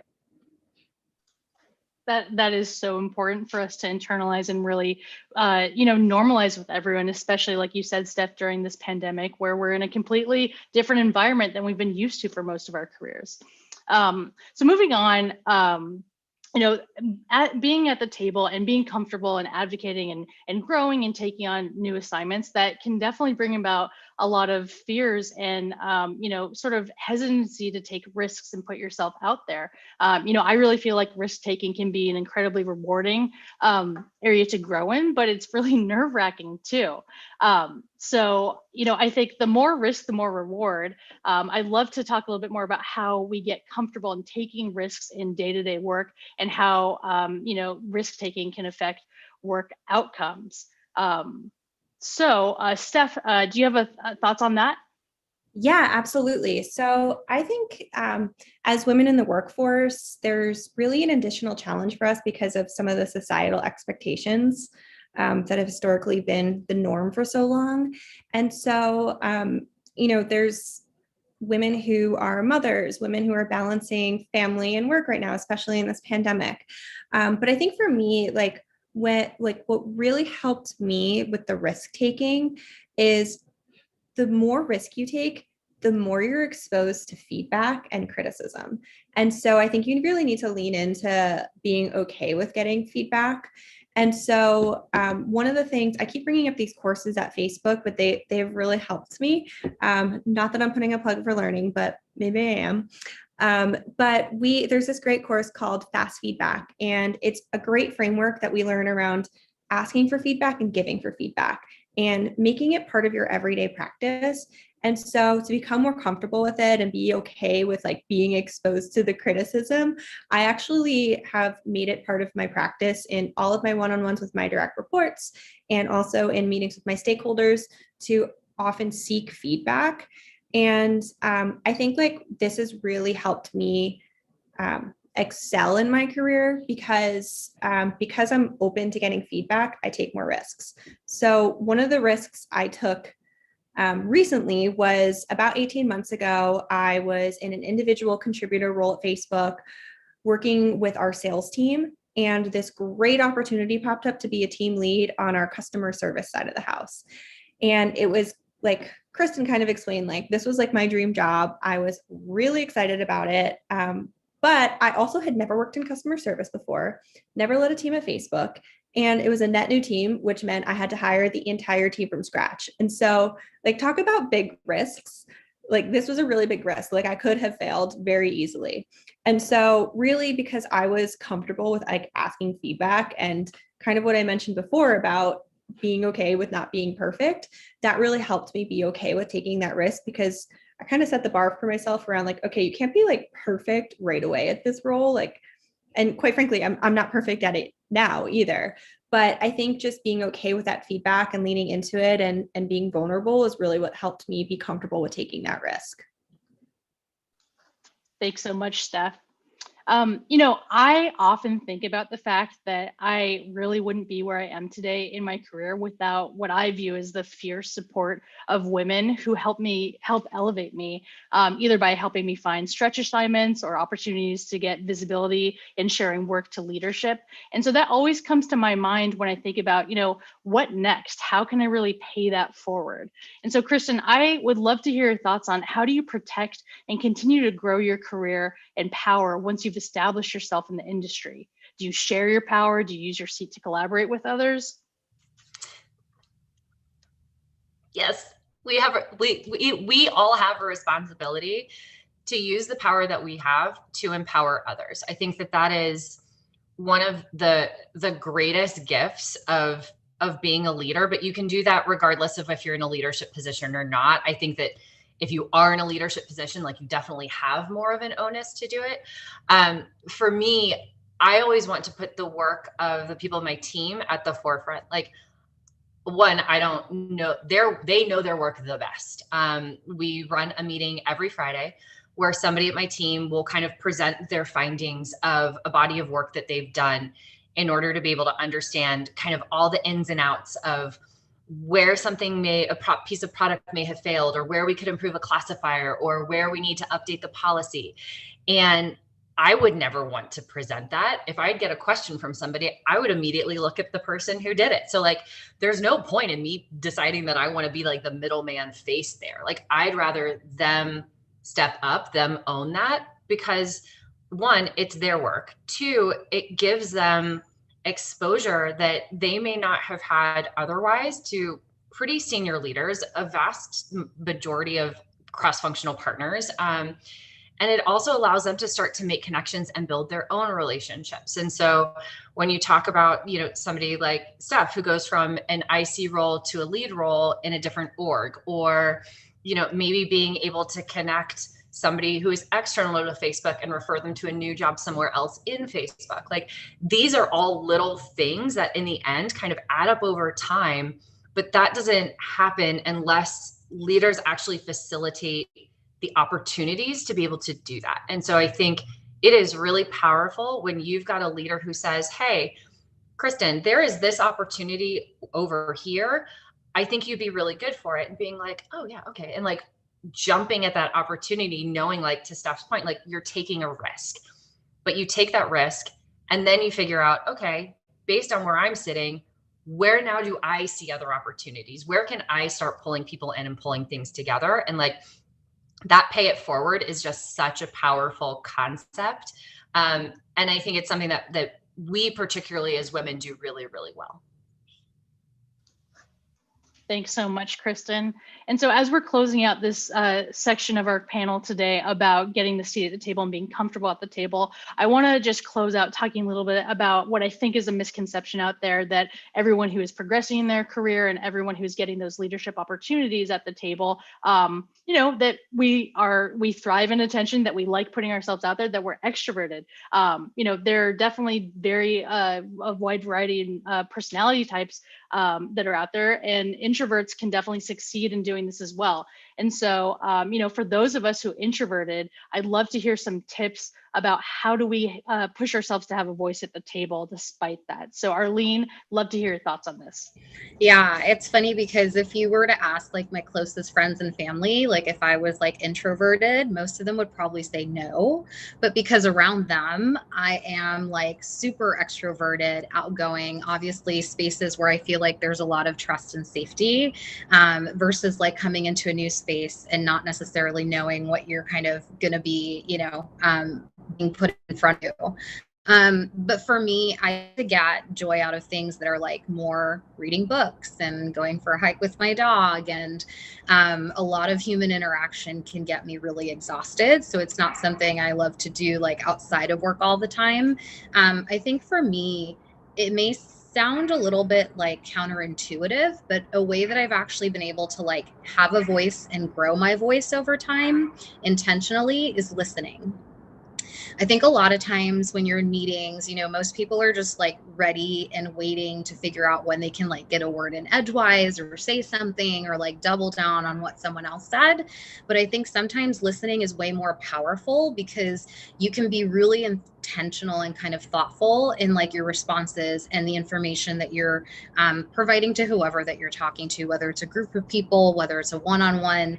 And so I have been reading an audiobook, actually, not reading, but listening to one that's been really helpful with that. That's called You're Not Listening, What You're Missing and Why It Matters by Kate Murphy. And it just has a lot of really good data and insights into why listening is so powerful. For me, that's been the way that I've been able to grow my voice, because I don't speak just to speak. I speak to make sure that I'm providing value in what I'm saying. And I think that's the most critical piece. When you can provide value in what you're sharing with people, you'll find that people will start asking you like what you think, or they'll start reaching out to you and saying, hey, can I, get advice from you on something? So that has been really, kind of something that has helped me a lot, I think, in terms of trajectory, being somebody that's not always the loudest person in the room. But that's how I've kind of approached it. Great. Thanks so much, Arlene. And, I think, we've talked a lot about these tips and tricks that we have to really help ourselves grow in our career. And so the last part of our conversation today, I want to talk about how using our power at the table and being an effective leader. For me personally, I used to really think it was all about getting that opportunity, and that once I had it, everything would be perfect and easy. And, the getting there, that's really only one part of it. And there are times where it's still difficult to speak up and raise your voice, and it can be very intimidating, and sometimes you might even feel more pressure now because you've made it. And so, Kristen, I'd love to hear your thoughts on what are the biggest misconceptions about sitting at the table. Yeah, probably the first one is honestly that like Hamilton of like, that's the room where it happens, because a whole lot of times like that table is not actually where it is happening. Like, it has already been well done, decided, and dusted before it even gets to that table. And so recognizing like that you're actually at the right table. And like there is a power of collaboration that happens behind the scenes and in smaller groups. And I look at this kind of akin to our road mapping process. And we've got, at Facebook, we have teams that are dedicated to understanding, how specific abuse types or things that violate our community standards actually manifest themselves on the platform. And so you have people from policy and product and ops and design and like all of these different places. Those people don't all come to the table to present their 6-month roadmap to senior leaders without sorting out all of the roadblocks, all of the challenges, all of their trade-offs, like well before they get into that room. And so knowing that where the influence is and where you plug in and where you can have best added value, I think is really, really important. Because a lot of times, like, you may not have to be at that table. You can provide extra insight, but you can also then enable other people on your team to engage more cross-functionally. And now, again, you're growing that power and that influence across on multiple different levels. Thanks so much, Kristen. So I want to talk a little bit about, growing supportive culture and helping people advance in their careers as part of our responsibility of now getting our seats at the table and having power. For me personally, in one of my previous roles, I actually had a manager who wouldn't let me have certain opportunities because she was afraid I might fail. And, I might have, but because of that, my professional growth was really stunted. And so I think fostering a culture where it's really okay to take on stretch assignments and opportunities, and knowing that we shouldn't just be focused on the end results, that's really a key to having growth in your career. And that's really what we're at the end of the day. And so, Arlene, I'd love to ask you, how do you continue to build a culture that enables people of all levels to lead in valuable ways? A culture where others' growth is celebrated rather than feared. Yeah, that's a great question. And again, like, I think over your journey, you will sometimes do it right and sometimes you won't. So like, as a leader, I've had to sometimes learn the hard way of like, this is why this person is not necessarily like being open. Number two things that I've seen is trust and safety. Those two things, if you do not have that with your kind of like manager or even within your own team, where it creates and fosters just like an environment of like growth, you're not going to get that from people. Like, they're going to be afraid to want to take a risk because they're like, is this going to be used against me? Like, is this going to be like every time that I make a similar mistake, is it going to be thrown back in my face? Or so I think being able to cultivate a culture of trust and safety helps people want to take risk and allows them to grow and do things that are maybe uncomfortable. Because, growth is at the intersection of like your experience and being uncomfortable with like something maybe you haven't done before. And so I think that encouragement, that trust, that safety are the things that I've seen be the most successful in terms of like my relationship with my manager or past ones that I've had, or even like with my own team. Awesome. Thanks so much, Arlene. And so as we're getting towards the end of this panel, I see that your questions are coming in and we're going to definitely get to those. We have one final question for our panelists. And I really want to go back to the concept that Arlene brought up earlier about relationship currency and about influence currency. That being that each one of us has that power to spend our influence, in progressing our careers. And so, Kristen, what tips do you have for leaders who want to spend their influence currency effectively and on themselves and others? Yeah, I think on themselves, a lot of it gets to kind of Arlene's point about having that trust and that safe space. My previous manager had introduced me to this concept called trust and confront, which is you either trust that somebody has your best interests at heart, or you have to confront them. And confronting them doesn't need to be an aggressive confrontation. It can be just a conversation of, hey, this is where I want to go. How can I get there? If you think that that's not the right path for me, let's talk about why. Like, that provides you that uncomfortableness, that growth opportunity to understand, like, is this really the path that you want to go down? I think in spending it and using it with others, it's really understanding people's strengths and also understanding their weaknesses. And for me, one of the things that I learned from a previous military leader was like, your weakness is an inverse of your greatest strength. And so if one of my strengths is that like I am passionate about people and I want to take care of them and I want to like make sure that I do best by them, my weakness is that can be exploited. And I have to be aware of that. And how do I kind of handle and work through those types of issues? And I think that's equally important for when we think about, hey, how do we kind of push and pull people in different directions, knowing that like we're never going to stretch somebody into something that we don't think they can do. And I think that is really, really important for leaders to explain to people is like, I am never going to put you in a situation that I don't think you're going to be successful in. And if Julianne, even to you or your manager is kind of holding back, like that trust and confront conversation, super key there. And being able to really understand, like, and say like, no, actually I can do this because of X, Y, and Z reasons, and continuing again to like grow those relationships and push and challenge sort of the status quo and where your baseline is. That's such a great parting thought, Kristen. Thank you so much. So in the remaining time that we have with you all today, we're going to do some Q&A, and then we'll wrap things up with some final thoughts from our awesome panelists. So the first question that we're going to tackle today is from Kristen Armfield. How did you identify a mentor or mentors and make that ask of them? Were these formal or informal connections? And so I'll open that up to any of our panelists who want to answer that.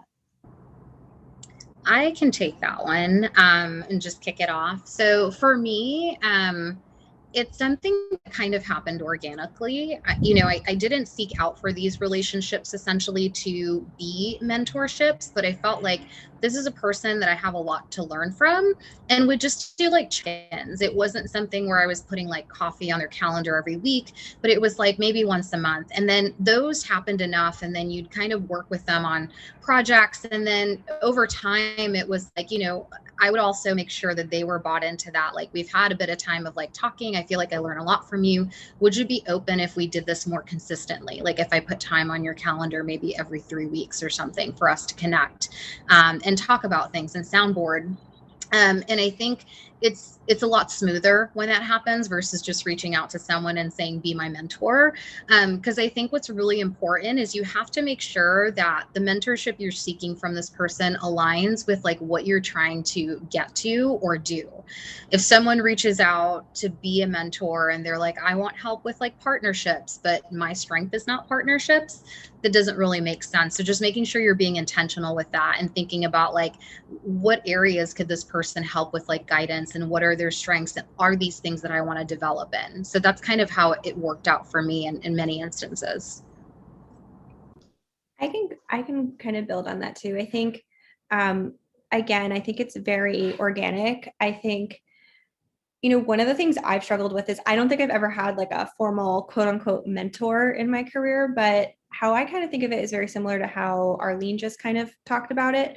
I guess it's kind of like, you might call it like a micro mentor or something like that. But I really look at like, what is a thing that I'm trying to get really good at, and who does that thing really well, right? And so one of the things, I keep using that word, but that my team has worked on and that I've been responsible for lately has been what we call calibrations, which is where we do performance reviews for all of our employees on our organization. And I was a little rusty. I hadn't done this in about a year. And so I actually sought out a few senior leaders within my org and asked for their help on how can I represent my team most effectively and fair without bias in these calibrations. And so I would say like how I think about mentoring is like, what is something that like you're trying to be really specific about learning about, and who's someone who does it really well.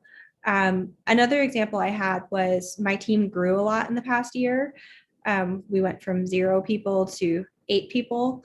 And I wanted to know, like, how do you, like, once you hit that threshold over 4 people, like, how do you start to balance all the management that you need to do and spending time with people? And so I reached out to a few leaders who had been doing that and who I thought were doing it really well. And so I encourage you to kind of like expand on the concept of mentor, and like, it doesn't have to be this like long, really formal experience. Like it can be this more organic thing, like Arlene mentioned as well.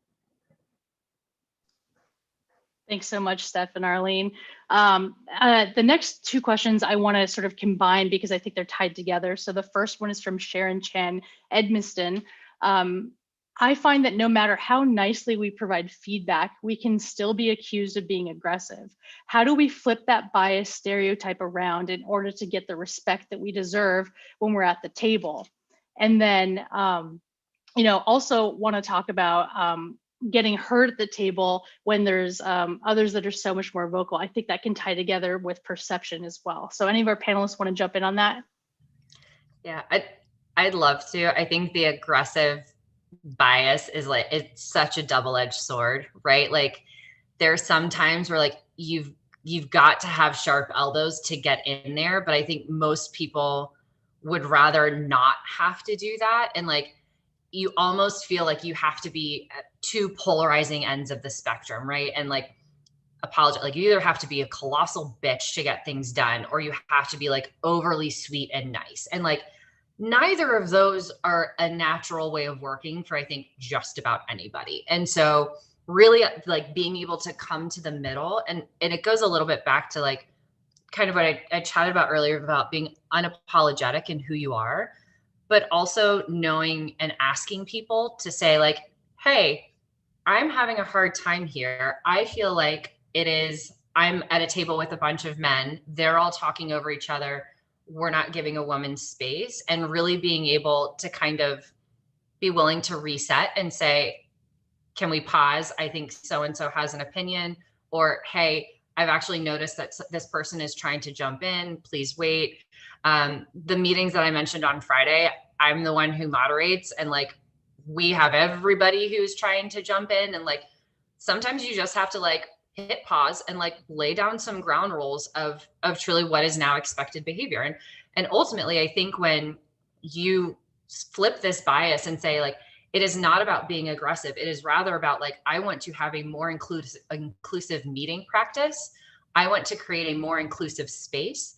People are very responsive to that, because half the time people don't even realize that they're doing it. And so giving that fast feedback, like Steph had mentioned, and calling out and saying like, we just went through a 45-minute meeting where none of the women in the room actually spoke. Like the next meeting, I want to make sure that we hear from them, and we're going to go to them first. You can put people on notice and still do it in a polite way. But there is some level of like you being willing to kind of, again, step out and take that risk and recognize that like, it's not just for you. Like the conversation and the feedback that you give to one person, that may impact them in many more meetings that they have, and they'll be more cognizant of it. So you're not just helping your immediate women in the room, but moving out in these concentric circles. Great, thanks so much, Kristen. So I think we just have time for one more audience question before jumping into parting thoughts from our panelists. So the last question we will take is from Yarlin Rosario, asking for advice for holding your colleagues and even supervisors accountable. I'm 25, and whenever I try to bring up conversations about fairness, I get, this is how the organization works. Or when I was your age, I had to go through worse. So any of our panelists, any thoughts on that? Yeah, I can definitely speak to that a little bit. Before I came to Facebook, I had worked in a lot of organizations that were very fixed on like hierarchy, and very much like, this is how we've done things.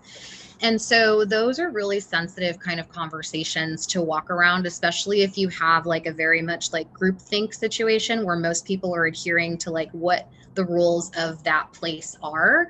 But I think ways that you can kind of work through things like that are situations of, number one, if you're going to hold somebody accountable, my best kind of advice would be to do it in a one-on-one setting.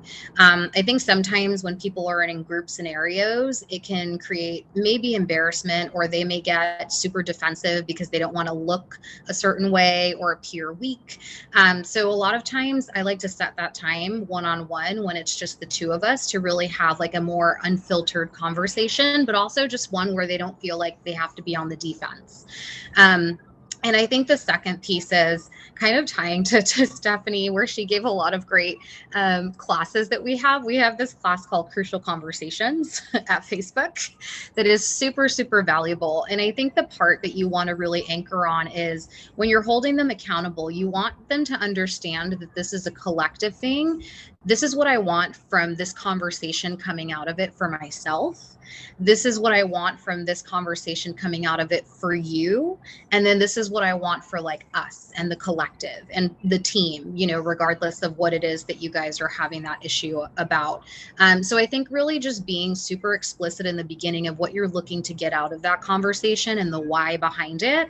Usually people have a better reaction to that versus you saying, you did XYZ and you messed up, and here's why I didn't like what you did or how you did it, but more of, I noticed that this happened. Here's why I think this isn't great for you, or like what other people observed and why it may be a negative. Here's what, like, you know, I want to be able to get out of this. So I think really clearly stating what you want for the collective, yourself, and also for that person going into those conversations tend to have a better outcome in the end if you approach it from that perspective. Awesome. Thank you all so much for asking these great questions, and thank you to our panelists for answering them and providing such inspirational thoughts on that. So in our closing minutes here, I would love to ask our panelists for any parting thoughts and key takeaways. We'll go the same order of introductions. Stephanie? Awesome. So I was thinking about, I put a lot of thought into this, and I really loved the whole idea that we were talking about around taking risks and, you know, when do you feel ready to have a seat at the table? And when you get there, how do you feel comfortable? One of the quotes I love from Sheryl Sandberg is, when you're offered a seat on a rocket ship, don't ask what seat, just take it. And I think that is like really great career advice. Like, I don't think you are ever going to be 100% fully ready for any job. And so I think you have to be willing to be vulnerable, take the risk, and accept the feedback. And that is my parting words of advice.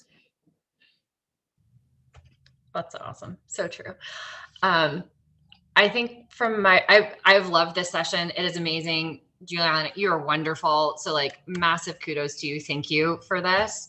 I think that this is always going to be one of my favorite things to think about and talk through and work with other women and other allies about, because it is so important to make sure not just women, underrepresented minorities across the board, like, we do not get better as a collective unless we are all raising each other up. There is a reason that there is the saying, a rising tide lifts all ships. Like, we should make it our power and our purpose to continue to find ways, unique or otherwise, to lift each other up and to push people forward. Like, we're just not going to get better unless we are able to do that. Like, that is truly, truly when we are at our best. And so I encourage people, you know, don't think about things just in terms of diversity and inclusion. Think of it in terms of belonging and making people who aren't like you or who don't look like you a part of your daily life, and really challenge yourself in ways that you didn't think possible.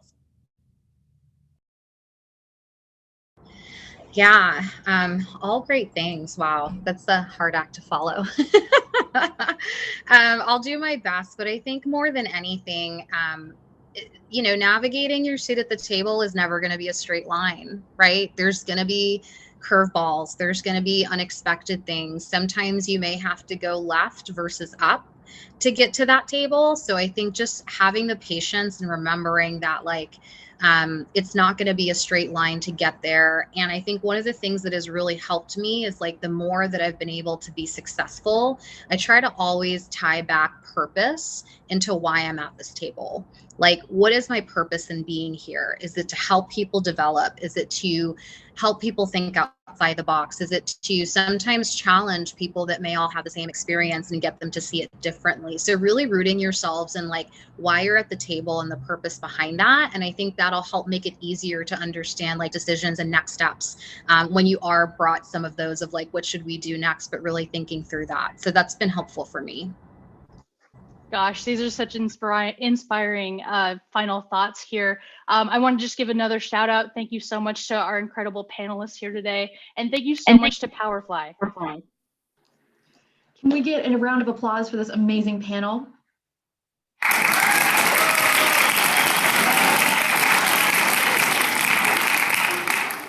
Thank you so much, Juliana. That was masterfully handled. So thank you so much for making these transitions a lot easier for the rest of us. All right, as we move on into our next panel, I just want to flag a couple things for you. I put a lot of links into the chat just now to make sure that y'all get all the links that you had coming to you. We also want to make sure that we flag the code that's in the upper left-hand corner of your screen right now.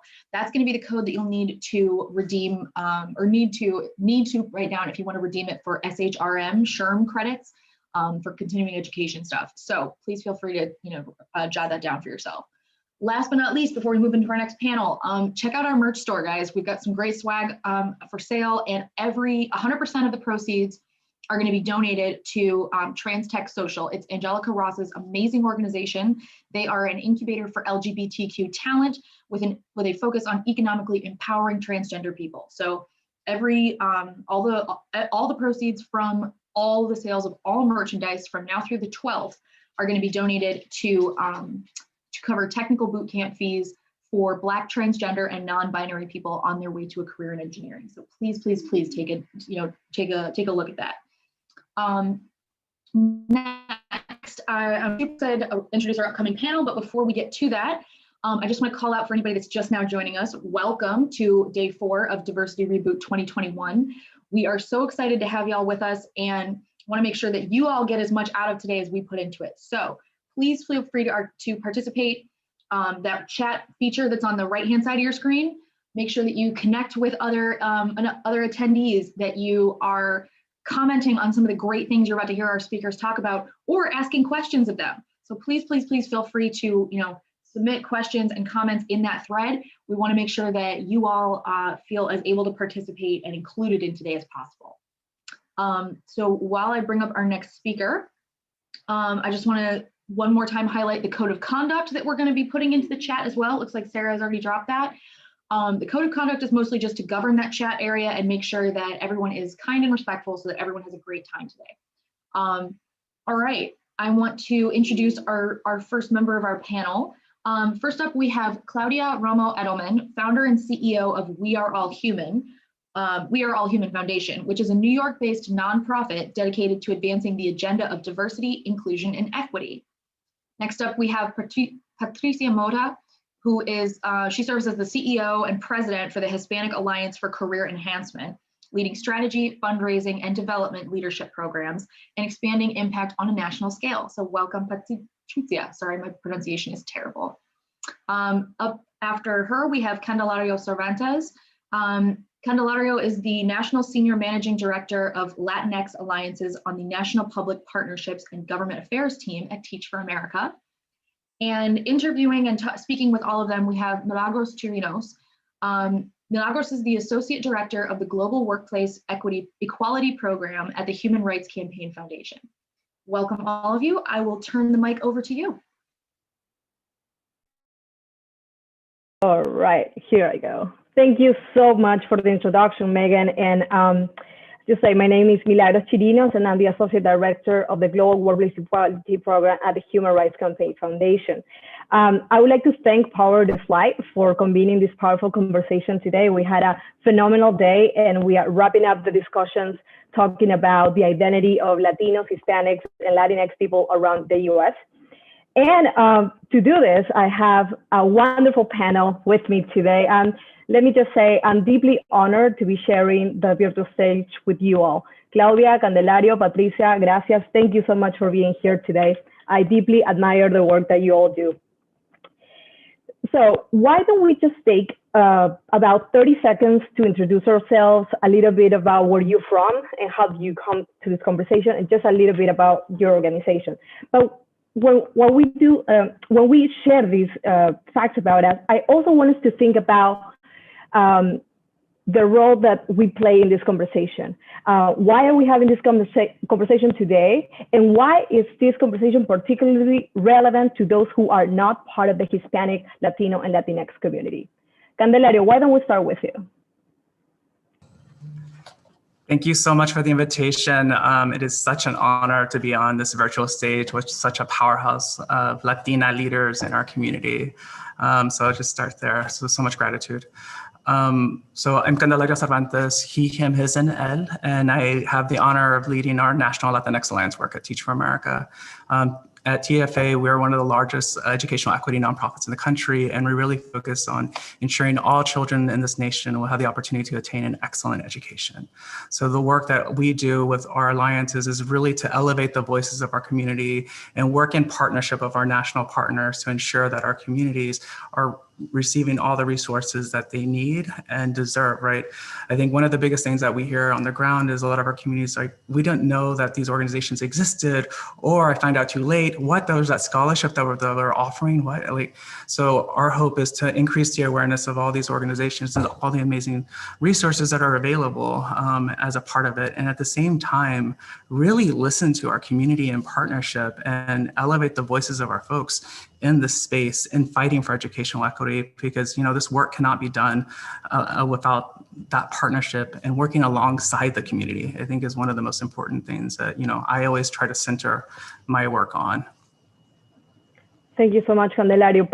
Patricia, so just a little bit about you, your organization, and why is this conversation relevant to non-Latinos? Sure. Good afternoon, everyone. I'm an advocate for access and equity, nonprofit executive, a certified leadership coach with a diverse industry background, from having started a nonprofit for the Latino community as an undergrad to working in community affairs and local government, marketing for corporate utilities company to administration in higher education, and circling back to nonprofit, specifically as a programs director at ASE, the Hispanic Alliance for Career Enhancement, in 2010. And my role evolved to leading our fundraising and development, and as president and CEO for now 6 years. I identify as Mexican American, as Latina, depending on the source and the day. Maybe sometimes I'm a millennial, other times a Gen Xer. But I'm most proud of being the daughter of Mexican immigrants and a first-generation college student, first-generation professional. And I share that because I think my identity, as anybody's identity, is critical in ensuring that we become effective leaders and influencers. And it's critical to have this conversation specifically on the importance and the need of Latinos. Not only are they our current, but our future workforce, but are really driving this economy forward and ensure that we're having effective businesses and corporations, organizations. We have to ensure that we are not only cultivating the pipeline of talent through education, access, and resources, but ensuring that we're advancing talent. And we do that at ASE, a national nonprofit based out of Chicago, whose mission is to positively impact the American workplace by cultivating the pipeline of Latinos. And we do so through talent acquisition programs, through leadership development that start as young as the high school level to mid-level career development programs, and through thought leadership and branding, showcasing the companies, the employers that we partner with, and the individuals that showcase and support the mission that we have. Yes, we're Latino serving, but not Latino exclusive. It takes all of us to really make a change. That's great. Thank you so much for sharing about your work, Patricia. Claudia, a little bit about you. Thank you so much for the opportunity to be here. This is exciting, having 3 days on diversity and inclusion, and just like a reboot on diversity. I love. I am Claudia Romo Edelman. I've been a global mobilization expert my entire career, working for the United Nations, UNICEF, the United Nations Refugee Agency, the Global Fund to Fight AIDS, Tuberculosis, and Malaria. Pretty much a marketer for social good. And my job has been to win the hearts and minds of people, trying to convert them to things that are good for the planet. So volunteering, helping, donating, but also caring about us. And I moved to America 6 years ago, and that was the first ever time that I heard the term Latino or Hispanic. I lived my entire life as a happy Mexican. I never heard that. I lived 25 years in Europe, where I felt totally a minority. Every time that I came to Germany to have a discussion about refugees, I just saw my counterparts, like growing an imaginary pineapple on the top of my head, playing like a Roomba. So it didn't matter what I was going to say. I was like totally a minority. So when I learned that I was going to move to the States and that I was a Hispanic, I started reading about it with a lot of enthusiasm, because I was like, wow, 60 million. 80% of the population, no more minority, we're going to be majority here. And then I started looking at my kids, to the purchasing power of the Latino community, $1.7 trillion, the size of the economy, $2.6 trillion. To put in perspective, if you put the Latino community, the Latino economy as a standalone economy, will be the 8th largest country in the world, larger than Brazil, larger than Canada, larger than Italy. together. And I was very excited to see that Hispanics are pushing the economic growth of America, that there's absolutely no way that any politician can win an election or that any company can grow and sell their products or hire people with a Latino community. So I was very excited to move to America because I thought absolutely when we come in, it's going to be, wow, a red carpet, Latinos, thank you so much, because 12% of the paycheck of everyone in America comes from us. So I thought when we come, everybody's going to say like, thank you so much. You're welcome. It's okay, no problem. But then I moved to America and it didn't feel that majority. It felt pretty minority. And all the contributions of the Latinos that I read on paper didn't feel that real. So then 3 years after, I married an American. I'm fried. That's it. I knew that I was going to stay in the country as a diplomat. I used to travel all along, but this time around, I married an American, and I knew that my choice was going to affect the salary of my daughter by 50%. Because of my choice, my daughter being a Latina is going to be the least paid of everyone in this country. And that's when I started moving, and that's when I started changing my career, and I set up the World Human Foundation to advocate for the Latino community and to change the perception of Latinos, because we don't have a problem, a real problem. We're wonderful, we're powerful, we're the driving force of this country. The problem that we have is that we don't believe on it, we don't drink the Kool-Aid ourselves as Latinos, and people don't know of how incredible our contributions are. So that is what we're trying to do at the World Human Foundation, unify the Latino community and change our perception for good. Well, that's great, because that's exactly what we're going to talk about. And I come from a similar background. I moved to the US 15 years ago or so. I'm originally from Peru. And when I came here, I learned, well, I'm Latina, I'm Hispanic, I'm a person of color, and there's other different layers of complexity that we, as some of us as immigrants, but even those who are from first, second, third generation still face, right? Because at the end of the day, we are a community, the biggest minority group, right? The largest one, 18% of the population, 60 million people, but we are very divided. So we're gonna tap into those questions later on, but today, well, we are in the middle of celebrating Black History Month, correct? And of these commemorative months, we celebrate, we honor the challenges, the history, the legacies of our communities. I'm thinking about Hispanic Heritage Month. I'm thinking about, these months of celebration, right? But I'm also thinking about the other 11 months where we don't celebrate who we are, where we don't embrace our diversity, where we don't embrace, we don't bring our full selves to work in other aspects of life, right? So today, I really want to dig deeper into the role of leadership to embrace who we are as a community every day of the year, and also to fight the misconceptions of this collective identity of ours, right? But also to fight stereotypes and to overcome the specific challenges affecting the Latino, Latinx, and Hispanic community.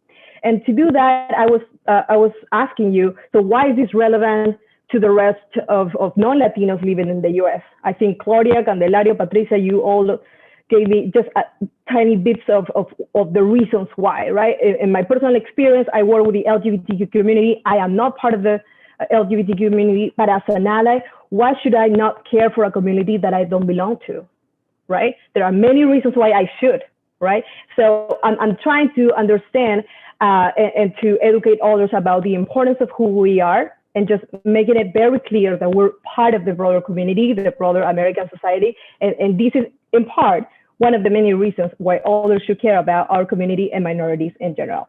So let's just start with one simple question, but very powerful one, because I'm already seeing some of these questions. What does it mean to be Hispanic, Latino, Latinx in the United States today? We're very deeply divided and so forth. But I would like you to answer just that simple question. What does it mean to be Hispanic today in the United States? And what is the term of your preference and why? Candelario, why don't we start with you? Yeah, thank you so much. And I also would love to build off of what Claudia has put together, right? And answer the first question around why it's important. Every one of us touch the Latinx community one way or another, right? And any interactions that we do. So it's so important that we know what is available to help support our community, these resources and these terms, right? So I would love to uplift Dr. Cristina Mora and Dr. Juana Maria Rodriguez, who's actually done a lot of work in this space on where these terms come from. Because I think it's a failure of our education system that we have not educated our community on, like where these terms come from. And, you know, when we're doing this work, when we decided to change the term from Latino to Latinx Alliances at TFA, it was really connecting with our community and asking that question, like, why? And, you know, it was when I was speaking to one of our elders and they were like, you know, Candelario, all these terms are made up. They're put upon us in this country, and really centering it on the context of the United States, right? I think it's so important. So we know in the 1960s, 1970s, our community was advocating because we were not being represented, and it came down to funding, right? And support. We were not getting the federal funds. So then our community advocated that, you know, we need to be counted. We need to be put into this place. So on the census is where it really started. So in 1980, Hispanic was the term that was created, right, to encompass us, all of us, which was so critical, right, so that we can actually be counted and know, like, what are the resources and be very targeted on those interventions. But it wasn't until the 90s that it actually took off, right? And it was because of the advocacy of our communities. Our partners like National Council of La Raza and Unidos US play a big part in that movement. But then, you know, in the 2000s, we started seeing, well, why are we using Hispanic? Because also that term has so much trauma to our indigenous community members that survived the genocide here in the US, right? Like if you survived the genocide of the murders of your community, you're given a Spanish surname and now you're Hispanic, right? So that term of that, it was so tied to colonization that caused that rift. So then Latino was like, oh, let's use this word to see if it's more inclusive and invite folks in. And then that's when we started, it was added in the census in 2000. And at the same time as that was happening, we saw Latino, Latinos le arroba, the @ come up because of the feminist movement in Latin America. Like, why are we saying Latino to mean all of us, the masculine term? Why are we not saying Latina to mean all of us, the feminine term? And I think that question really started moving forward, and we started seeing in speeches, people were saying Latino y Latinas, right, to be more inclusive. So then we started seeing this come up with the arroba, the @, and then Latinx or Latinx came out around the same time to actually move beyond the gender binary, right? To be more inclusive of folks that are gender fluid, gender non-conforming, or intersex, right? To be a more inclusive term to include our community. And that, you know, is driven by our LGBTQ plus community. So for me, you know, a lot of the work I think through is like, through the work of Dr. Kimberly Crenshaw, who has coined the term of intersectionality, right? And really thinking through the layers of oppression. And for me, when I put that lens onto our community, because I always say our community is not a monolith, right? We have all races, indigenous backgrounds, linguistic backgrounds in our community. So when I put that lens on, you know, it's our folks that identify as Afro-Latinx, our women, our trans community, people with disabilities, our LGBTQ plus community, right? And people with disabilities that are the space that I'm like, oh, these are the voices that we need to focus on, elevate, right? So when our LGBT community was like, you know, we want to use Latinx, Latinx now, and this is a term that we want to use, right? That is where I lean, right? And I always will defer to increasing and elevating the voices of our folks that, you know, are at the fringes, right? Who don't get the spotlight. So for me, this is why I've chosen to use the term Latinx and at TFA, right? This is why we've used it, but also I think moreover than just being inclusive, it also signals to the LGBTQ plus community that we stand with them, right? Which is something that's so important for our community when we're combating, you know, homophobia in our community, anti-Blackness in the community. I think these are things that can help bring our community together, but it's all about having the conversation, right? Because again, it's the failure of our education system that has not educated our community, like where these come from. So if you identify as Hispanic, awesome. Like, I'm going to share why I use Latinx. So you Latino, Latina, awesome.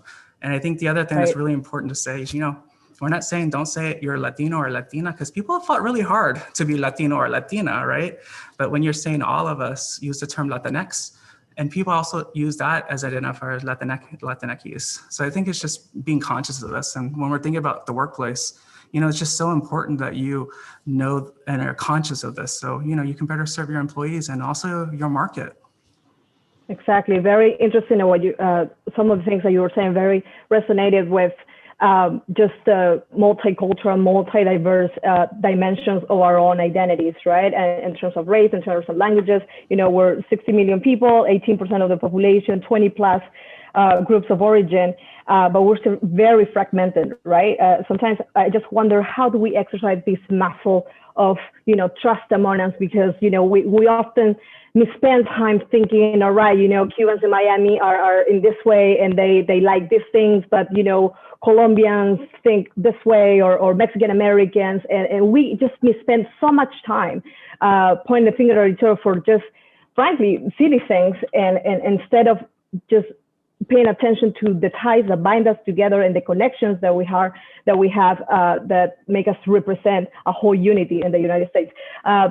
Claudia and then Patricia, about what does it mean to be Hispanic, Latinx, Latino, however you want to identify today in the United States, and why do you use that term? Just on the term, because I find it fascinating, what Candelario said.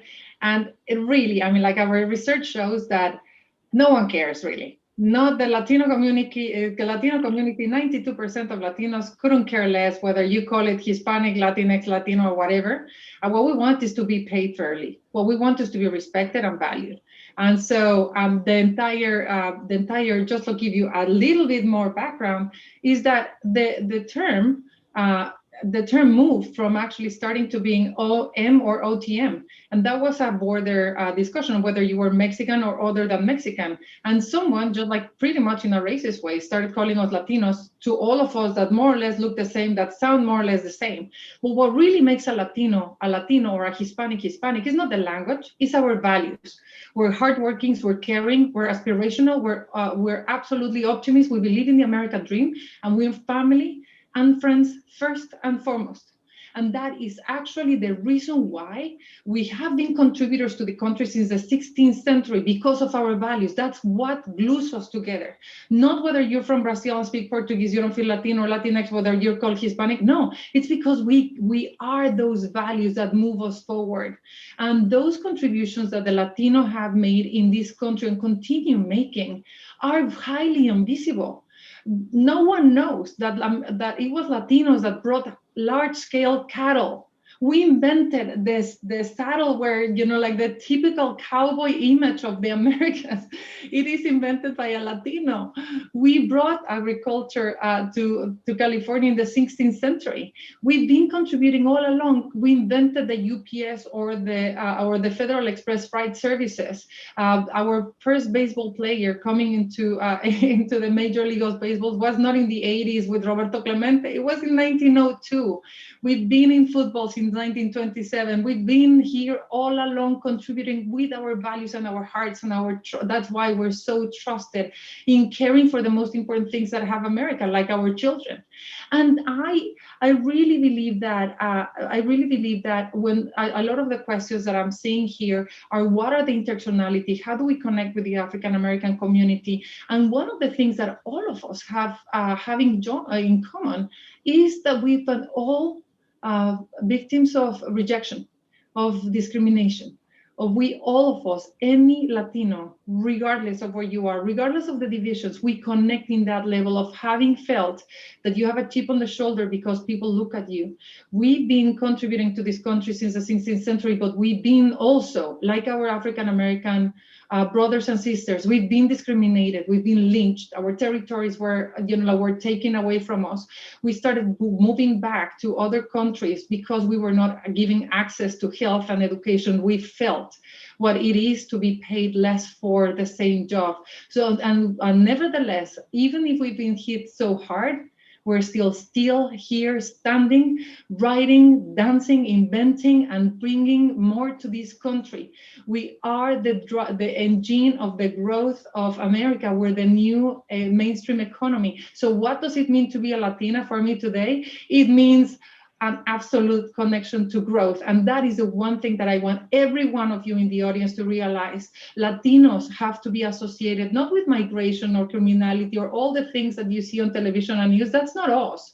Read the real information. Latinos are contributors. Latinos are positive. Latinos are makers, not takers. And we're here because we love this country. Hispanic values are American values. And what allies can do is to realize who we are and how can you help. And that is in speaking for us, in seeing us as what we are, stars, contributors, shining, positive. Realize that we've been shining all along, that America is made of stars and Hispanics are one of them, but we have a huge cloud in front of us. So you as an ally, help us move that cloud, blow so that we can start shining and that everybody can see us. See that the most ever followed person in Facebook is Shakira, the most ever followed person in Instagram is Selena Gomez, the most ever downloaded song ever is Despacito. We are making it and breaking it, and we have to be seen and heard and valued, and we have to be helped by allies. You need 3 Latinos in a corporate environment to be able to speak up. You need 2 women to feel comfortable to speak up. You need 3 Latinos. We don't bark, we don't bite. And if you're a manager of a Latino, you know that you need to give us a push. What do you think, Candelario? And if you're a peer of a Latino in a corporate environment, you know that you need to sponsor us to go and say like, hey, listen, he's doing a great job. He's not doing self-advocacy or self-promotion, but can you help her? Can you help him? Can you shine a light? If you see us allies as what we are as Hispanic stars, that is actually how we're going to be seeing this community thrive. Thank you so much for those insights, Claudia. I'm also thinking about the role we play, not only in music and entertainment and so forth, but also in the other aspects of life and the professional careers and business and medicine and education and so forth. So Patricia, I want to give you a chance to answer the original question, which is, what does it mean to be Hispanic or Latino in the United States? But tied to that question, I also want you to answer the following. As a woman helping Latinos succeed professionally in an organization of more than 64,000 members across the country, what is the most important lesson learned that you have learned throughout your journey and embracing exactly who you are? Well, a lot of what Candelario and Claudia mentioned is spot on, right? But it's critical, I think, there's a lot in a name and labeling. And I think that's why we've been having these conversations around Latinx and Hispanic and the different identities, because when you look at what does it mean to be Hispanic, Latina, Latinx, it's about understanding that we are part of 27 countries of origin, that, you know, some of us are first, second, third, fourth, fifth generation. Not all of us speak Spanish, not all of us are immigrants. And some of us are part of LGBTQ community. And the reason why I'm building off of what Candelario already mentioned, like the term Latinx became popular, is because we've been traditionally bucketized as a community, right? In terms of what we look like. When you look at even voting in elections and how they're targeting this community, it's been focused on one way. It's not really looking at the community and the diversity that we represent. So I think that's so critical.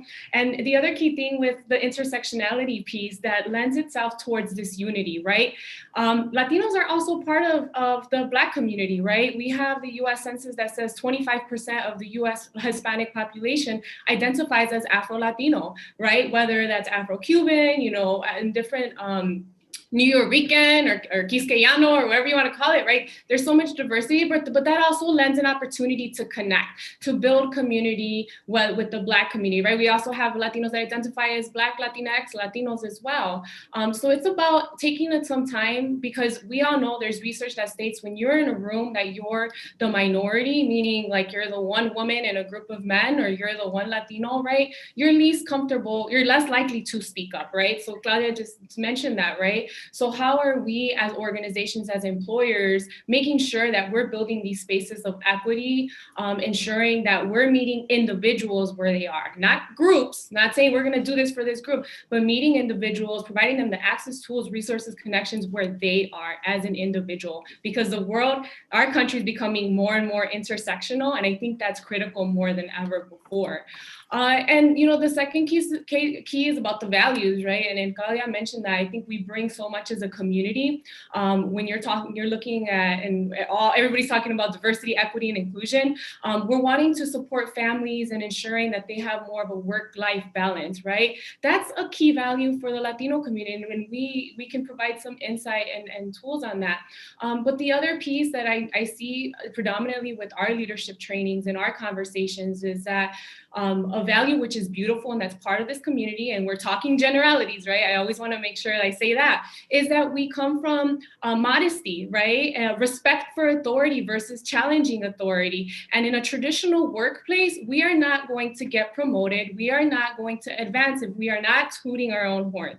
And it's about getting comfortable with that. And so we see that, and we provide the tools, the resources, and the empowerment through our Mujeres de Hasta, our Women's Leadership Program, through our Emerging Latino Leaders Program, to create that awareness, right? In terms of where are you as an individual, and what are the strengths, the capabilities, the blind spots that you need to be aware of, but how are you adapting in order to be effective at workplace? Adapting meaning not changing who you are, not assimilating, but speaking up when you need to speak up, share your accomplishments when you need to share your accomplishments. And that's a lot of the work that ASA has been doing. And I think I answered your last part, the second part of the question that you added on there, but definitely what Claudia and Candelario mentioned as well. And can I just add to that, what Patricia said is so fundamental, and you taught me that, Patricia, and I am so grateful. Actually, I want to say thank you to Patricia and to other leaders that have brought the community to be where it is today. Never so ready, never so strong. The time of Latinos is today, and it's going to happen, and you're going to start feeling it. But 76% of Latinos cannot be themselves at the workplace. That is according to the Harvard Business Review survey. That means that if you're Jorge, you have to pretend to be George in the workplace, that you leave yourself at home and you bring someone to work that you didn't even know.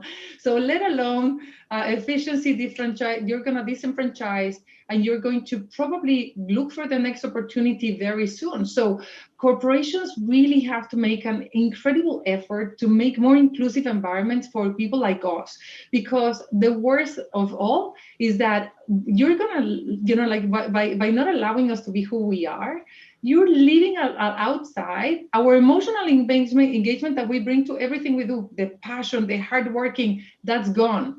So by bringing us to the table, by celebrating that you have Latinos and that you want to say, I'm a Latino friendly environment, I'm a Hispanic friendly environment, you have probably more, not only more Latinos coming, because we're so young, you really need us, right? Like like we're gonna be the future workforce, but we also bring that efficiency and that heart and the passion connected to everything. And there's one example of that I learned from Patricia, the one trend, which is Latinidad. People are coming out now, much more than before. And there's this one story of Mark Pritchard, who's the chief marketing officer of Procter & Gamble, the largest advertiser of the world, meaning the most important marketer in the planet, Mark Pritchard, said in a conference that we did together in Cannes and the Cannes Advertisement Festival. He started the session saying, of talking about Hispanic power. He started the session saying, my name is Mark Pritchard, but my real name is Nikki Gonzalez. I just never wanted to say it because I was scared I was not going to be able to be where I am today. And I never want any Nikki to have to pretend to be Mark, or any Gonzalez anymore have to pretend to be Pritchard. And that is what we're seeing today. And that's why anyone listening that works in a corporation has to pay attention to the trend of Latinidad and to making sure that you catch the train of diversity and inclusion really early on. Love that. I'd love to build on that. Thinking from our students' perspective, right? I had mentioned about 25% of our students identify as Latinx, right? So if we're not putting a lens on our students, right, and the future workforce of our community, right, or of our world, right, I think it's so important that we elevate these profiles so that our students can see themselves, right? We have data, right, that our students do much better when they have a teacher of color that represents them, or they can see themselves in those leadership capacities, right? If we look at our Latinx data, like only 8% of our teachers, public school teachers, are Latinx. So like how can we expect our students to see themselves in these leadership roles? So I think one of the biggest things that's so important with our partnerships is that we're able to elevate these profiles. So as you as an employee or employer elevate your Latinx employees, right? Put them on the profiles, put them on the marketing ads, right? Like tell their stories because it's so impactful. And for our kids, I think it's just so, you know, it makes such a difference. I know I'll speak for myself, like when you share your own personal story, I think we were elevating this earlier at the conference, like the vulnerability of sharing your own story, right, is so powerful. So the more that we can do that, you know, our students will like, oh my gosh, I can see myself there, right? Oh, I didn't even think about that job or that opportunity. And it helps us also move beyond the doctor, lawyer, engineer, so like, no, there are all these amazing opportunities and jobs. And I think for me, I also work with a lot of our students, and it's not to give them the ability to dream, it's the permission to dream. Like, you love the arts, great. Like, here are all these industries that you can go into. Go be a graphic designer, like all these things. And I think that's the role of us. That's our responsibility, is to increase those opportunities and the awareness. And that is a great segue to the next question. Patricia, I want to quote you here. You talked to Forbes last year on Latina Equal Pay Day, right? And you said, quote, Latinas make up 1 in 5 women in this country. When I consider identity and equity, I truly believe that Latinas are the secret to our nation's success, and we must stop underestimating them and underpaying them. I love that. So Hispanic representation, yes, we have made a lot of good strides, a lot of achievements, and the progress is undeniable, but Hispanic representation is remarkably low in corporate America, and that's another fact. The numbers are even lower for Latinas. So why don't you tell us about a little bit Mujeres de ACE, and what can we do, what should we be doing in order to promote the Latinas to these positions, to hold these prominent positions? Yeah, no, thank you, Millie, for that question. Yeah, just to, depending on the source, right, Latinas on average are earning anywhere from 53 to 55 cents to the dollar compared to their white male counterpart, right? And that's 20 cents below white women on average and 10 cents below African-American or Black women on average. And so that's a potential loss of wealth, $1 million over their lifetime. And as we know, Latinas and women in general, right, are not only working, but they're also making key decisions when it comes to families' healthcare, economical decisions when it comes to purchases and as a consumer. And it's critical that we're ensuring we're empowering our women, our Latinas, to really not only know their worth, but advocate for themselves. And so the Mujeres de ACE program was developed as part of ACE in 2008. And this program launched into what it is today in 2010, where it's a 14-week professional leadership development program where we work with a group of 15 to 20 women at a time through individual coaching, through individual leadership assessments. And then the content that's built is based on what we were finding at the time, and it's been revamped frequently since, is what was holding Latinas back. And so a lot of the content's around building your personal brand and understanding how to advocate for yourself, right?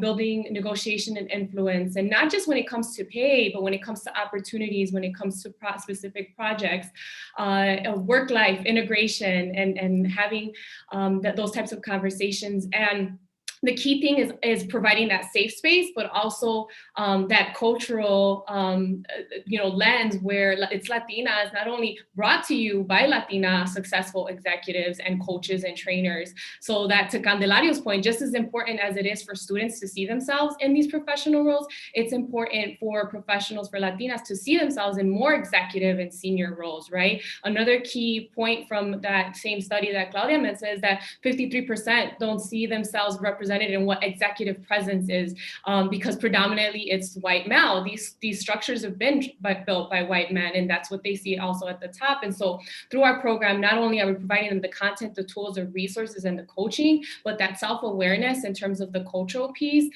the steps, but also the empowerment, right? Because what's happening during those programs is a strong support network is built that's multi-generational, but that also helps empower the participants to go back. So within less than 6 months, we have 40% of the women that report an increase of pay and a promotion within their place of employment. Within less than a year of graduating through the program, that goes up an additional 30%. So within less than a year, 70% of our graduates from the Mujeres de Asset program are reporting an increase of pay and are getting promoted within their places of employment.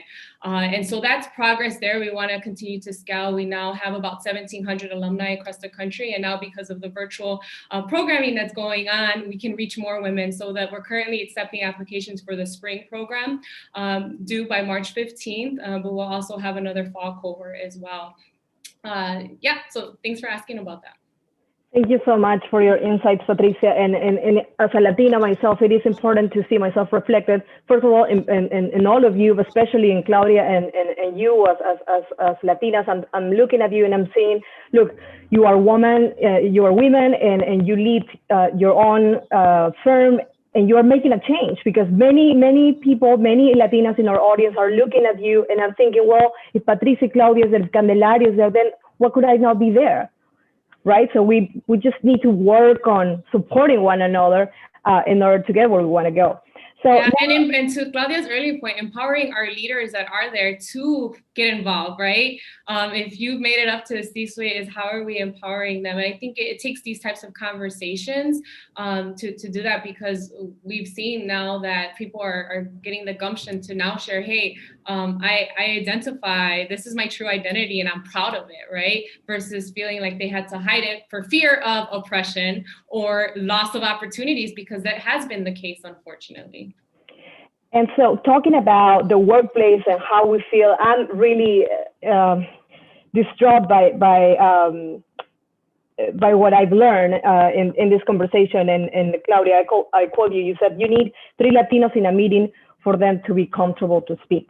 But talking to a news media outlet, Claudia, you said we are united by our belief in the American dream, but we are still divided. We work hard to achieve a society where all of us will thrive, but we are not there yet. So, Claudia, tell us a little bit of what your organization is doing to change this reality and to empower young Latino professionals. You know, like if you're a marketer like me, it doesn't make sense, the Latino story, right? Like, because we're powerful in paper, but we're weak in reality. We're huge in numbers, but we think small. So there's something that doesn't equate. This you can't square that circle. So I started looking at data, and I spent really the first part of 2 years in understanding what are the barriers stopping us from exercising our full potential. What are the barriers to being the powerful source that we are? And there are 3 main things that I found that really guide, and we're laser focused on everything we do at the World Human Foundation. The number 1 is that 77% of Hispanics have no idea of their own contributions to the country. And that is dramatic. It's like, imagine that 77% of the people in your company don't know what they're doing. It's a mess. I mean, it's a disaster. And that makes us think small, act small and scared, and without knowing, you know, like once you expose people to the 10 most important facts about like our community, that Latinas create 6 times faster than any other group in America, small businesses, that 86% of every single job in America since the Great Recession has been created by Hispanics, that, you know, like we're 32 million eligible voters, that we pay more than $100 billion a year in Social Security and more than $215 billion in taxes. When you start breaking the myths and the fears, and you start looking at the facts of Latinos being so powerful, then people start feeling much better about themselves, and then people start like coming out. So it's so important that we all Latinos, we drink the Kool-Aid. I know it's hard. I know it feels uncomfortable to say, like, we're powerful, we're beautiful. Yeah, I know it's hard. And then once you see it, once you have the mirror, show it to someone else. And if you're an ally, drink the Kool-Aid as well of Latinos being powerful. Look at the data and just share it with other people. Share it with your colleagues. Share it with your families. The number 2 insight is that of the 76% of Hispanics that cannot be themselves at the workplace. And there, Patricia and I are part of something called the Hispanic Promise, which we launched 2 years ago. And it's a promise. It's a corporate pledge to to make a promise to your Latino employees to hire, promote, retain, and celebrate Hispanics in the workplace. As simple as that. Make us a promise. We have 20 Hispanic organizations that we're getting more and more together and collaborative and doing more together, that put it together. And we have more than 200 companies that in less than 2 years have signed that promise. And want to actually demonstrate that they are Hispanic friendly. So this is perfect to show leg, right? About like, yeah, here's a place where you can come and work because I care about you, and I'll make sure that you're welcome.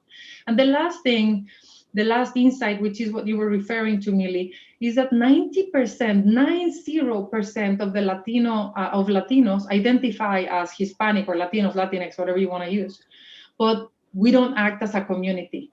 So we are Latinos, but we do not act as a Latino community. And that is horrendous, because that means that we're really fragmented, and that we're not having a shared dream, and that we're not pushing for the one same thing, and that we're not gonna bark when someone attacks our community, and that we're not gonna stand for each other. We're not hiring each other. We're not supporting each other. That's dramatic. And the Mexicans don't talk to the Colombians, don't talk to the Venezuelans, and we're in a little bubble. And when you're inside of a bubble, not only you think small and because you're limited, but also you think that if you are in the bubble, you are taking my oxygen, and that's dangerous. And so I'm going to try to elbow you instead of taking you. And so all we're trying to do with the World Human Foundation through the creation of these frameworks is try to bust those bubbles and just pump it up. And realize that the air is abundant. There's not a lack of oxygen. There's air for everybody. And there's no one seat at the table because there's no table. There's only a country full of opportunities for every Latino to flourish and to support each other. And that is why we created the Hispanic Star campaign, being that beautiful symbol that you probably can see there, that is a symbol to unify us all. Whether you're Mexican, Colombian, Venezuela, we are Hispanics. And like the rainbow for the LGBTQ, it allowed a lot of people to actually, say and put it on your windows and put it on your t-shirts and say, I care and I am simpatico to your cause. And I feel proud when I wear the rainbow. Well, we want to do the same with the Hispanic Star. So for all of you out there, watch out, because we want to blow out Hispanic Heritage Month. This year, we really want to elevate the tone, and we want to see more Hispanic voices in the media, in the newspapers. We want to see stores actually wearing that Hispanic Star in your windows, in your t-shirts, in your talking points. This is the time in which I would love to see the explosion of Latinos and companies saying, this is my Hispanic Star. Teaching for America saying, this is Candelario, my Hispanic Star. I want to see, so many ministers that we have now in this cabinet advocating for the unification of the Latino community as an important way to heal the country. America is really divided, and being so many as we are, if Latinos we unite, we can start a trend. And we have a responsibility not only to ourselves, but to our country. Thank you so much for those insights, Claudia. I'm thinking, but I'm also cognizant of the time. We're coming almost to the end of the panel. But I wanna quote you as well, Candelario. I'm thinking about what Claudia and Patricia are saying in terms of role modeling and embracing one another, supporting our community, getting rid of all these labels, but also thinking as a unified community, right here in the U.S. So if we talk through the lens of equity, diversity, and inclusion, I was reading a blog of yours and you said, if there's no one in leadership who understands our community needs, then how do we expect policies to be changed, right? So in terms of diversity, equity, inclusion, representation matters. You shared with me that only 4% of leads on education boards and only 2% of leaders on executive teams in education organizations are Latinx. My question is, what are your thoughts on this, and how can we get more Latinos, more Latinx involved in positions of leadership in the education of this country? How can we do that? This is something I think about a lot. So thank you for the question. It's getting involved, and I saw some of the questions on the allyship, and I think, again, it's resharing the history. You don't have to be a Latinx to share our history. Latinx history is American history, right? U.S. history. So like making sure people know that Westminster versus Mendez, the case that Lulac or Maldev brought by a Latina girl actually led to Brown versus the Board of Education, right? Like knowing that history and that context is just so important. It's again, a failure of our community that are like our education system, we're not teaching this. And also elevating, Cesar Chavez, Dolores Huerta, and Larry Itlong, right? A Filipinx worker. That coalition was actually what helped push the union work forward. But everybody talks about, just Cesar Chavez, right? And now more Dolores Huerta, but now with Larry Itlong, we need to continue to elevate these stories. So like not only just telling and teaching our history is just so important. So you can do this, right? We have amazing partners and organizations that are doing this. The Smithsonian Latino Center has been putting together archives of stories that they're elevating, and you can go and get it and share out with your schools. If you see that your schools aren't providing this curriculum, you as a parent, a caregiver, you have so much power, a community member, you can just go and share like, hey, we would love for you to share this information, or like go to the board meetings, right? There's another amazing organization, Latinos for Education, where, we got the data, and their mission is to help increase the number of Latinx folks in the education sector, on boards, right, in these spaces, which is just so critical. And I think a lot of folks think, oh, I don't have any children, I'm not tied to the education, like I have no role to play. Like, no, actually, you actually have a huge role because you are in the community, right? Like our schools really want your partnership, and there are systems and structures set up in every district, any public school you can go, there are volunteer systems. And I would just say, just go to the school board meetings, go attend those meetings, like know what's happening on the ground. I think it's just so critical. But there's just so many spaces. One thing I would elevate again, like one thing I also look at is, only 3% of our community are in executive and leadership level roles. And then when we look at corporate boards, like under 5%, right? So severely underrepresented in those spaces. Education system, no different, right? Less than 7% are principals. And then superintendents are looking around less than 2%. So there's an amazing organization called ALAS that has been set up to help connect our Latinx superintendents and school leaders with one another, much like our corporate positions, right? Like you're the only CEO like in this space. So you need a safe space, go talk about these issues. So ALAS has been really focusing on building that network so that they can connect with one another and then help each other, like navigate these systems. And Patricia, I love that you elevated this, right? These are white male dominant systems and structures, like white supremacy culture. And like we have to teach our folks how to navigate these systems so that we can then break down those systems and make it easier for the next person. I'm gonna quote Dr. Ibrahim Kendi, right? Like it's the racist policies that we need to focus in on, like dismantle those racist policies so we have systemic change. So I think what we're talking about, some of these are short fixes, but there also is that long-term game fix. But please visit us at the Latinx Alliances at Teach for America. We've been really putting together all these different resources and breaking it down by your stage of life from K-12 to the executive level, right? So these are different areas that we've been really focusing in on. Again, increase the awareness of all these great organizations. And, like I think I just don't want our kids to find out too late, or even our community members now, right? I think that has been a huge issue. Like these organizations have been around for decades now. But now, the Latino community in terms of education, Latino students, the body of students is growing, representation is growing. We cannot deny the progress that has taken place over the last just few decades. So I think that we ought to be proud of ourselves on how far we've come, but how much there's so much more for us to do in this country and for future generations. So I want to close this panel with thinking about the future, right? What we're doing for us today, but also for future generations. Earlier today, the opening of Power to Fly, we had a great conversation between Lizzie Belcanto and Marguerite Krause, the founder of ABCO Worldwide. And she said, because she's partially Hispanic, she said, never underestimate the power of being underestimated. And you think about that for a second, right? How powerful that quote is. It really resonated with me. Never underestimate the power of being underestimated. So we just have a few minutes. And so I'm gonna give you each the opportunity to think of this and answer the following question. For change makers like you, the three of you, what are we out to do next as a community? I know it's broad, I know it's a lot, but what's the one thing that we should be focusing on as a community? Patricia, I'm going to start with you. Well, I think it's about taking action.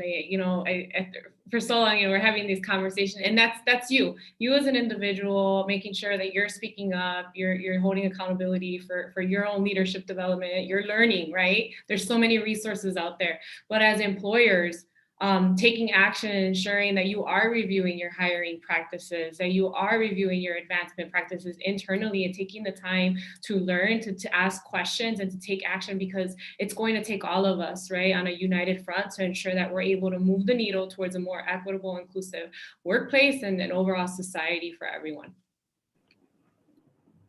Candelario.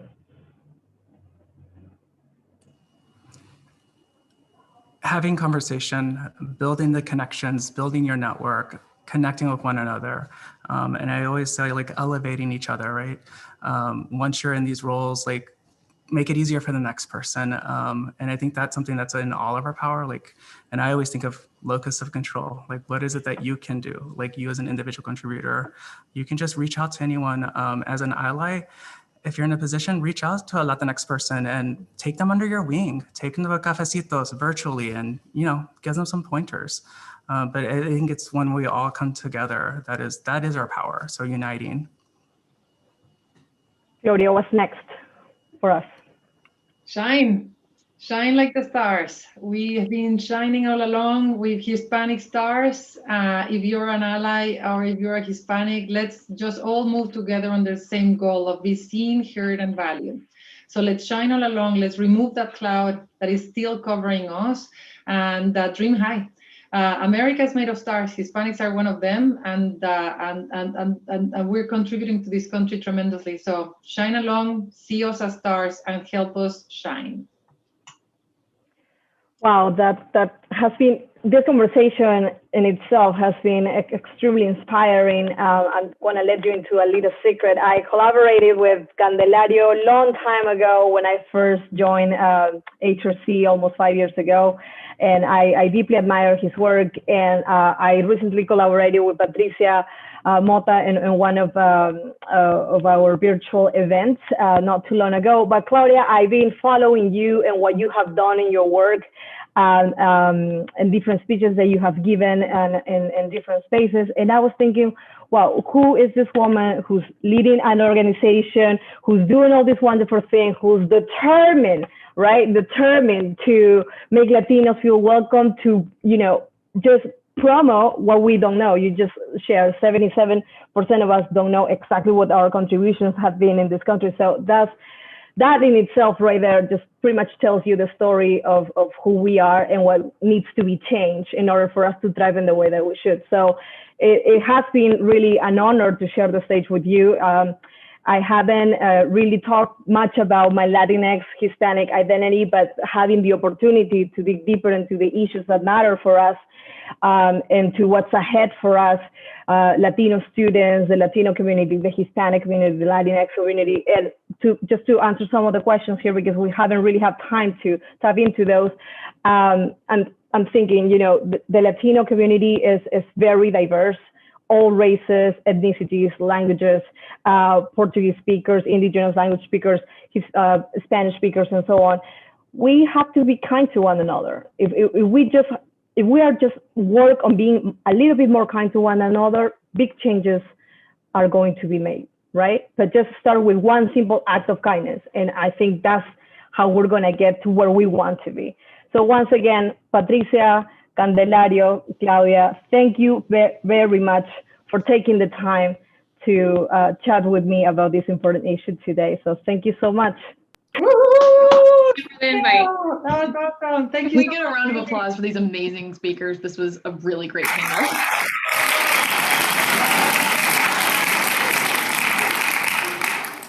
Thank you to all of you. That was wonderful. I want to kind of round out that talk with saying, please, please, please take a look at some of the amazing organizations that they all talked about. If any of you would like to share links to your projects or links to anything that you talked about today, please feel free to put that in the Zoom, and then we can pass it on to all of our attendees in the main website as well. So thank you so much for that.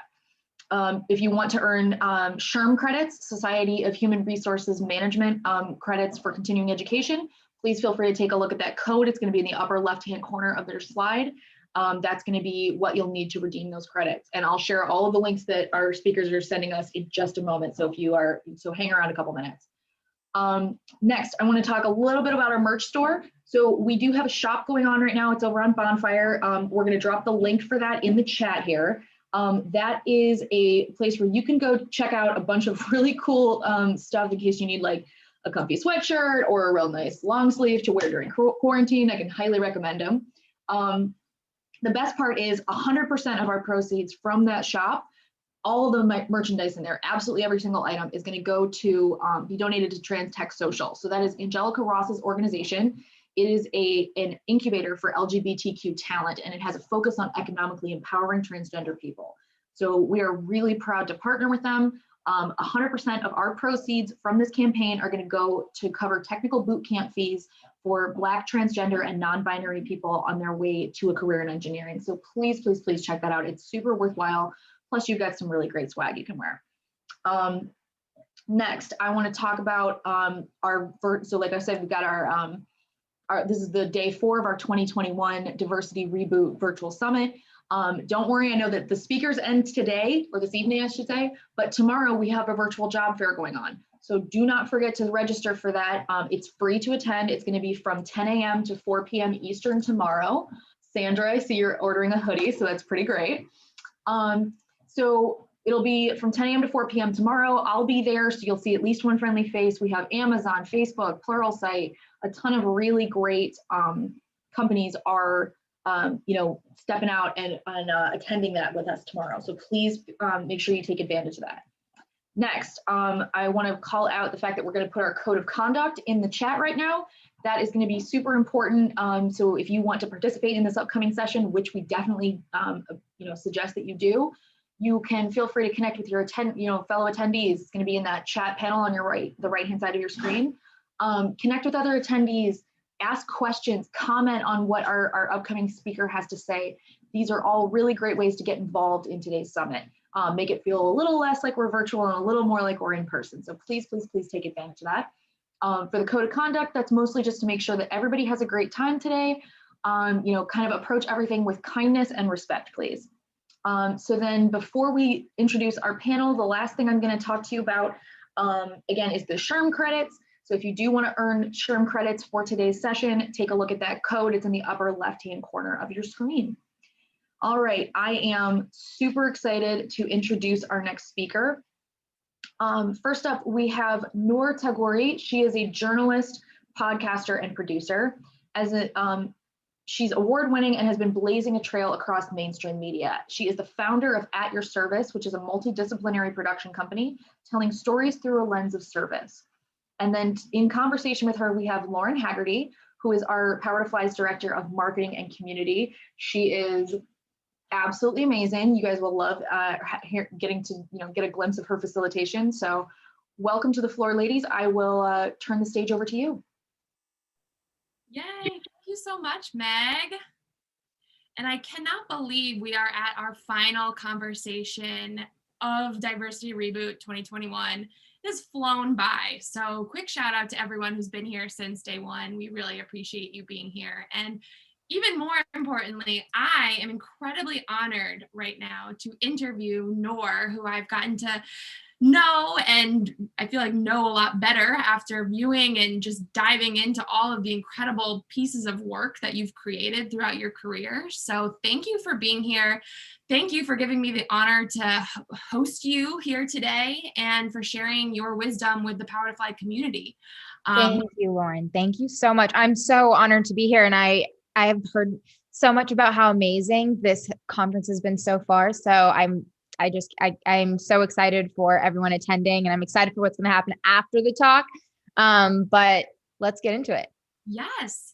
So I do want to preface and say, something that has really just impressed me about you, Lauren, through all of your work is how inviting and comfortable and open to answering any and all questions. I have a lot of questions about that, but just to preface, I really want to make this conversation as conversational as possible, yes.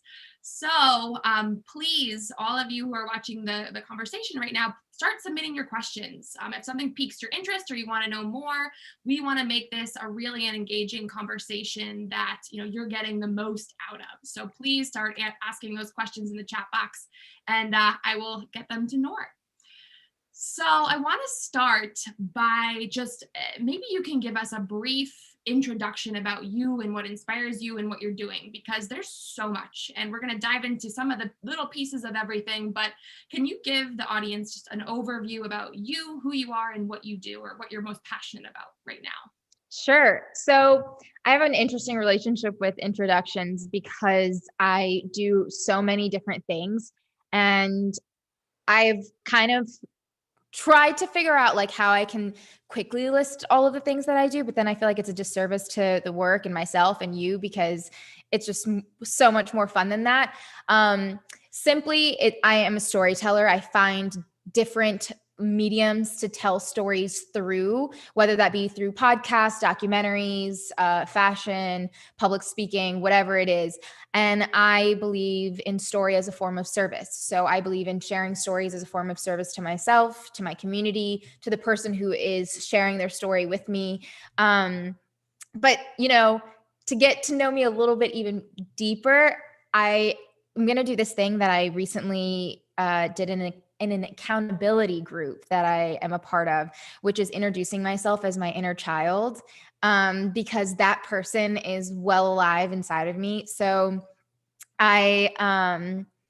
in that realm, I'm a 7-year-old, very curious girl who asks strangers to tell me stories for fun.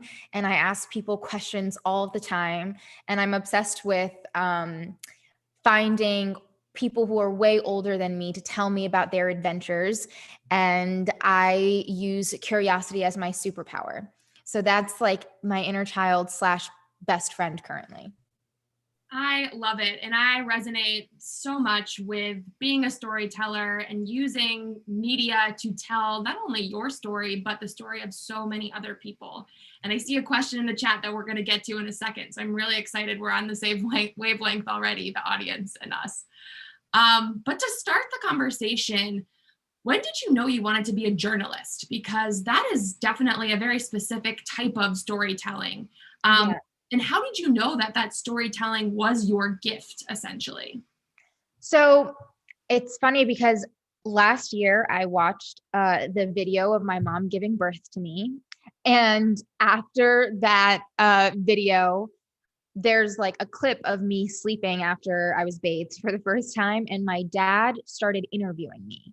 And he started asking me like on camera, he said, what do you want to tell the world? What's on your heart? What are the stories? Share them with me. I want to know everything. And I remember getting really teary-eyed because I realized that was like my first interview and I was asleep during it, but that's okay. So curiosity and asking questions is literally in my blood. But when I would say my mom says about 3 or 4 years old, I was just always so curious and I was obsessed with reading. So I wanted to escape into different worlds and get to know people that I wasn't familiar with. And then when I got older, my parents told me that they're like, there is a profession for this. It's called journalism, if this is what you want to pursue. Because anytime they would pull out like the camcorder at home, they would say, Noor, do your news. Noor, do your news. So I always had these like little clips of me reporting the news, and they knew it was going to happen before I did. But because of that, they put me into all of these camps, and I did outreach to all these mentors. And so it was like the only option for me. There were things that I was curious about, but even when I would delve into the curiosity around like different subject matters, like I wanted for a brief moment wanted to be a lawyer or a fashion designer, whatever it was, I was more interested in the stories that were involved. And when I found out that could be a profession, it was just like game over. And I knew I was good at it because every single teacher that I had always, and like at the end of the semester, at the end of the year, they would always say, you ask really good questions. And they would say it with their like eyebrow raised. And it made me realize like, okay, there is something here. And I'm really grateful for all of that guidance because that gave me the confidence to actually pursue it. It's incredible. I don't think many journalists can actually say with confidence that they were a journalist since birth. So I can't believe that is your story, and that's fascinating. Thank you. But that makes me think of this other question that I actually had for you. And, something that really struck me when I was watching your documentary and listening to your podcast was that you do a really good job. And I said this in the beginning, of making people feel very comfortable and heard. So more comfortable, but heard, which are, in my opinion, two very different things. While you're interviewing them, and, even the virtual interviews, which is so hard these days to feel that sense of camaraderie. What's your secret to getting people to tell their stories for that very first time? So I spend a lot of time building trust with anybody that I am asking for them to share their stories with me. And the reason for that is because I'm a part of a community that has consistently been misrepresented in the media before. So I know the harm that misrepresentation does. And I didn't really clearly know this formula until later in my career, but I would internally ask myself before any interview, before any story, how is the way that I cover this going to impact the community that I'm talking about? And when I kept that in mind, I made sure to reflect on my own experience. And I realized that my experience, no matter how different it was from other people that I was interviewing, there was always going to be a least common denominator. And I believe that to be true for anybody. So you will always have a least common denominator with somebody that you don't know, even if it's the fact that you breathe the same air and you live on the same planet that we all need to be caring more for. So now I'm a lot more, even more so intentional with getting to know people beforehand. And that means I've done things like fly myself out on my own dime and sat in people's homes and talked to them for hours about their story without a camera crew, just to let them know that I was here and find that entry point of commonality. And then it doesn't work out. And to me, I know that they never owed it to me to begin with. So there's this understanding that if somebody is going to share their story with me, it's an honor and a privilege and a huge responsibility. And it's become this fun game of figuring out how to get people to open up to you in a way that serves them and is of service to the story. I mean, when I was doing my documentary Sold in America, which is an investigative piece on the sex trade in the US, there was one of the sex workers that I interviewed had told me that she had written a blog post about how she had related to Muslim women who wore the hijab because she knew what it felt like for people to constantly talk about the way that she dressed.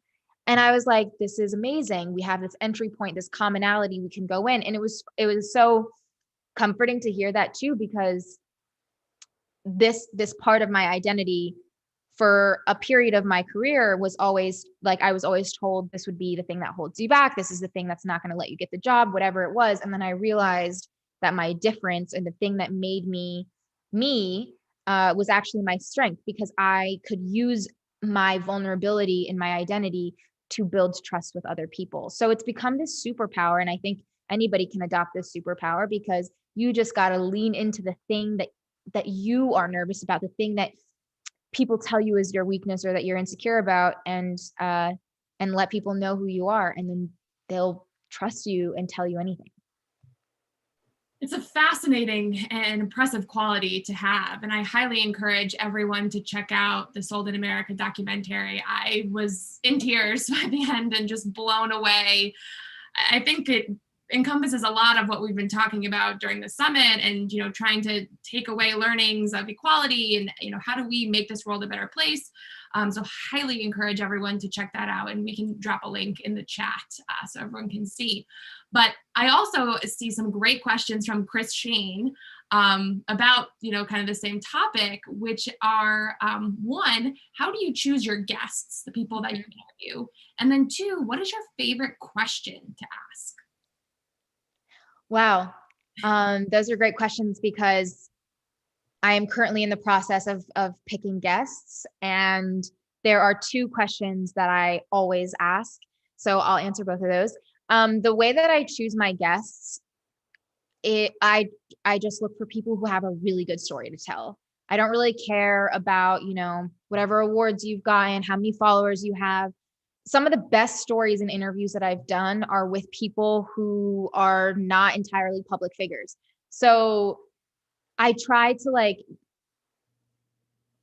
do some outsourcing, but I'm so grateful that I have an incredible community that I've built over the last 11 years where people literally just send me their stories and they're like, this is what I'm going through. This is like what I've gone through. And I believe everybody is a storyteller. I call everybody a storyteller. So is it a really great story that I think is going to service the community that I'm trying to serve? And can we work with this story in a way? Because I work with the people that for Podcast Noir, I work with people on how they want to tell their stories, because it might be the first time or the right time that they're telling it. And then my favorite questions to ask, which are also my favorite questions to just ask people in general, I always start with, how is your heart doing? Because to me, it means more than how are you? And it's letting people know that I really mean it. Like, I want to know, how is your heart? And it also tends to be, oftentimes it's the first time people get asked that question. But it's a great, it's a great way to give people space and time to just check in with themselves. And then the last question that I usually ask people lately is, what do you know for sure?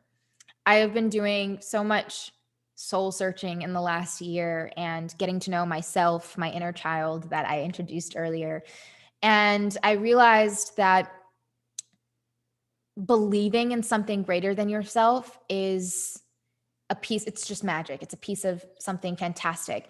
And so I really want to know, I want to ask everybody, like, what do you know for sure? Like, what do you know with every bone in your body is 100% sure about this life, about your life, about yourself, whatever it is.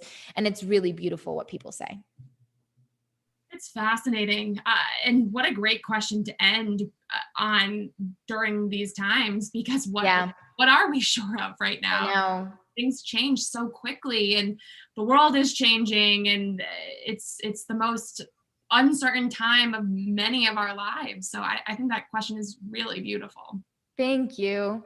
I think I try to work with people in giving them this space and opportunity to say what's on their heart. And I think that there are different questions that those are like the questions that I ask pretty consistently, but I love to create guided storytelling sessions for people. So it's really awesome to work with people and figuring out what their story is that they want to share with the world, because not everybody looks at telling their story through a storyteller lens, because this is our profession. So it's a really humbling experience to be able to do that for people. And let's talk about that in a little more depth, because something else that I noticed was that you tell stories from all lenses. There is no, silo. You are as inclusive as it gets when it comes to the people you interview, the topics that you talk about. If you go on your website, you see fashion, you see journalism, you see blogs, you see podcasts, there's everything there. How are you able to approach storytelling from this uber inclusive lens and see such success? Whoa, thank you for that, because it wasn't entirely on purpose at first, but I realized I didn't want to be put into a box, and I couldn't be put into a box because I couldn't pursue journalism through a traditional experience, because I couldn't get hired. I got hired. I got the jobs that I got, but and so I started in print news, and then I went to radio, local news, digital, documentary, and then I started my own my own production company. But when I was applying for local news jobs, it got really hard because people kept saying that my hijab would kind of interfere. So I basically quit my local news job that I had and decided to pursue a documentary on my own. And I was like, I wonder if I can just do this myself. And telling that story was a very freeing experience. I did an investigative doc on one of the top 10 worst cases of medical abuse in the United States' history. And it was about an institution that housed people with intellectual disabilities. And it was a really harrowing story. And I realized that these stories were a form of justice for people who had been wronged, and stories have that power. So I committed to telling stories that I thought were important in the best way I knew how. And that ended up being through so many different facets, like you mentioned. I was trying to do the traditional route for a while. And then when I saw the success in doing my own documentary, and I saw right after that, my now husband and manager had reached out to me. He has a clothing line to do a fashion collaboration. He has a clothing line that donates 50% of their profits to charity. So we did this collaboration, and I realized that this was an outlet to tell stories again. So I literally wrote a piece of poetry for the collection. There was a story behind every meaning of every design, and the impact did the same thing as a video story that I would produce. So people were talking about it. People were asking questions to each other about it. They were bringing it up as a conversation starter. It was a collection centered around combating trafficking. And it just gave me the confidence to play in other fields. So, I mean, I loved it. And I loved being able to work in fashion that way. And at the time I was also still touring as a public speaker. So that was really fun. And I just decided I wasn't going to limit myself. When people asked me, what do you do? Or thought it was weird I was doing too many things, my husband kind of told me, you're an entrepreneur. You're building your own brand. And I think that's actually really important for especially journalists or storytellers to do right now, because nobody gets into journalism to make money. My starting salary in journalism was like $23,000 or $24,000. It's really hard to make a stable living just telling stories under a media corporation.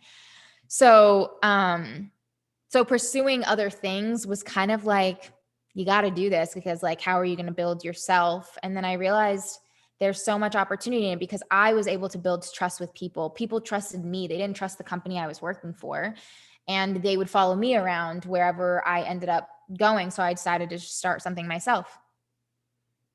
It's fascinating. And I think, intentional or not, you seem like the queen of successful career transitions. Thank you. Which is a huge theme of 2020 and 2021 when we're talking about where the job market is right now. And a big theme of this conference, and actually our next conference in March, is that return to work, that career changing woman. What do we do next? How do we follow our passions? Or what happens when we have to switch or leave or return? So transitions are huge. How do you think 2020 has helped or hurt those who are navigating transitions or passions over the last year? And what advice do you have for those people? So 2020 was definitely a year that knocked the wind out of all of us. It was, even for me personally, during January and February, right before we had gone into lockdown, I had traveled. I was basically home maybe 3 or 4 days total. I was on the road, I was touring, and then slowly but surely I started getting news that all of the work gigs that I had booked had started getting canceled. And it's funny, I was talking to Adam this morning about how I'm really proud of how we pivoted, because we didn't really sit and wallow about the fact that we had lost all of our jobs, but it was just all right, cool. What are we going to do now? How are we going to do this? Because we've been in this place before where we just have to make something out of nothing. And I feel very fortunate that we had the opportunity to do that, and two brains work better than one. But it wasn't without plenty of time laying on a couch and and feeling bad that I wasn't doing anything. But I gave myself grace because I realized that all of that time that I was feeling that way, that I thought I wasn't doing anything, or that I thought I was confused, my subconscious was working in my favor. And I think one of the things that is important to remember is that if you set an intention, you don't know what's going to happen, but you set the intention that you just want to be put on, like feel confident on the path that you're put on, your subconscious is going to work in your favor. It's going to start coming up with ideas, but you have to be attuned. You have to listen to what is inside. You have to meditate on it. You have to let all of the noise settle. One way that I do this is I use Julia Cameron, who wrote The Artist's Way's practice of morning pages. So first thing in the morning, I write 3 pages freehand about just whatever the clutter is in my mind, and my mind ends up being so much more clear. I mean, this practice has changed my life, but just lessening the noise and listening. And then the other thing is to not think so much about what your passion is, because passion is something that comes and goes, but what your curiosities are. How do you lean into your curiosities? Whatever piques your interest. And then when you think about that, ask yourself, okay, what are the tools and skill sets I already have? What are the ones that I want to adopt, and how can I start working on those? And what are the causes that pain me that I really want to focus on helping? And oftentimes people think that that is something that, you can pursue on the side. But for me, if my skill sets and talents are storytelling and reporting, and the cause that pains me is misrepresentation of subcommunities in America, then I'm going to focus on telling those stories. And it doesn't have to be your full-time thing forever and ever, but you just have to ask yourself, what are you curious about?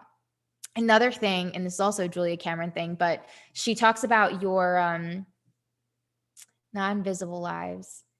You're just alternate lives. So if you weren't doing what you were doing right now, in another lifetime, what would you be doing? And write all of those things down. So for me, it was I would be acting on Broadway.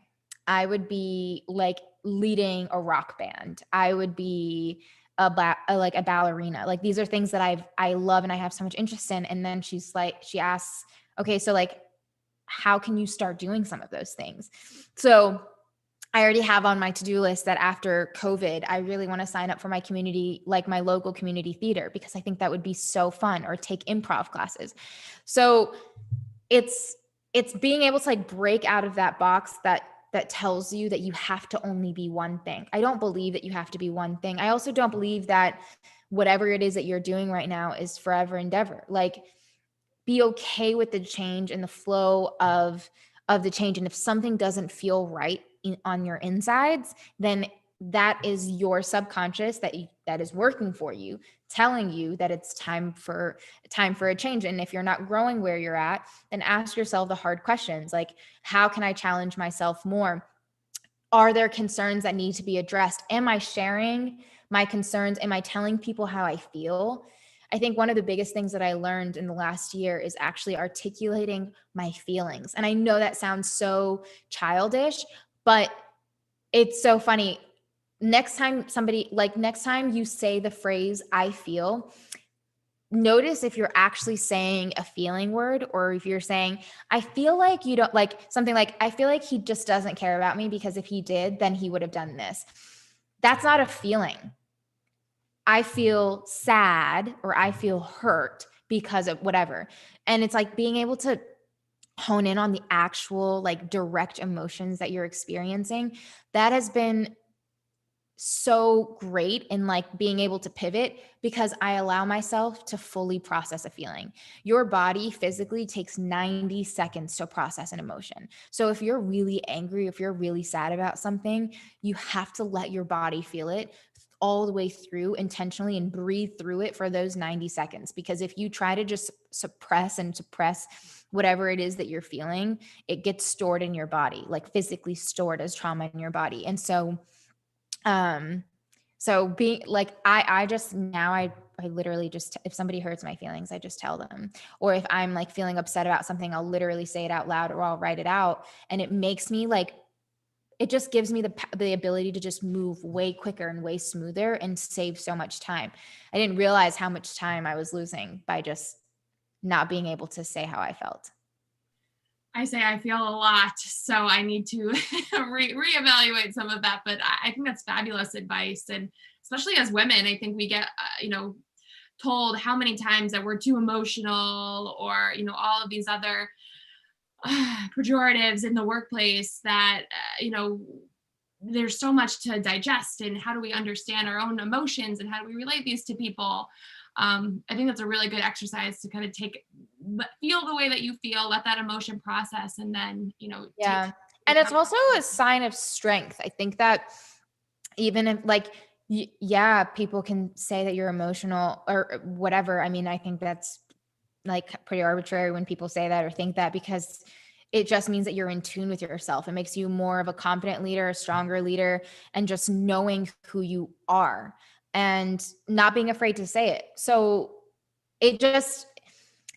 I realized that if I don't feel comfortable being able to say those things around somebody, then I'm just not going to like keep myself around those people. And of course not everybody has the ability to choose who you work with, but that's where boundaries come in.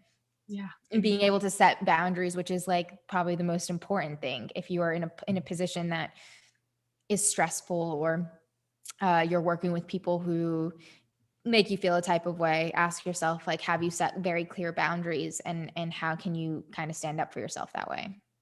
Absolutely. And I really liked what you said, kind of at the beginning, where you talked about, breaking out of boxes and, how you've done that. And there's a great question in the chat, which is, Noor, how does your identity, whether racial, gender, as a model, etc., how does that impact the work that you do? So my identity plays a role because the stories that I cover, the work that I do, I am being of service to myself first, because I know that if I am of service to myself first, then that's how I can be of best service to you as an audience member. And if I'm thinking, okay, how can I learn about this for me? Like, how can I learn about this really cool skill or this really cool lesson for myself? Or how can I learn from this like thought leader? I know that if I think that way, then it'll be beneficial for whoever is listening, because I want what's best for you too. And that's how I'm showing it to you. So my identity is how I lean into my curiosity, because it's the things that impact me. And I realize that's like a really great way to connect with people, because you're on this journey of life anyway. So follow your curiosity and let yourself be a part of that. And that doesn't mean that I'm going to go into a story and about someone else and just say, well, yeah, and then this happened to me, and this happened to me, and I insert myself in it. But it's about connection. And if you embrace your identity, you're able to connect with people in a way that you allow them to see you for you, and they will drop their walls and allow you to see them for them. I love that. And these are really good questions. So if anyone in the audience, if y'all have more questions, keep them coming. I want to relay these to Noor. A lot of these are what I have written down on my question guide. So again, we're on the same wavelength, but this is one, I mean, I am a victim of this, Chris. So how do you, Noor, divide, prioritize, make the most of what you've got? How do you divide your time between your work and details like social media, creativity, journalism, storytelling, all forms of content? How do you prioritize and make time for everything? I definitely was someone who took on way more than I could handle at times, because I get so excited about so many things. And then I had to like sit myself down and realize that I can't do everything at once. And actually, if I do everything at once, then I'm sacrificing the quality of the work that I'm putting out. So now I focus, like right now I'm focusing on 2 big projects. Those are the 2 things that take up a lot of my time, and I'm able to give them the time that they deserve in order for the quality of the work to be great. But it's it's grace. It's just giving yourself grace, because I know I can't keep up with stuff. So if it's like balancing all of these social media platforms and all of the works, like you just got to tell yourself, didn't make it this time, it didn't happen this time, and just let it go. Because at the end of the day, tomorrow isn't promised. So if you're sitting here and you're trying to cross everything off of your to-do list and it's literally making you feel bonkers and you're feeling overwhelmed, then that probably means that you're not being mindful in the moments that in the moments of your process. And to me, that is way more important than just trying to check everything off, because I mean, I go through those phases. I still go through those phases, but I know I can catch myself now when I'm just trying to move quickly. And I'm like, wow, this is a really like, what am I grateful for in this moment? What am I grateful for about this process? I mean, this week I had a very weird work week because we had a Wi-Fi outage, and most obviously my work requires the internet and technology not working and all of this stuff. And I literally had to like calm myself down today and tell myself, there are things that I'm learning all over again, things that I haven't, like skill sets I haven't used in 10 years, and I'm learning them again. And everything that I'm going through right now is just going to make me better. So focus on the things focus on a handful of things that you can do mindfully with gratitude, and that are going to make you better for everything else. Because not everything has to happen at the same time. And I will say, if you have the ability to, delegating is huge. Delegating without micromanaging, which is really hard for me, because it's really hard for me to like give off part of my workload. But something that I learned recently in an interview for my podcast, it was actually a piece of advice that was given to me by Ibrahim Hamed, who's J. Cole's co-founder and manager. And he was like, when you're building a team, you just have to trust that people are going to do the work, and you have to let them do it the way they're going to do it. It's not going to be the way that you do it, but that's okay. And I think that is an aspect of diversity we don't talk about. But diversity isn't just about gender and race and religion and whatever it is. Diversity is also ways of thinking, ways of working, ways of strategizing. I want people around me who do things differently, because I want to learn from that. And I want to expand my brain that way. So don't be afraid to delegate. I know it's pretty hard, but I'm working on it too. My favorite phrase, delegate to elevate. And it's my biggest challenge too. So that's so great.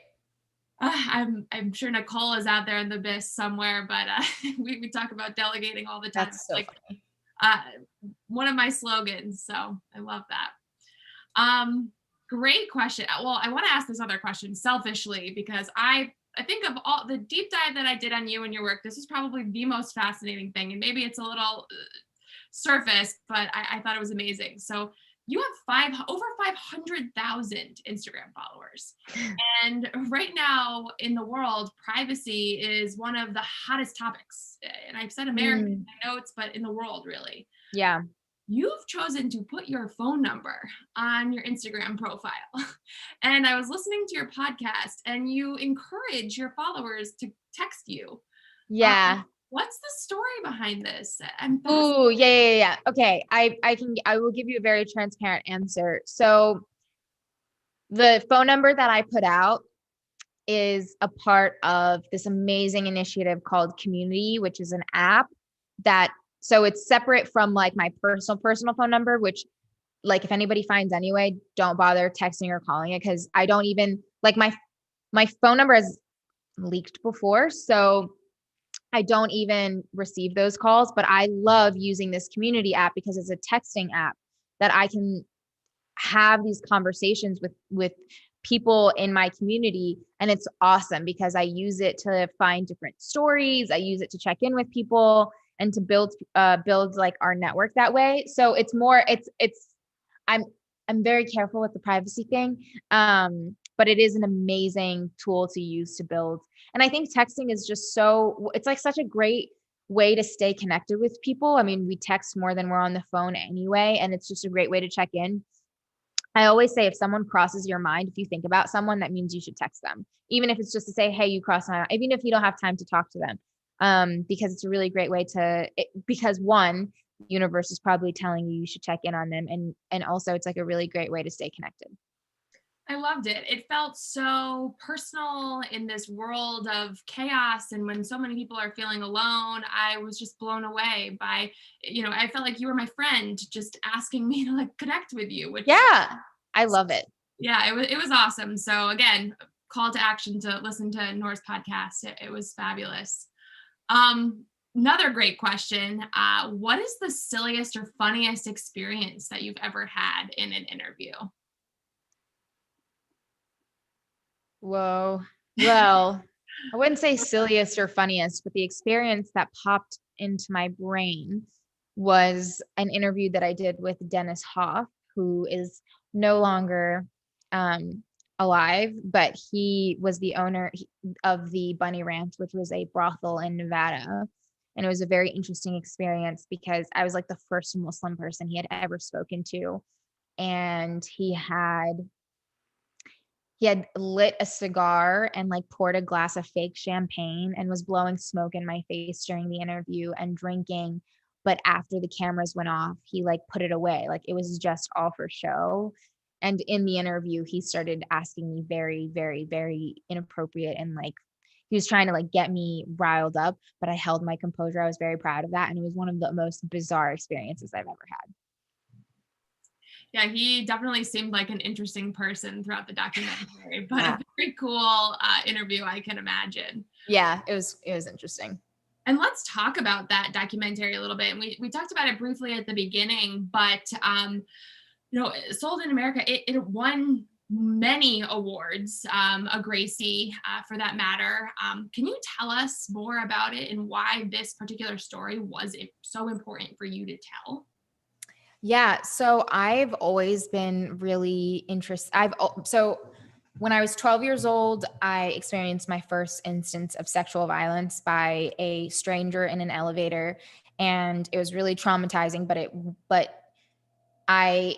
it wasn't to the scale of certain on the spectrum of sexual violence. It wasn't all the way up on the scale. So I remember that being a really huge, like, life-changing moment. And then I had learned about sex trafficking, and I had heard about it internationally because of Nicholas Kristof and Cheryl Wu Dunn's book, Half the Sky. So I became obsessed with learning about this topic, and I wanted to use my experience as a way to be of service to the community who has gone through this. But at the same time, we were also, my family and I, we have a foundation called the ICU Foundation, and it's to alleviate local homelessness.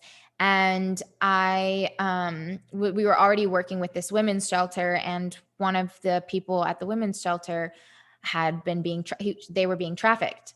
So I realized, okay, wow, this happens in America too. And so I committed to like telling the story.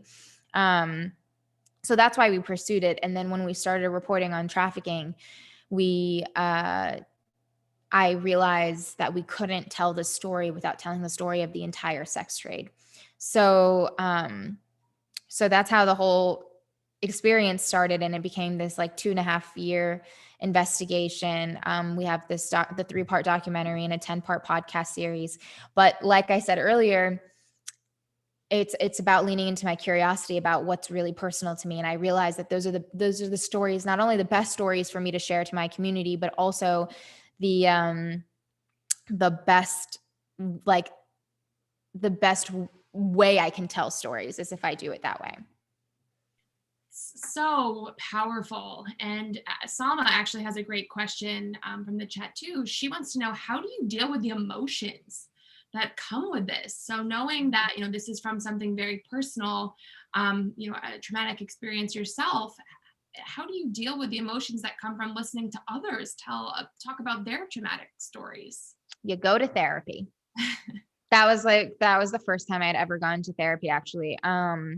And you learn from the experience. It was really hard. I did like a self-care retreat. I learned about myself. I realized why it was traumatic. And then the lesson that I learned is that you have to make sure that you've worked on your healing so that you are able to give as much of yourself as you can to a project like this. But it's part of the job. And if you believe that stories are a form of service, it's a really awesome way to give back. That's fantastic.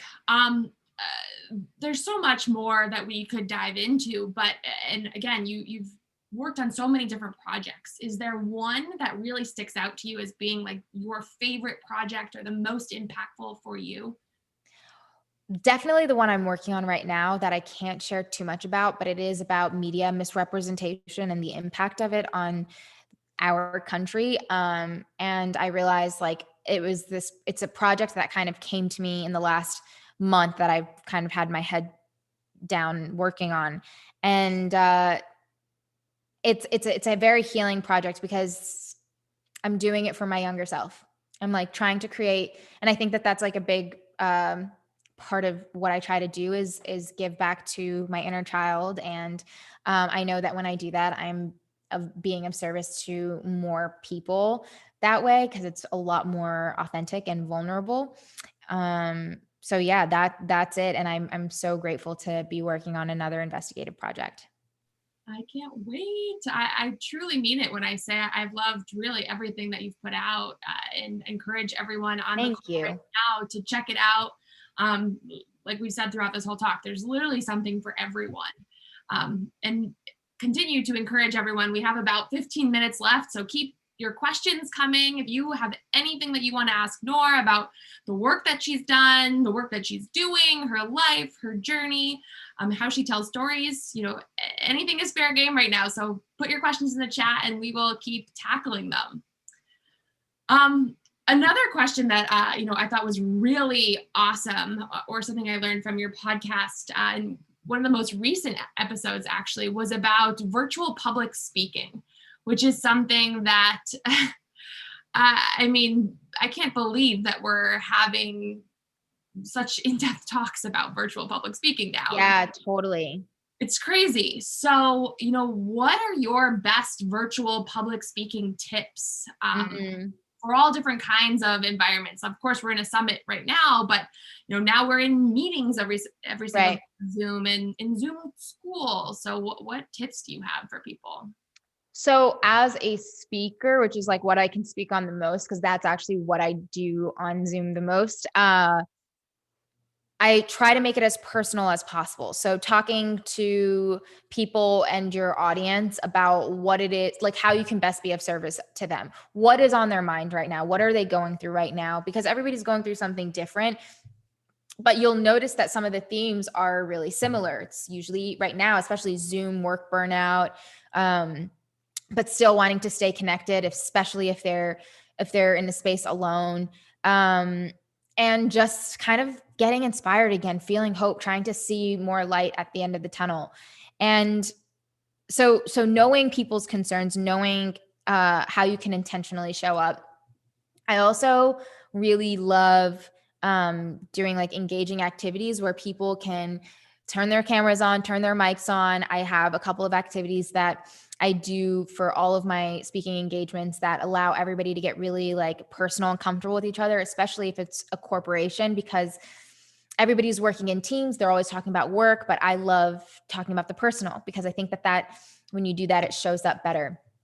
And just like staying light in the space so that people feel like they can just take a deep breath when they're talking. I mean, obviously that's harder if you're doing like work pitches, but I think it's just refreshing. It's refreshing to like be open enough with people and to still find ways to feel connected, whether that's like doing an activity or playing a game.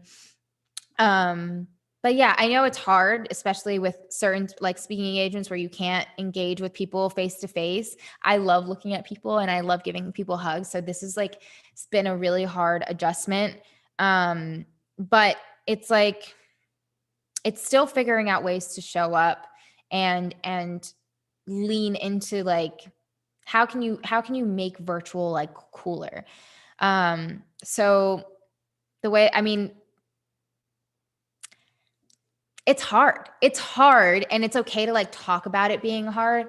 But keeping it short and keeping it fun and giving people a way to engage after you leave the conversation, because I always want to leave people with something that like they can think about and then come back to me offline or off Zoom and share and say and ask.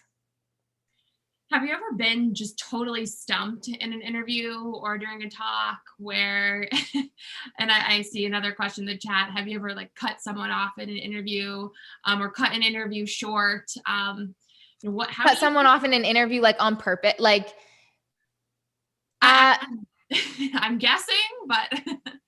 I mean, I definitely like, I think the hard thing about like a virtual interview is when you end up talking over someone because it's lagging. But if it's like talking about setting boundaries and stopping someone, I know even though I'm very, very personal in things, I don't take things personally. So I don't like, I try not to internalize if somebody's acting a type of way or making me uncomfortable. I'll set the boundary. But one of my mentors always told me never turn the camera off. Always keep it rolling. Always keep it rolling, which is why I've gotten some of the coolest scenes or footage or stories that I've gotten. So when I'm in that zone, I'm in journalist zone. And so I know that I'm taking myself out of this. I do what I can to make people comfortable and build that bridge, but then I stay like where I have to be so that I can facilitate the conversation. But that's an interesting question to whoever asked. Yes, that was a really good one. Chris is just on fire with all these questions. Another great question from the chat. What advice do you have for younger women who want to start a career in journalism? I can imagine that there's, so many different paths and ways, but what's your advice? So there are so many different paths and ways, but it doesn't really depend. It doesn't matter how you want to pursue it, because to me, if you're getting started, the entry point is usually the same. It's write. Just write so much.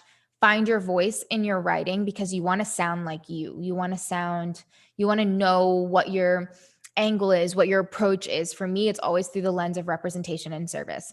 And if you're trying to figure out how to be of service through journalism right now, especially, I literally just gave this piece of advice to somebody. Go walking in your neighborhood and knock on people's doors and ask how they're doing and check in on them and ask how their heart's doing and figure out what people's concerns are right now. And maybe you'll get yourself your first story. I really, really, really believe that local news is such a powerful tool if used right.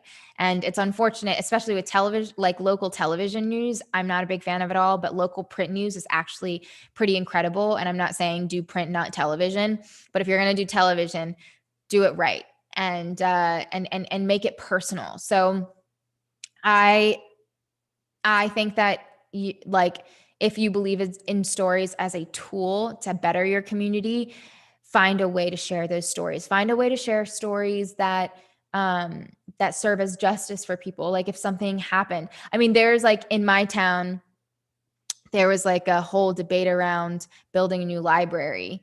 And I was following that to the T because I'm obsessed with libraries. And so I was just like, wow, this to me is like a really amazing story to follow, and hearing all these sides and opinions. And it was just so cool. So and if you get one reader, one viewer, one listener, do not discredit that. Like, be like, okay, cool. This is my audience. I'm going to serve you, because you have to want it. You have to love this. Journalism isn't something that you pursue because maybe if you want to keep it up, it's hard because it takes a lot out of you, but the power that you're getting back and that you're giving back is incredible. Well, it's a perfect segue to this next question from Meg. When you're bringing yourself to your full self to all of your projects and are consistently both exploring and exposing yourself, how do you protect your own mental health and your emotional energy?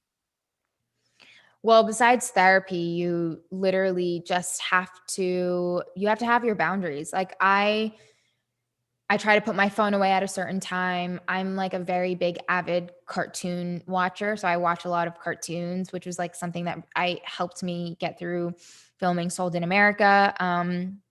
If a story is making me feel a type of way, then I'll find out why. But I don't sacrifice my mental health anymore for the work, because I can't do my best work if my mental health isn't there. That's like the thing that people, I feel like I see people lose sight of, because being a journalist, like, even though the stereotype of a journalist is somebody who's really upset and angry and feels a type of way, but it's about the work, like, yes, but that's not sustainable. And I want you to tell stories the best way that you can, but that only happens if you're taking care of yourself. You can't give from a cup that isn't full. So true. And we only have about 7 minutes left. And I want to turn the tables on you a little bit and ask you the 2 questions that you ask your interviewers. So how is your heart right now, Noor? Oh, thank you so much. My heart feels a lot of joy. I got to FaceTime with my mom, my dad, and my grandmother today. And that is kind of like my go-to to feel really good. And I did that because I wasn't feeling great today. And I was just like, okay, cool. I have these, like, I know that if I do these things, it's going to help me. Like I have a list of things that if I do, it's always going to like help me pull out of that. So my heart is feeling really content and grateful right now. Yeah. Thank you. How's yours? Mine is good. I mean, tell me if I'm wrong, everyone out there, but I don't think you can leave this summit without your heart feeling warm and full and supported by the 35,000 people, women, allies across the world that have tuned in to Diversity Reboot this week. And, you know, aside from everyone who's tuned in, I'm so proud of my team. So I know everyone who's watching and everyone from Power to Fly, like my heart is full. That's incredible. I'm so happy for you all and for your team. That's amazing. Yeah, thank you for asking. And let's do the last one too while we're at it. What's the one thing that's certain for you right now? What I know for sure is that God is really great and is always looking out for you and is who you want God to be. So like, to me, God has become my source of creativity, my comfort and my protection. And I channel this through like literally remembering how great and big I am, like, and how lucky I am to have this existence in a human body on the planet right now. I'm just so grateful. And that's what I know for sure. I love it. That is fabulous. We have 5 minutes left, but I want to save some time for any last minute questions from the audience. Now is your time. And I also want to just give you a moment. Is there anything in particular that you feel like we did not get to cover today that you wanted the audience to know? Or, you know, is there anything special that you can tell us about your new projects coming out? Or where can we find you and find all of the great media that we've talked about throughout the conversation today? Give us all the details. Yeah. So Sold in America, I mean, my website, noortagori.com, has links to all of my work. I'm very excited because we are announcing a reconceptualization of Podcast Noor, the guided storytelling sessions, hopefully tomorrow, if not early next week. And I'm just really excited to talk to help people tell their stories and help people recognize that they're storytellers themselves. So you can subscribe to Podcast Noor wherever you get your podcasts. And I guess, you know, if you're listening and if you're watching and if you're looking for a sign to figure out, you know, should you be working on that thing that keeps nagging in the back of your head, do it. And a really great way that I have experienced being able to get out of my head and spend more time with my inner child is by doing the book, The Artist's Way by Julia Cameron. And if you have heard about it, if you have heard about Morning Pages, then take this as a sign and do it with a friend or two or more. And don't look for reassurance anywhere else outside of yourself, because my mentor, Seth Godin, taught me reassurance is futile. If you are a pioneer, if you're doing something on the forefront, then no one has the answers of how to do it right. And you are the only one who's going to know what is best for you. You're the only one who's going to feel what is right for you. So trust yourself, trust your inner child, look for guidance there, and go for it, because I know you have good intentions and I know it's going to work out. Noor, it has been my true pleasure to interview you this evening and have you cap off this incredible week of conversation. So thank you so much for being here, for answering all our questions, and for the incredible advice. This has been so wonderful. I appreciate you all so much. Thank you so much. It was such an honor to be here. Yay. Thank you both so much. Can we get a round of applause for this amazing panel that just happened?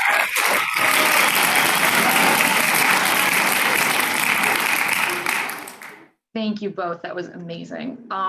This is going to wrap up our conversations for today. If you are hoping to earn SHRM credits from today's session, take a peek at that code that's in the upper left-hand corner.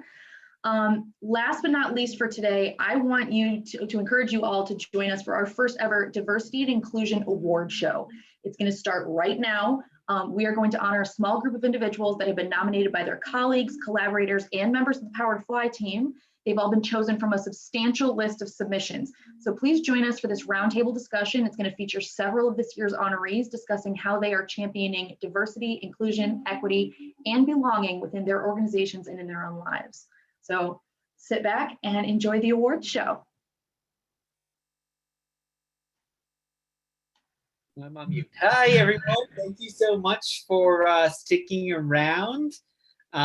We're going to launch the award show. It's our inaugural DNI Awards show, so we're very excited to have you all with us and honor some individuals that we really think went above and beyond in regards to diversity, inclusion, and belonging. And in just a second, I'm going to be joined by my colleague, Lauren, who, if you were watching our previous wonderful conversation with Noor that Lauren moderated, and she's going to lead this celebration with me. And there she is. Lauren, you look amazing. I love your backdrop. Quick outfit change for the festivities. Okay, let's pull up, apologies, the virtual. I feel bad because my computer can't do virtual backgrounds. It turns me into like a giant magic eye painting. So thank you for living the dream for all of us tonight, Lauren. Yes, it's my pleasure. Can everyone see my screen? Yes, we can. Great. So we're going to kick things off. Welcome, everyone, so much. My name is Lauren Haggerty, and I am the Director of Marketing and Community for Power to Fly. I'm joined here today, as you just heard, by our events manager, Rob Rebar, to close out this portion of Diversity Reboot 2021. We have had an incredible 4 days of conversations here, led by some truly amazing leaders. We kicked things off on Monday with a keynote address by Valerie Jarrett. And since then, we have heard from some incredible leaders like Oxygen Media founder Geraldine Laybourne, APCO Worldwide founder Marjorie Krause, legendary investor Joanne Wilson, U.S. Congresswoman Val Demings, actress and activist Angelica Ross, Morgan Stanley's Carla Harris, plus panels that have all taken deep dives into anti-racism education, corporate inclusion policies, trans rights, engineering innovations, and so much more. And we've had fun doing it. Who remembers the drag queen dance party with drag queen and NYC council candidate Marty Allen Cummings? And comedian and activist Ada Rodriguez. I'm still thinking about what sneakers we should give for Jill Biden. The recordings of all of these conversations will be available to watch for free on demand on Power to Fly's website in the coming weeks. So with that, thank you, Lauren. That was amazing. And right now, we're really proud to present our very first Diversity and Inclusion Award Show, honoring some true DNI champions across multiple industries. And you can see those wonderful individuals on your screen right now. So back in 2020, we launched a submission process to honor select individuals who don't just talk the talk, but truly walk the walk when it comes to making their companies and the world a more diverse and inclusive place.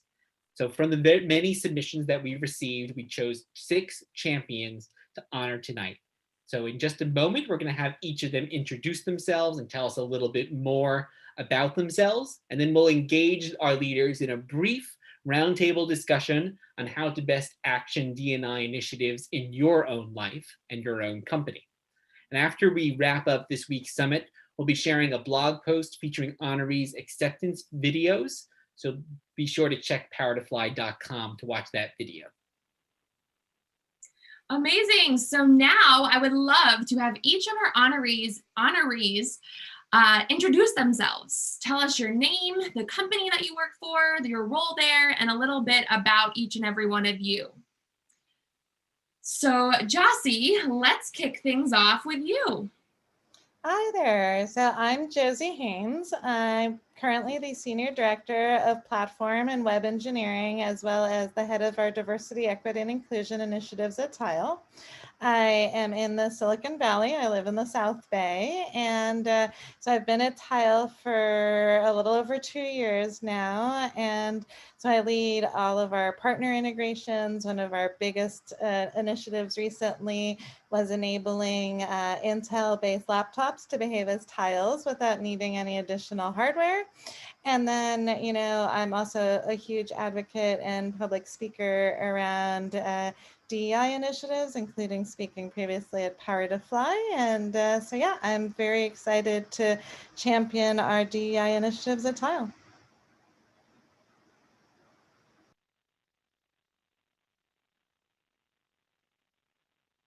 Oh, Rob, Thank you, Josie. So now, love to hear from our next honoree.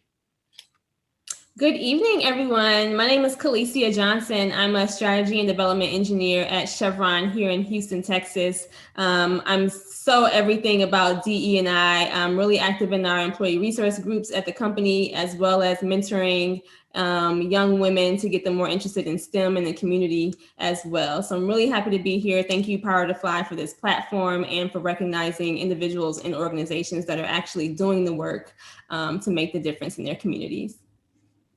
Thank you, Kalicia. Now for our next nominee or awardee. Oop, I think you're muted. There you go. Hello, everyone. Good morning. It is 5 a.m. in the morning in India, 5:30, and I'm very happy to be with you. Thank you so much. In fact, I resonate with that spring toy. You must have seen inside a box, and the moment you open, you press it and you suppress it, and the moment you open it, it springs back again, and it's like, So it's like I'm a very die-hard kind of a never give up kind of a person. So my name should have been Hope. And I love being around, those children living in slums, not so privileged, and women. And I've been on a mission since 2012 on, advocating and kind of sensitizing, creating awareness on diversity, inclusion. Trust between genders is my I believe in complementarity of genders. So I'm CEO and founder director, White Swan Consulting Group. I also hold portfolios of President Global Partnerships for our startups. That is, it's now quite awarded a Distinct Horizon. And then that Pure Scan AI, they are working for farmers, and they are also helping us to know what is those aflatoxins in our food, what we are actually eating. So while I was in Washington DC, and and for this World Conference, and people were like crazy, like, give us that instrument right now. We want to know what we are eating. We have to grow our food in our backyard. So it's been a wonderful journey, especially as far as diversity and inclusion is concerned. I work with thousands, almost 2,000-3,000 children in India, in tribal areas, in villages, as well as in slums of Delhi, Mumbai, and I really see, I would say that I'm on a journey of better worldliness. And because I'm from Dialbag, and the Albag, their ethos is living ethos is do unto others as you want others to do unto you. And fatherhood of God, brotherhood of man has been instilled in me because of my background in theology. And that's how I started these Neem schools under neem trees for slum children, 3 to 15-year-old, to inject them with value genes so that I know we can keep them away from juvenile crimes against women and girls especially. Thank you. Well, thank you for being here, and thank you for getting up so early. I love being here. Thank you. Thank you. And now I'd love to introduce our next speaker, Morgan, who's from Smartsheet, who is, I'm proud to say, also one of the sponsors of Diversity Reboot. Thank you, Rob. Hello, everybody. My name is Morgan Puravet. I am a talent acquisition program manager at Smartsheet. We have been a proud partner of Power to Fly for 2 years, and I am happy to say that I get to work with all of these wonderful partnerships, focusing on attraction and events for our hiring and our teams. I have been with Smartsheet for about 4 years now, and it's been an incredible growth time for not just the company, but myself. So I'm extremely happy to be here to talk more about what we're doing as a company and what my passions are about diversity and inclusion and equity and belonging. I'm just very honored to be here. Thanks so much for being here, Morgan. And now let's hear it for the first of our 2 male allies, Anto. Hi, thanks so much. I'm Anto Magardician. I am a recruitment partner at American Express based in New York City. I've been at American Express for almost 2.5 years, and right after I started, I jumped into my first Power to Fly event in New York, and we've traveled New York, Phoenix, Sunrise, Florida together. It's been a great partnership, and the way that Power to Fly has helped our company was always cared about diversity and inclusion. You helped make us even better. So I'm very happy that we have this partnership, and I'm very honored to be nominated with everyone else tonight. Thank you, Anto. And closing us out here, another amazing male ally is Joe. So take it away, Joe. Hey, everyone. Thanks so much. Definitely flattered and honored to be here. I definitely feel like I'm, accepting this on behalf of the entire Guru company. I'm just kind of a face for everything that's really going on behind the scenes as far as what is going on with diversity, equity, inclusion within the company and things of that nature. We've also been with, I'm the talent acquisition manager there, if I didn't mention that. I've been involved with Power to Fly for going on to 2 years now. Yeah, I would agree with or echo with everyone else about kind of the support that we get from them and just how it has really helped us with our funnels and just overall recognition and just outreach to the Power to Fly community has been great. So super, super happy to be here and accept this on behalf of Guru. So thank you, Joe. And I also want to thank Guru Technologies for being one of our VIP sponsors of Diversity Reboot 2021. So your assistance makes all of this possible. And Lauren, with that, I think we can go into our first question that we have prepared. Let's do it. A first question, but a big question.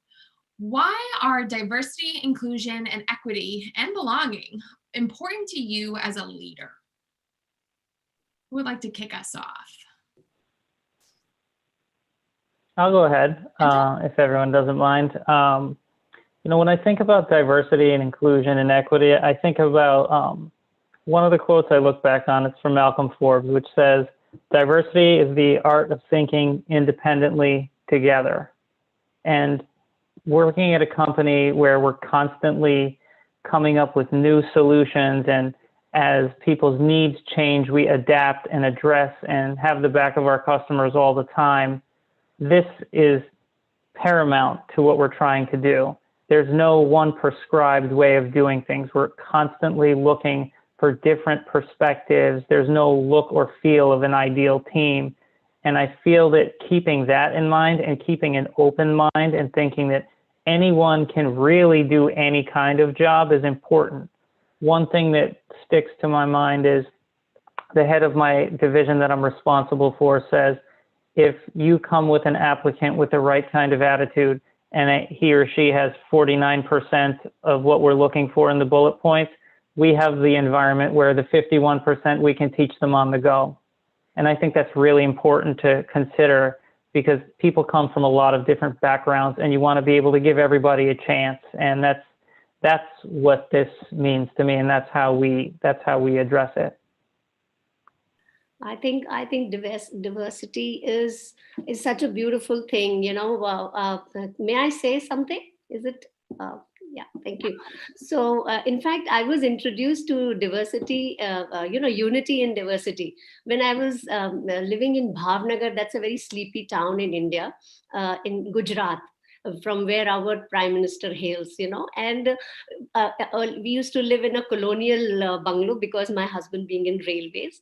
And we, early in the morning, Mali Baba, we used to call him lovingly, our gardener. And we had a lovely lawn, the circular lawn, and he would, when I would ask him for flowers, he would pick up each and every flower from every shrub and plant. And and adjust it. If it's a small flower, then he would slightly put it up, and so that the bouquet would look so beautiful, all the sorts and all types and all sizes and all colors and all, the bouquet would sit right there on my table, and I would love it, because that was my, that was a great introduction to your unity in diversity. And I the research is so prolific as far as diversity is concerned. You see the performance enhancement at when you have diverse groups working. I work with companies, like Japanese companies of Toyota, etc. And the more we work on this area, the happiness at workplace, the happiness quotient at workplace improves tremendously. People absenteeism comes down, performance goes up. So I don't just say you go in for diversity. I say you celebrate diversity. It's every day, every moment of our lives, we should be celebrating diversity. It's so beautiful. The world was more beautiful with so much of diversity around. Thank you so much. So well said. Felicia? Yeah, I'll jump in here. So being a double minority in engineering and the oil and gas industry, I think it's really important for me to help everybody else recognize all dimensions of diversity, not just the visible diversity. We talk about generations, the experience level, education, personality, orientation, the way someone learns. All of this is part of diversity in order, and it's really important in order for us to build a culture that encourages us to be the best version of ourselves in the workplace. It'll only be beneficial to the company and everyone else around us. I'll add in here and absolutely agree. And going off of what Kalicia and Anto have said, it's really inspiring to see how much innovation comes out of actually harnessing those differences, and not just within the people that you have working for you in one location, but as companies grow globally, really understanding what that means in those different locations and seeing the product develop as well as you hire on these individuals with diversity of thought, diversity of background. Just really harnessing that is really inspiring to see the innovation that can come from it. Yeah, and to add to that, we need that diversity to create, the successful products that actually solve the real problems of our world, right? We really solve a lot of convenience problems, I feel like, in Silicon Valley, but there's a lot of really hard problems, racial inequality, the homeless crisis that we could be tackling, but we need, diverse employees who have those diverse opinions to provide those perspectives, so that we're building these solutions that actually fulfill the needs of everybody. Thank you. No, that was so well said from everyone. Thank you so much. Our next question for you, we actually had a panel today that was entitled Defining Allyship. So definitely recommend folks to watch that recording when it's up in about a week or so. But I wanted to start off with, what does the word ally mean to you? And Joe, if it's okay, I was going to throw it to you first as one of our male allies on the line here. So the question is, what does that word ally mean to you?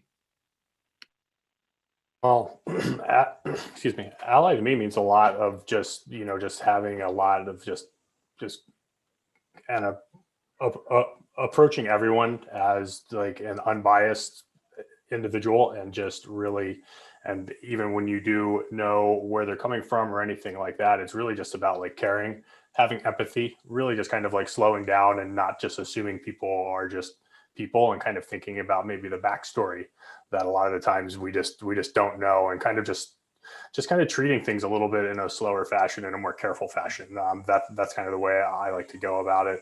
And obviously being able to show up at like events like this and make sure that we're spreading the word. Like, I think a lot of us talent professionals and things like that, like we do have a unique platform to act intentionally and to really like, put some lines out there and feelers like that to grow allyship out and about just beyond ourselves too. So I take it very, very seriously. And like I said, really to me, it's just about being empathetic and just kind of taking a step back and not just assuming you know everything about where people are coming from.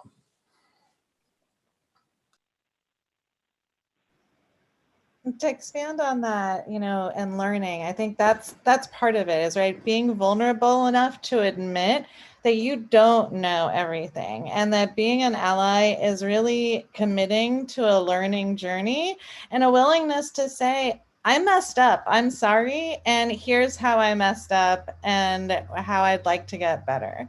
And so I think it's, the combination of learning and being vulnerable and supporting, others who have less privilege than us, right? And really identifying how we can use our privilege to help others.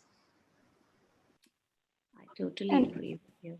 Absolutely. And not just building off of that learning and adapting that to your actions, right? Actually taking what it is that you're learning and adapting that to the actions that you take, the thinkings that you have, to what Joe said, really understanding that unconscious bias is a thing, and understanding that and helping educate people around that is a huge thing. And I think that's one of the big things that allyship means. I agree. And I think when I think about the word ally, I think about the mentality of when you look at your colleague at work, it's your success is my success, your failure is my failure approach. And that, just like what Josie was saying, you have to bring everyone along with you. And that's absolutely at the core of our company's values, to do that. And it's one of the more refreshing things for me, that it's not competition, it's community. And that when I think about an ally, it's the sharing successes and failures for sure. Yeah, I think we're all going to steal that. It's not competition, it's community. That is a great motto. Please, sorry, go ahead. Yeah, for me, it's more of comradeship, walking hand in hand, matching those feet and walking together and seeing the light at the end of the tunnel, because it is the learner who inherits the future, while the learned lives in a world that no longer exists. Says Eric Hofer. I'm a diehard fan of his, and, it's like always walking together and learning in the process. As I was very, I resonate with Josie, and that's what ally means to me, because we all trial and error, trial and success. That's how we reach the light, and having that lighthouse effect where you just keep working in your zone of influence, and just, being proactive. And I think being together, working together, making those mistakes, but still bouncing back. That is what it would mean to me. Great answers, everyone. I'm going to move to our next question here, which is, can you give us an example of a DEI initiative that you and or your company has undertaken that you are especially proud of?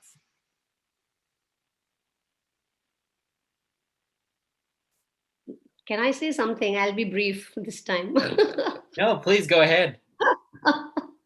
Okay, so I would like to bring here this is a wonderful global platform you have given us, and I would like to bring this initiative for your ideas later on, maybe if we can connect. This neem school under neem trees. I have tested this model for 3 to 15-year-old children to inject them with value gene through, simple learning methodologies like storytelling, like painting, music, dance. And it has, those children who live in these slums, I actually go there and work with them under neem trees and try to, because why neem? Because neem is also a cleanser, and value education is also a cleanser.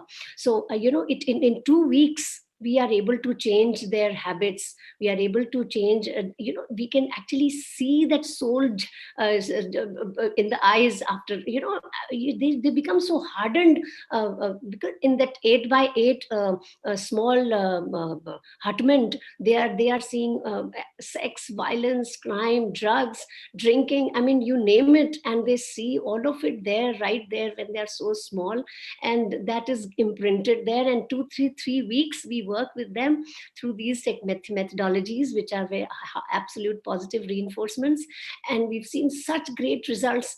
I want all of you to help me and take it to the entire world. I don't know, because we all need in value injections all the time. It's not just those lovely children, 3 to 15-year-old, but that is keeping them away from juvenile crimes. Almost, I'll just finish now, almost 80% in absolute terms, juvenile crime is coming from, 14% of Delhi's population, which lives in slums. It's that bad. So I really submit here for your consideration and further advice. Thank you. Yes, thank you. No, and yeah, please feel free to share that, because I'm sure other people on the line would love to learn more. Does anyone else in our panel love to kind of brag about something that your company has undertaken in regards to DNI? So this was an initiative I actually started when I joined Tile, which I'm actually pretty proud of, is I started our Tile mentoring program, and it's been a huge impact for the company. Over 65% of our employees participate. We've done 5 sessions of it. We're starting our 5th session right now. 95% of the people who participate have said it's something that keeps them at Tile and has been, a very unique experience for them. And, we've empowered people to move roles, right? We had somebody be able to move from customer care to QA, and somebody else moved from QA to product. And, it's enabled my team members to really create a community and find support within the company. And so it's something. And then I actually ended up putting all of our resources up on SlideShare, and have actually shared that out with other companies. And so Mozilla actually based their mentoring program off of this, and a number of other companies have as well. It's amazing. Yeah. And we've heard the power of mentorship so often throughout this virtual summit. So that is really great. Anyone else want to share before we move on to our next question? I'm happy to brag a little bit about what Smartsheet has been doing for our DNI initiatives over the last 2 years of working with Power to Fly and what we have planned going forward. So I think, speaking of mentorship, we've done a ton of that. We have a few employees at Smartsheet who are part of the Power to Fly mentorship program and who have spoken on panels. So that's really inspiring to see. We've been a part of multiple events where we go in and we will source specific candidates for targeted roles, and really just going out into communities that are underrepresented and saying, hey, we see you, we hear you, we want to hear more. And how can we do that and be there? And that's really one of the biggest things that we've done. On top of that, anti-harassment training, unconscious bias training, hiring manager and interviewer training, to really make sure that our entire company and all of our teams are aligned on what it is that's important to us as a culture, and really just harnessing, again, those differences that we see within the world. We've done a lot of that. Lots of listening and adapting, as I mentioned before, with courageous conversations that are employee-led, from whoever wants to attend those can. And then we have just an ongoing DE&I roadmap that is constantly working on not just what we can do internally, but how we can also partner externally with vendors and corporations that we're partnering with. So very, very proud of what's going on here at Smartsheet, and happy to talk more about that in the career fair tomorrow. Yes, and you can also go to Smartsheet's page on Power to Fly to find out lots more. And yeah, there was a wonderful panel on mentorship that we did as part of this virtual summit that someone from Smartsheet participated in, which is definitely worth a watch once those go up. Yeah, Great. Well, oh, sorry, go ahead. Oh, no, please, go ahead. I was just going to jump in really quickly. So in addition to my full-time job at Chevron, I also started a nonprofit called Student Career Studio. Over the years, I know a lot of big companies have target schools, but I have a lot of mentees that don't attend those target schools. So I started the nonprofit to really bridge the gap between minority students at the non-target schools and the opportunities that are available to them, because I believe that students, no matter what school they attend, should have equal access to the opportunities to work for the big name companies that all the students want to work with now. So my whole goal is to just let the students know the opportunity is out there, give them an opportunity to apply, use my network as their network. So I'm happy to connect them with anyone in my network that are employees of companies they're interested in, to really let them know that they can do it as well. Because sometimes the smaller schools don't get as much love as the bigger schools, but the opportunity is definitely out there. Oh, that's amazing. And actually, Kalisha, I'd love to actually stay with you for this next question, which and then open it up also to the other honorees on the line. And this question is, as individuals, what steps can we take to champion DNI in our own organizations and lives? And I think another way to think about this question is, how can you get that stakeholder buy-in that we often know is very difficult? So we have folks from some pretty big companies, Chevron and American Express, on the line. We also have our more medium-sized companies on the line.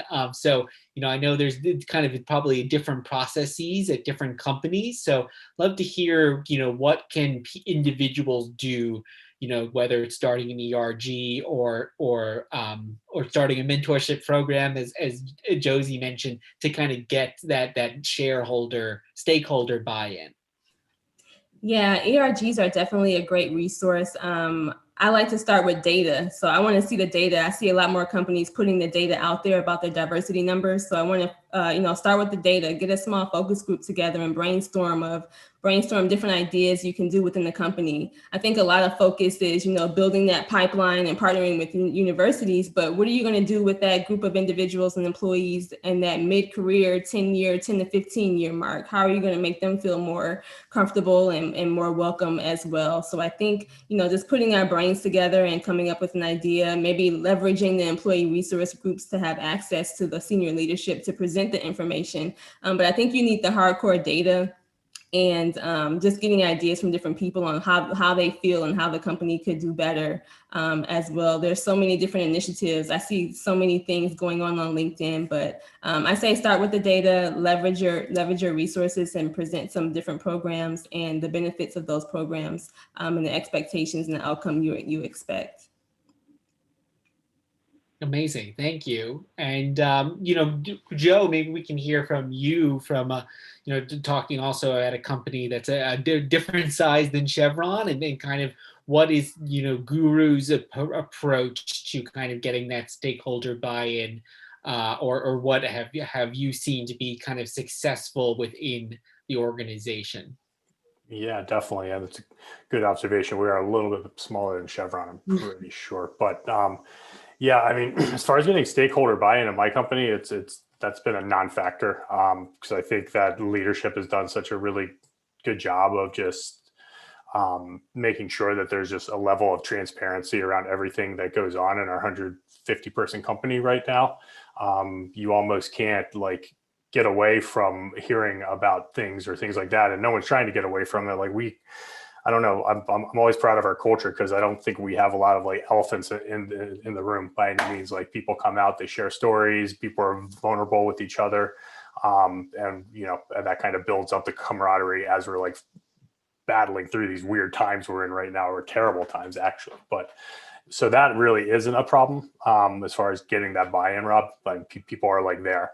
As far as other things we do to kind of just like, show, because data is important, back to our earlier point there. So we're very like transparent about, what we're doing and like our hiring efforts, almost sometimes transparent to like a flaw, as far as just being like, hey, this is deliberately what we're trying to do right now. This is how I think we're going to do it. And we go out there and we do it, and we share that data back with the group or anyone who wants to go in there, because we don't want any of that to be like taboo or like tucked away in the corner. It's like, hey, this is what we're trying to do. If you have a question, come and talk to us about it, and let's chat, So that's never a problem there either. And definitely as far as like the company, a lot of this was in place already. Like the ERG groups have been forming already, and there's just always been kind of a certain like transparency again around the whole DEI kind of bubble since I've been with the company for over just about 2 years now. So kind of hats off to them for already kind of establishing this type of like forward thinking culture and things like that. Again, like I just get to be the face and just keep it going, and I'm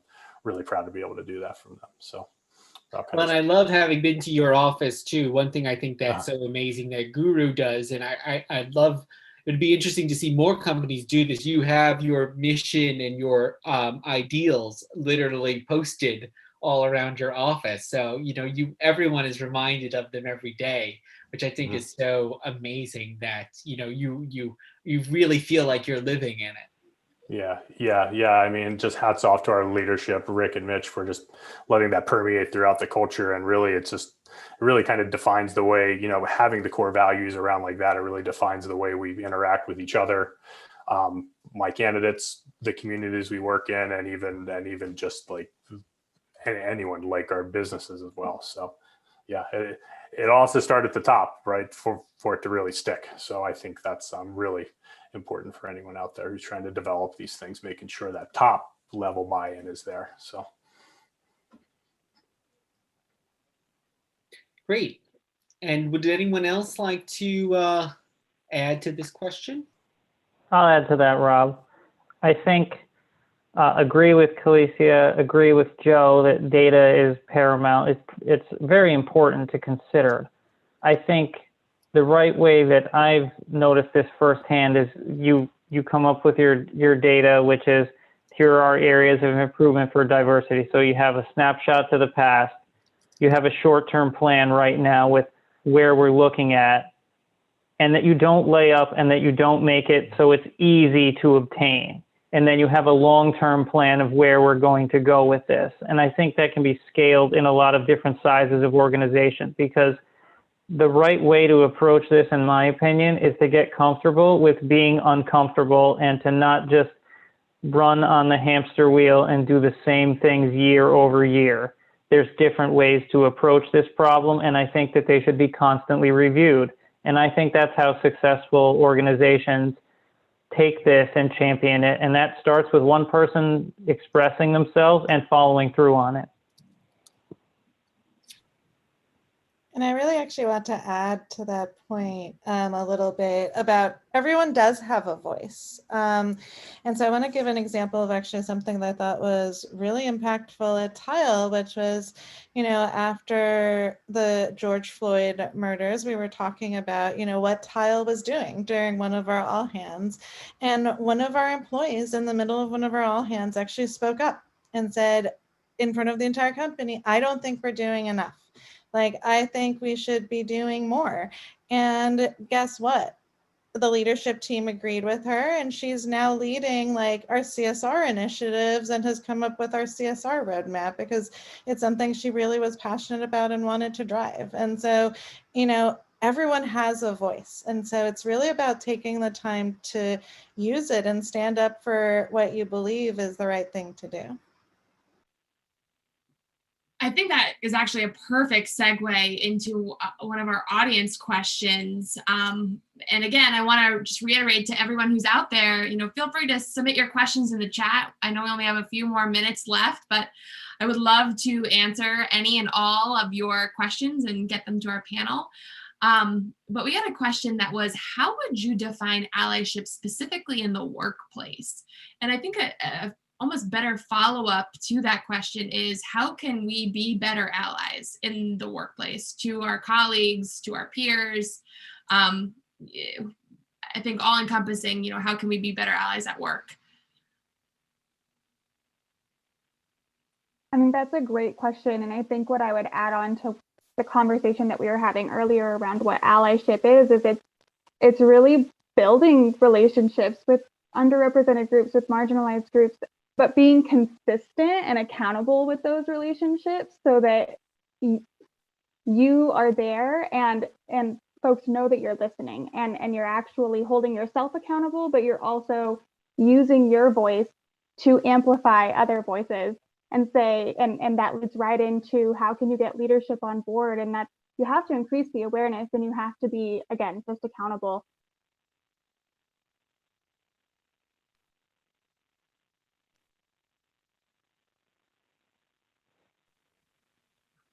I was going to add to that real quick, and Morgan nailed it. To me, being like a white male is just going to be being consistent, always listening and continuing to learn, and just keep showing up, because I think the way things have been going for so long, there's like that ebb and flow. People, oh my goodness, it's terrible, and then months later it kind of goes away. Then it's going to come back, but there has to be more of a steady, more of like a plateau type flat line, always being aware of what's going on out there and just being consistent. I agree with that. Just be direct with feedback on it with colleagues that are in your company. It's a big initiative over the last 2 years since I've been at Amex to just be direct and be productive with your feedback so we can move forward together. Like sometimes people are going to have a disagreement and you can come up with a productive solution with a disagreement. But if you kind of go along with something that you're not all in on, that is not productive. And I think that that's a really important cultural change that we're seeing. And I think it's important to, as an ally, just be direct and be honest with people and then work together on a solution. Thank you, Anto. And one final question before we start to wrap up here is I'd love to just kind of talk a little bit about burnouts. And you all are doing so much, and a lot of you are also, in top of your day job and, being a talent leader at your companies and your organizations. You're also running, other groups, as we heard, starting other initiatives and working with children. So just kind of love to just hear from a couple of people, how can you keep up that momentum that Anto and Joe were just talking about without becoming burned out and overextending yourself? So love to kind of open that up as our final question here for the panel.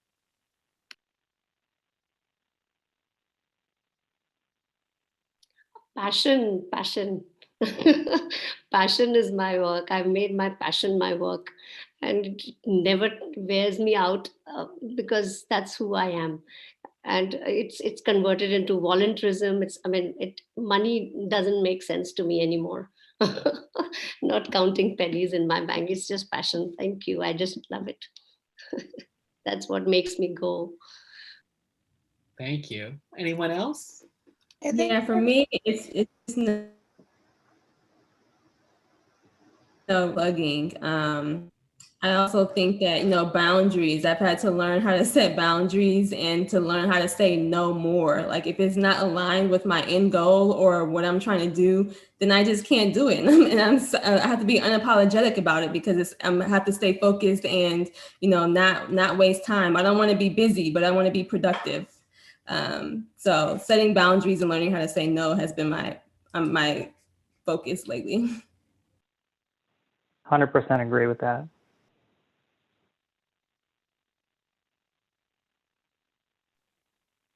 And I'll just plug that another one of our Smart Sheet employees did an amazing talk on burnout just yesterday. So that will also be recorded and available because I think that Dr. Sarah Hagan had some really great insights on burnout and how to manage that. So just a plug there for her. Yes, I think that's an evergreen topic, especially as we're living in this increasingly Zoom world that, we can always use a reminder of. And thank you all. I just want to, take this moment to thank you all for all the work you do, 365 days of the year. And thank you for all being real champions of diversity and inclusion. That's why you're here tonight, or this morning for some of us. So thank you again. Again, I encourage everyone else who's watching right now to stay tuned to Power to Fly. We're going to share the acceptance videos from our wonderful honorees in the coming days, and definitely encourage you to visit their organizations and visit their Power to Fly pages for the folks who have those and learn more about them.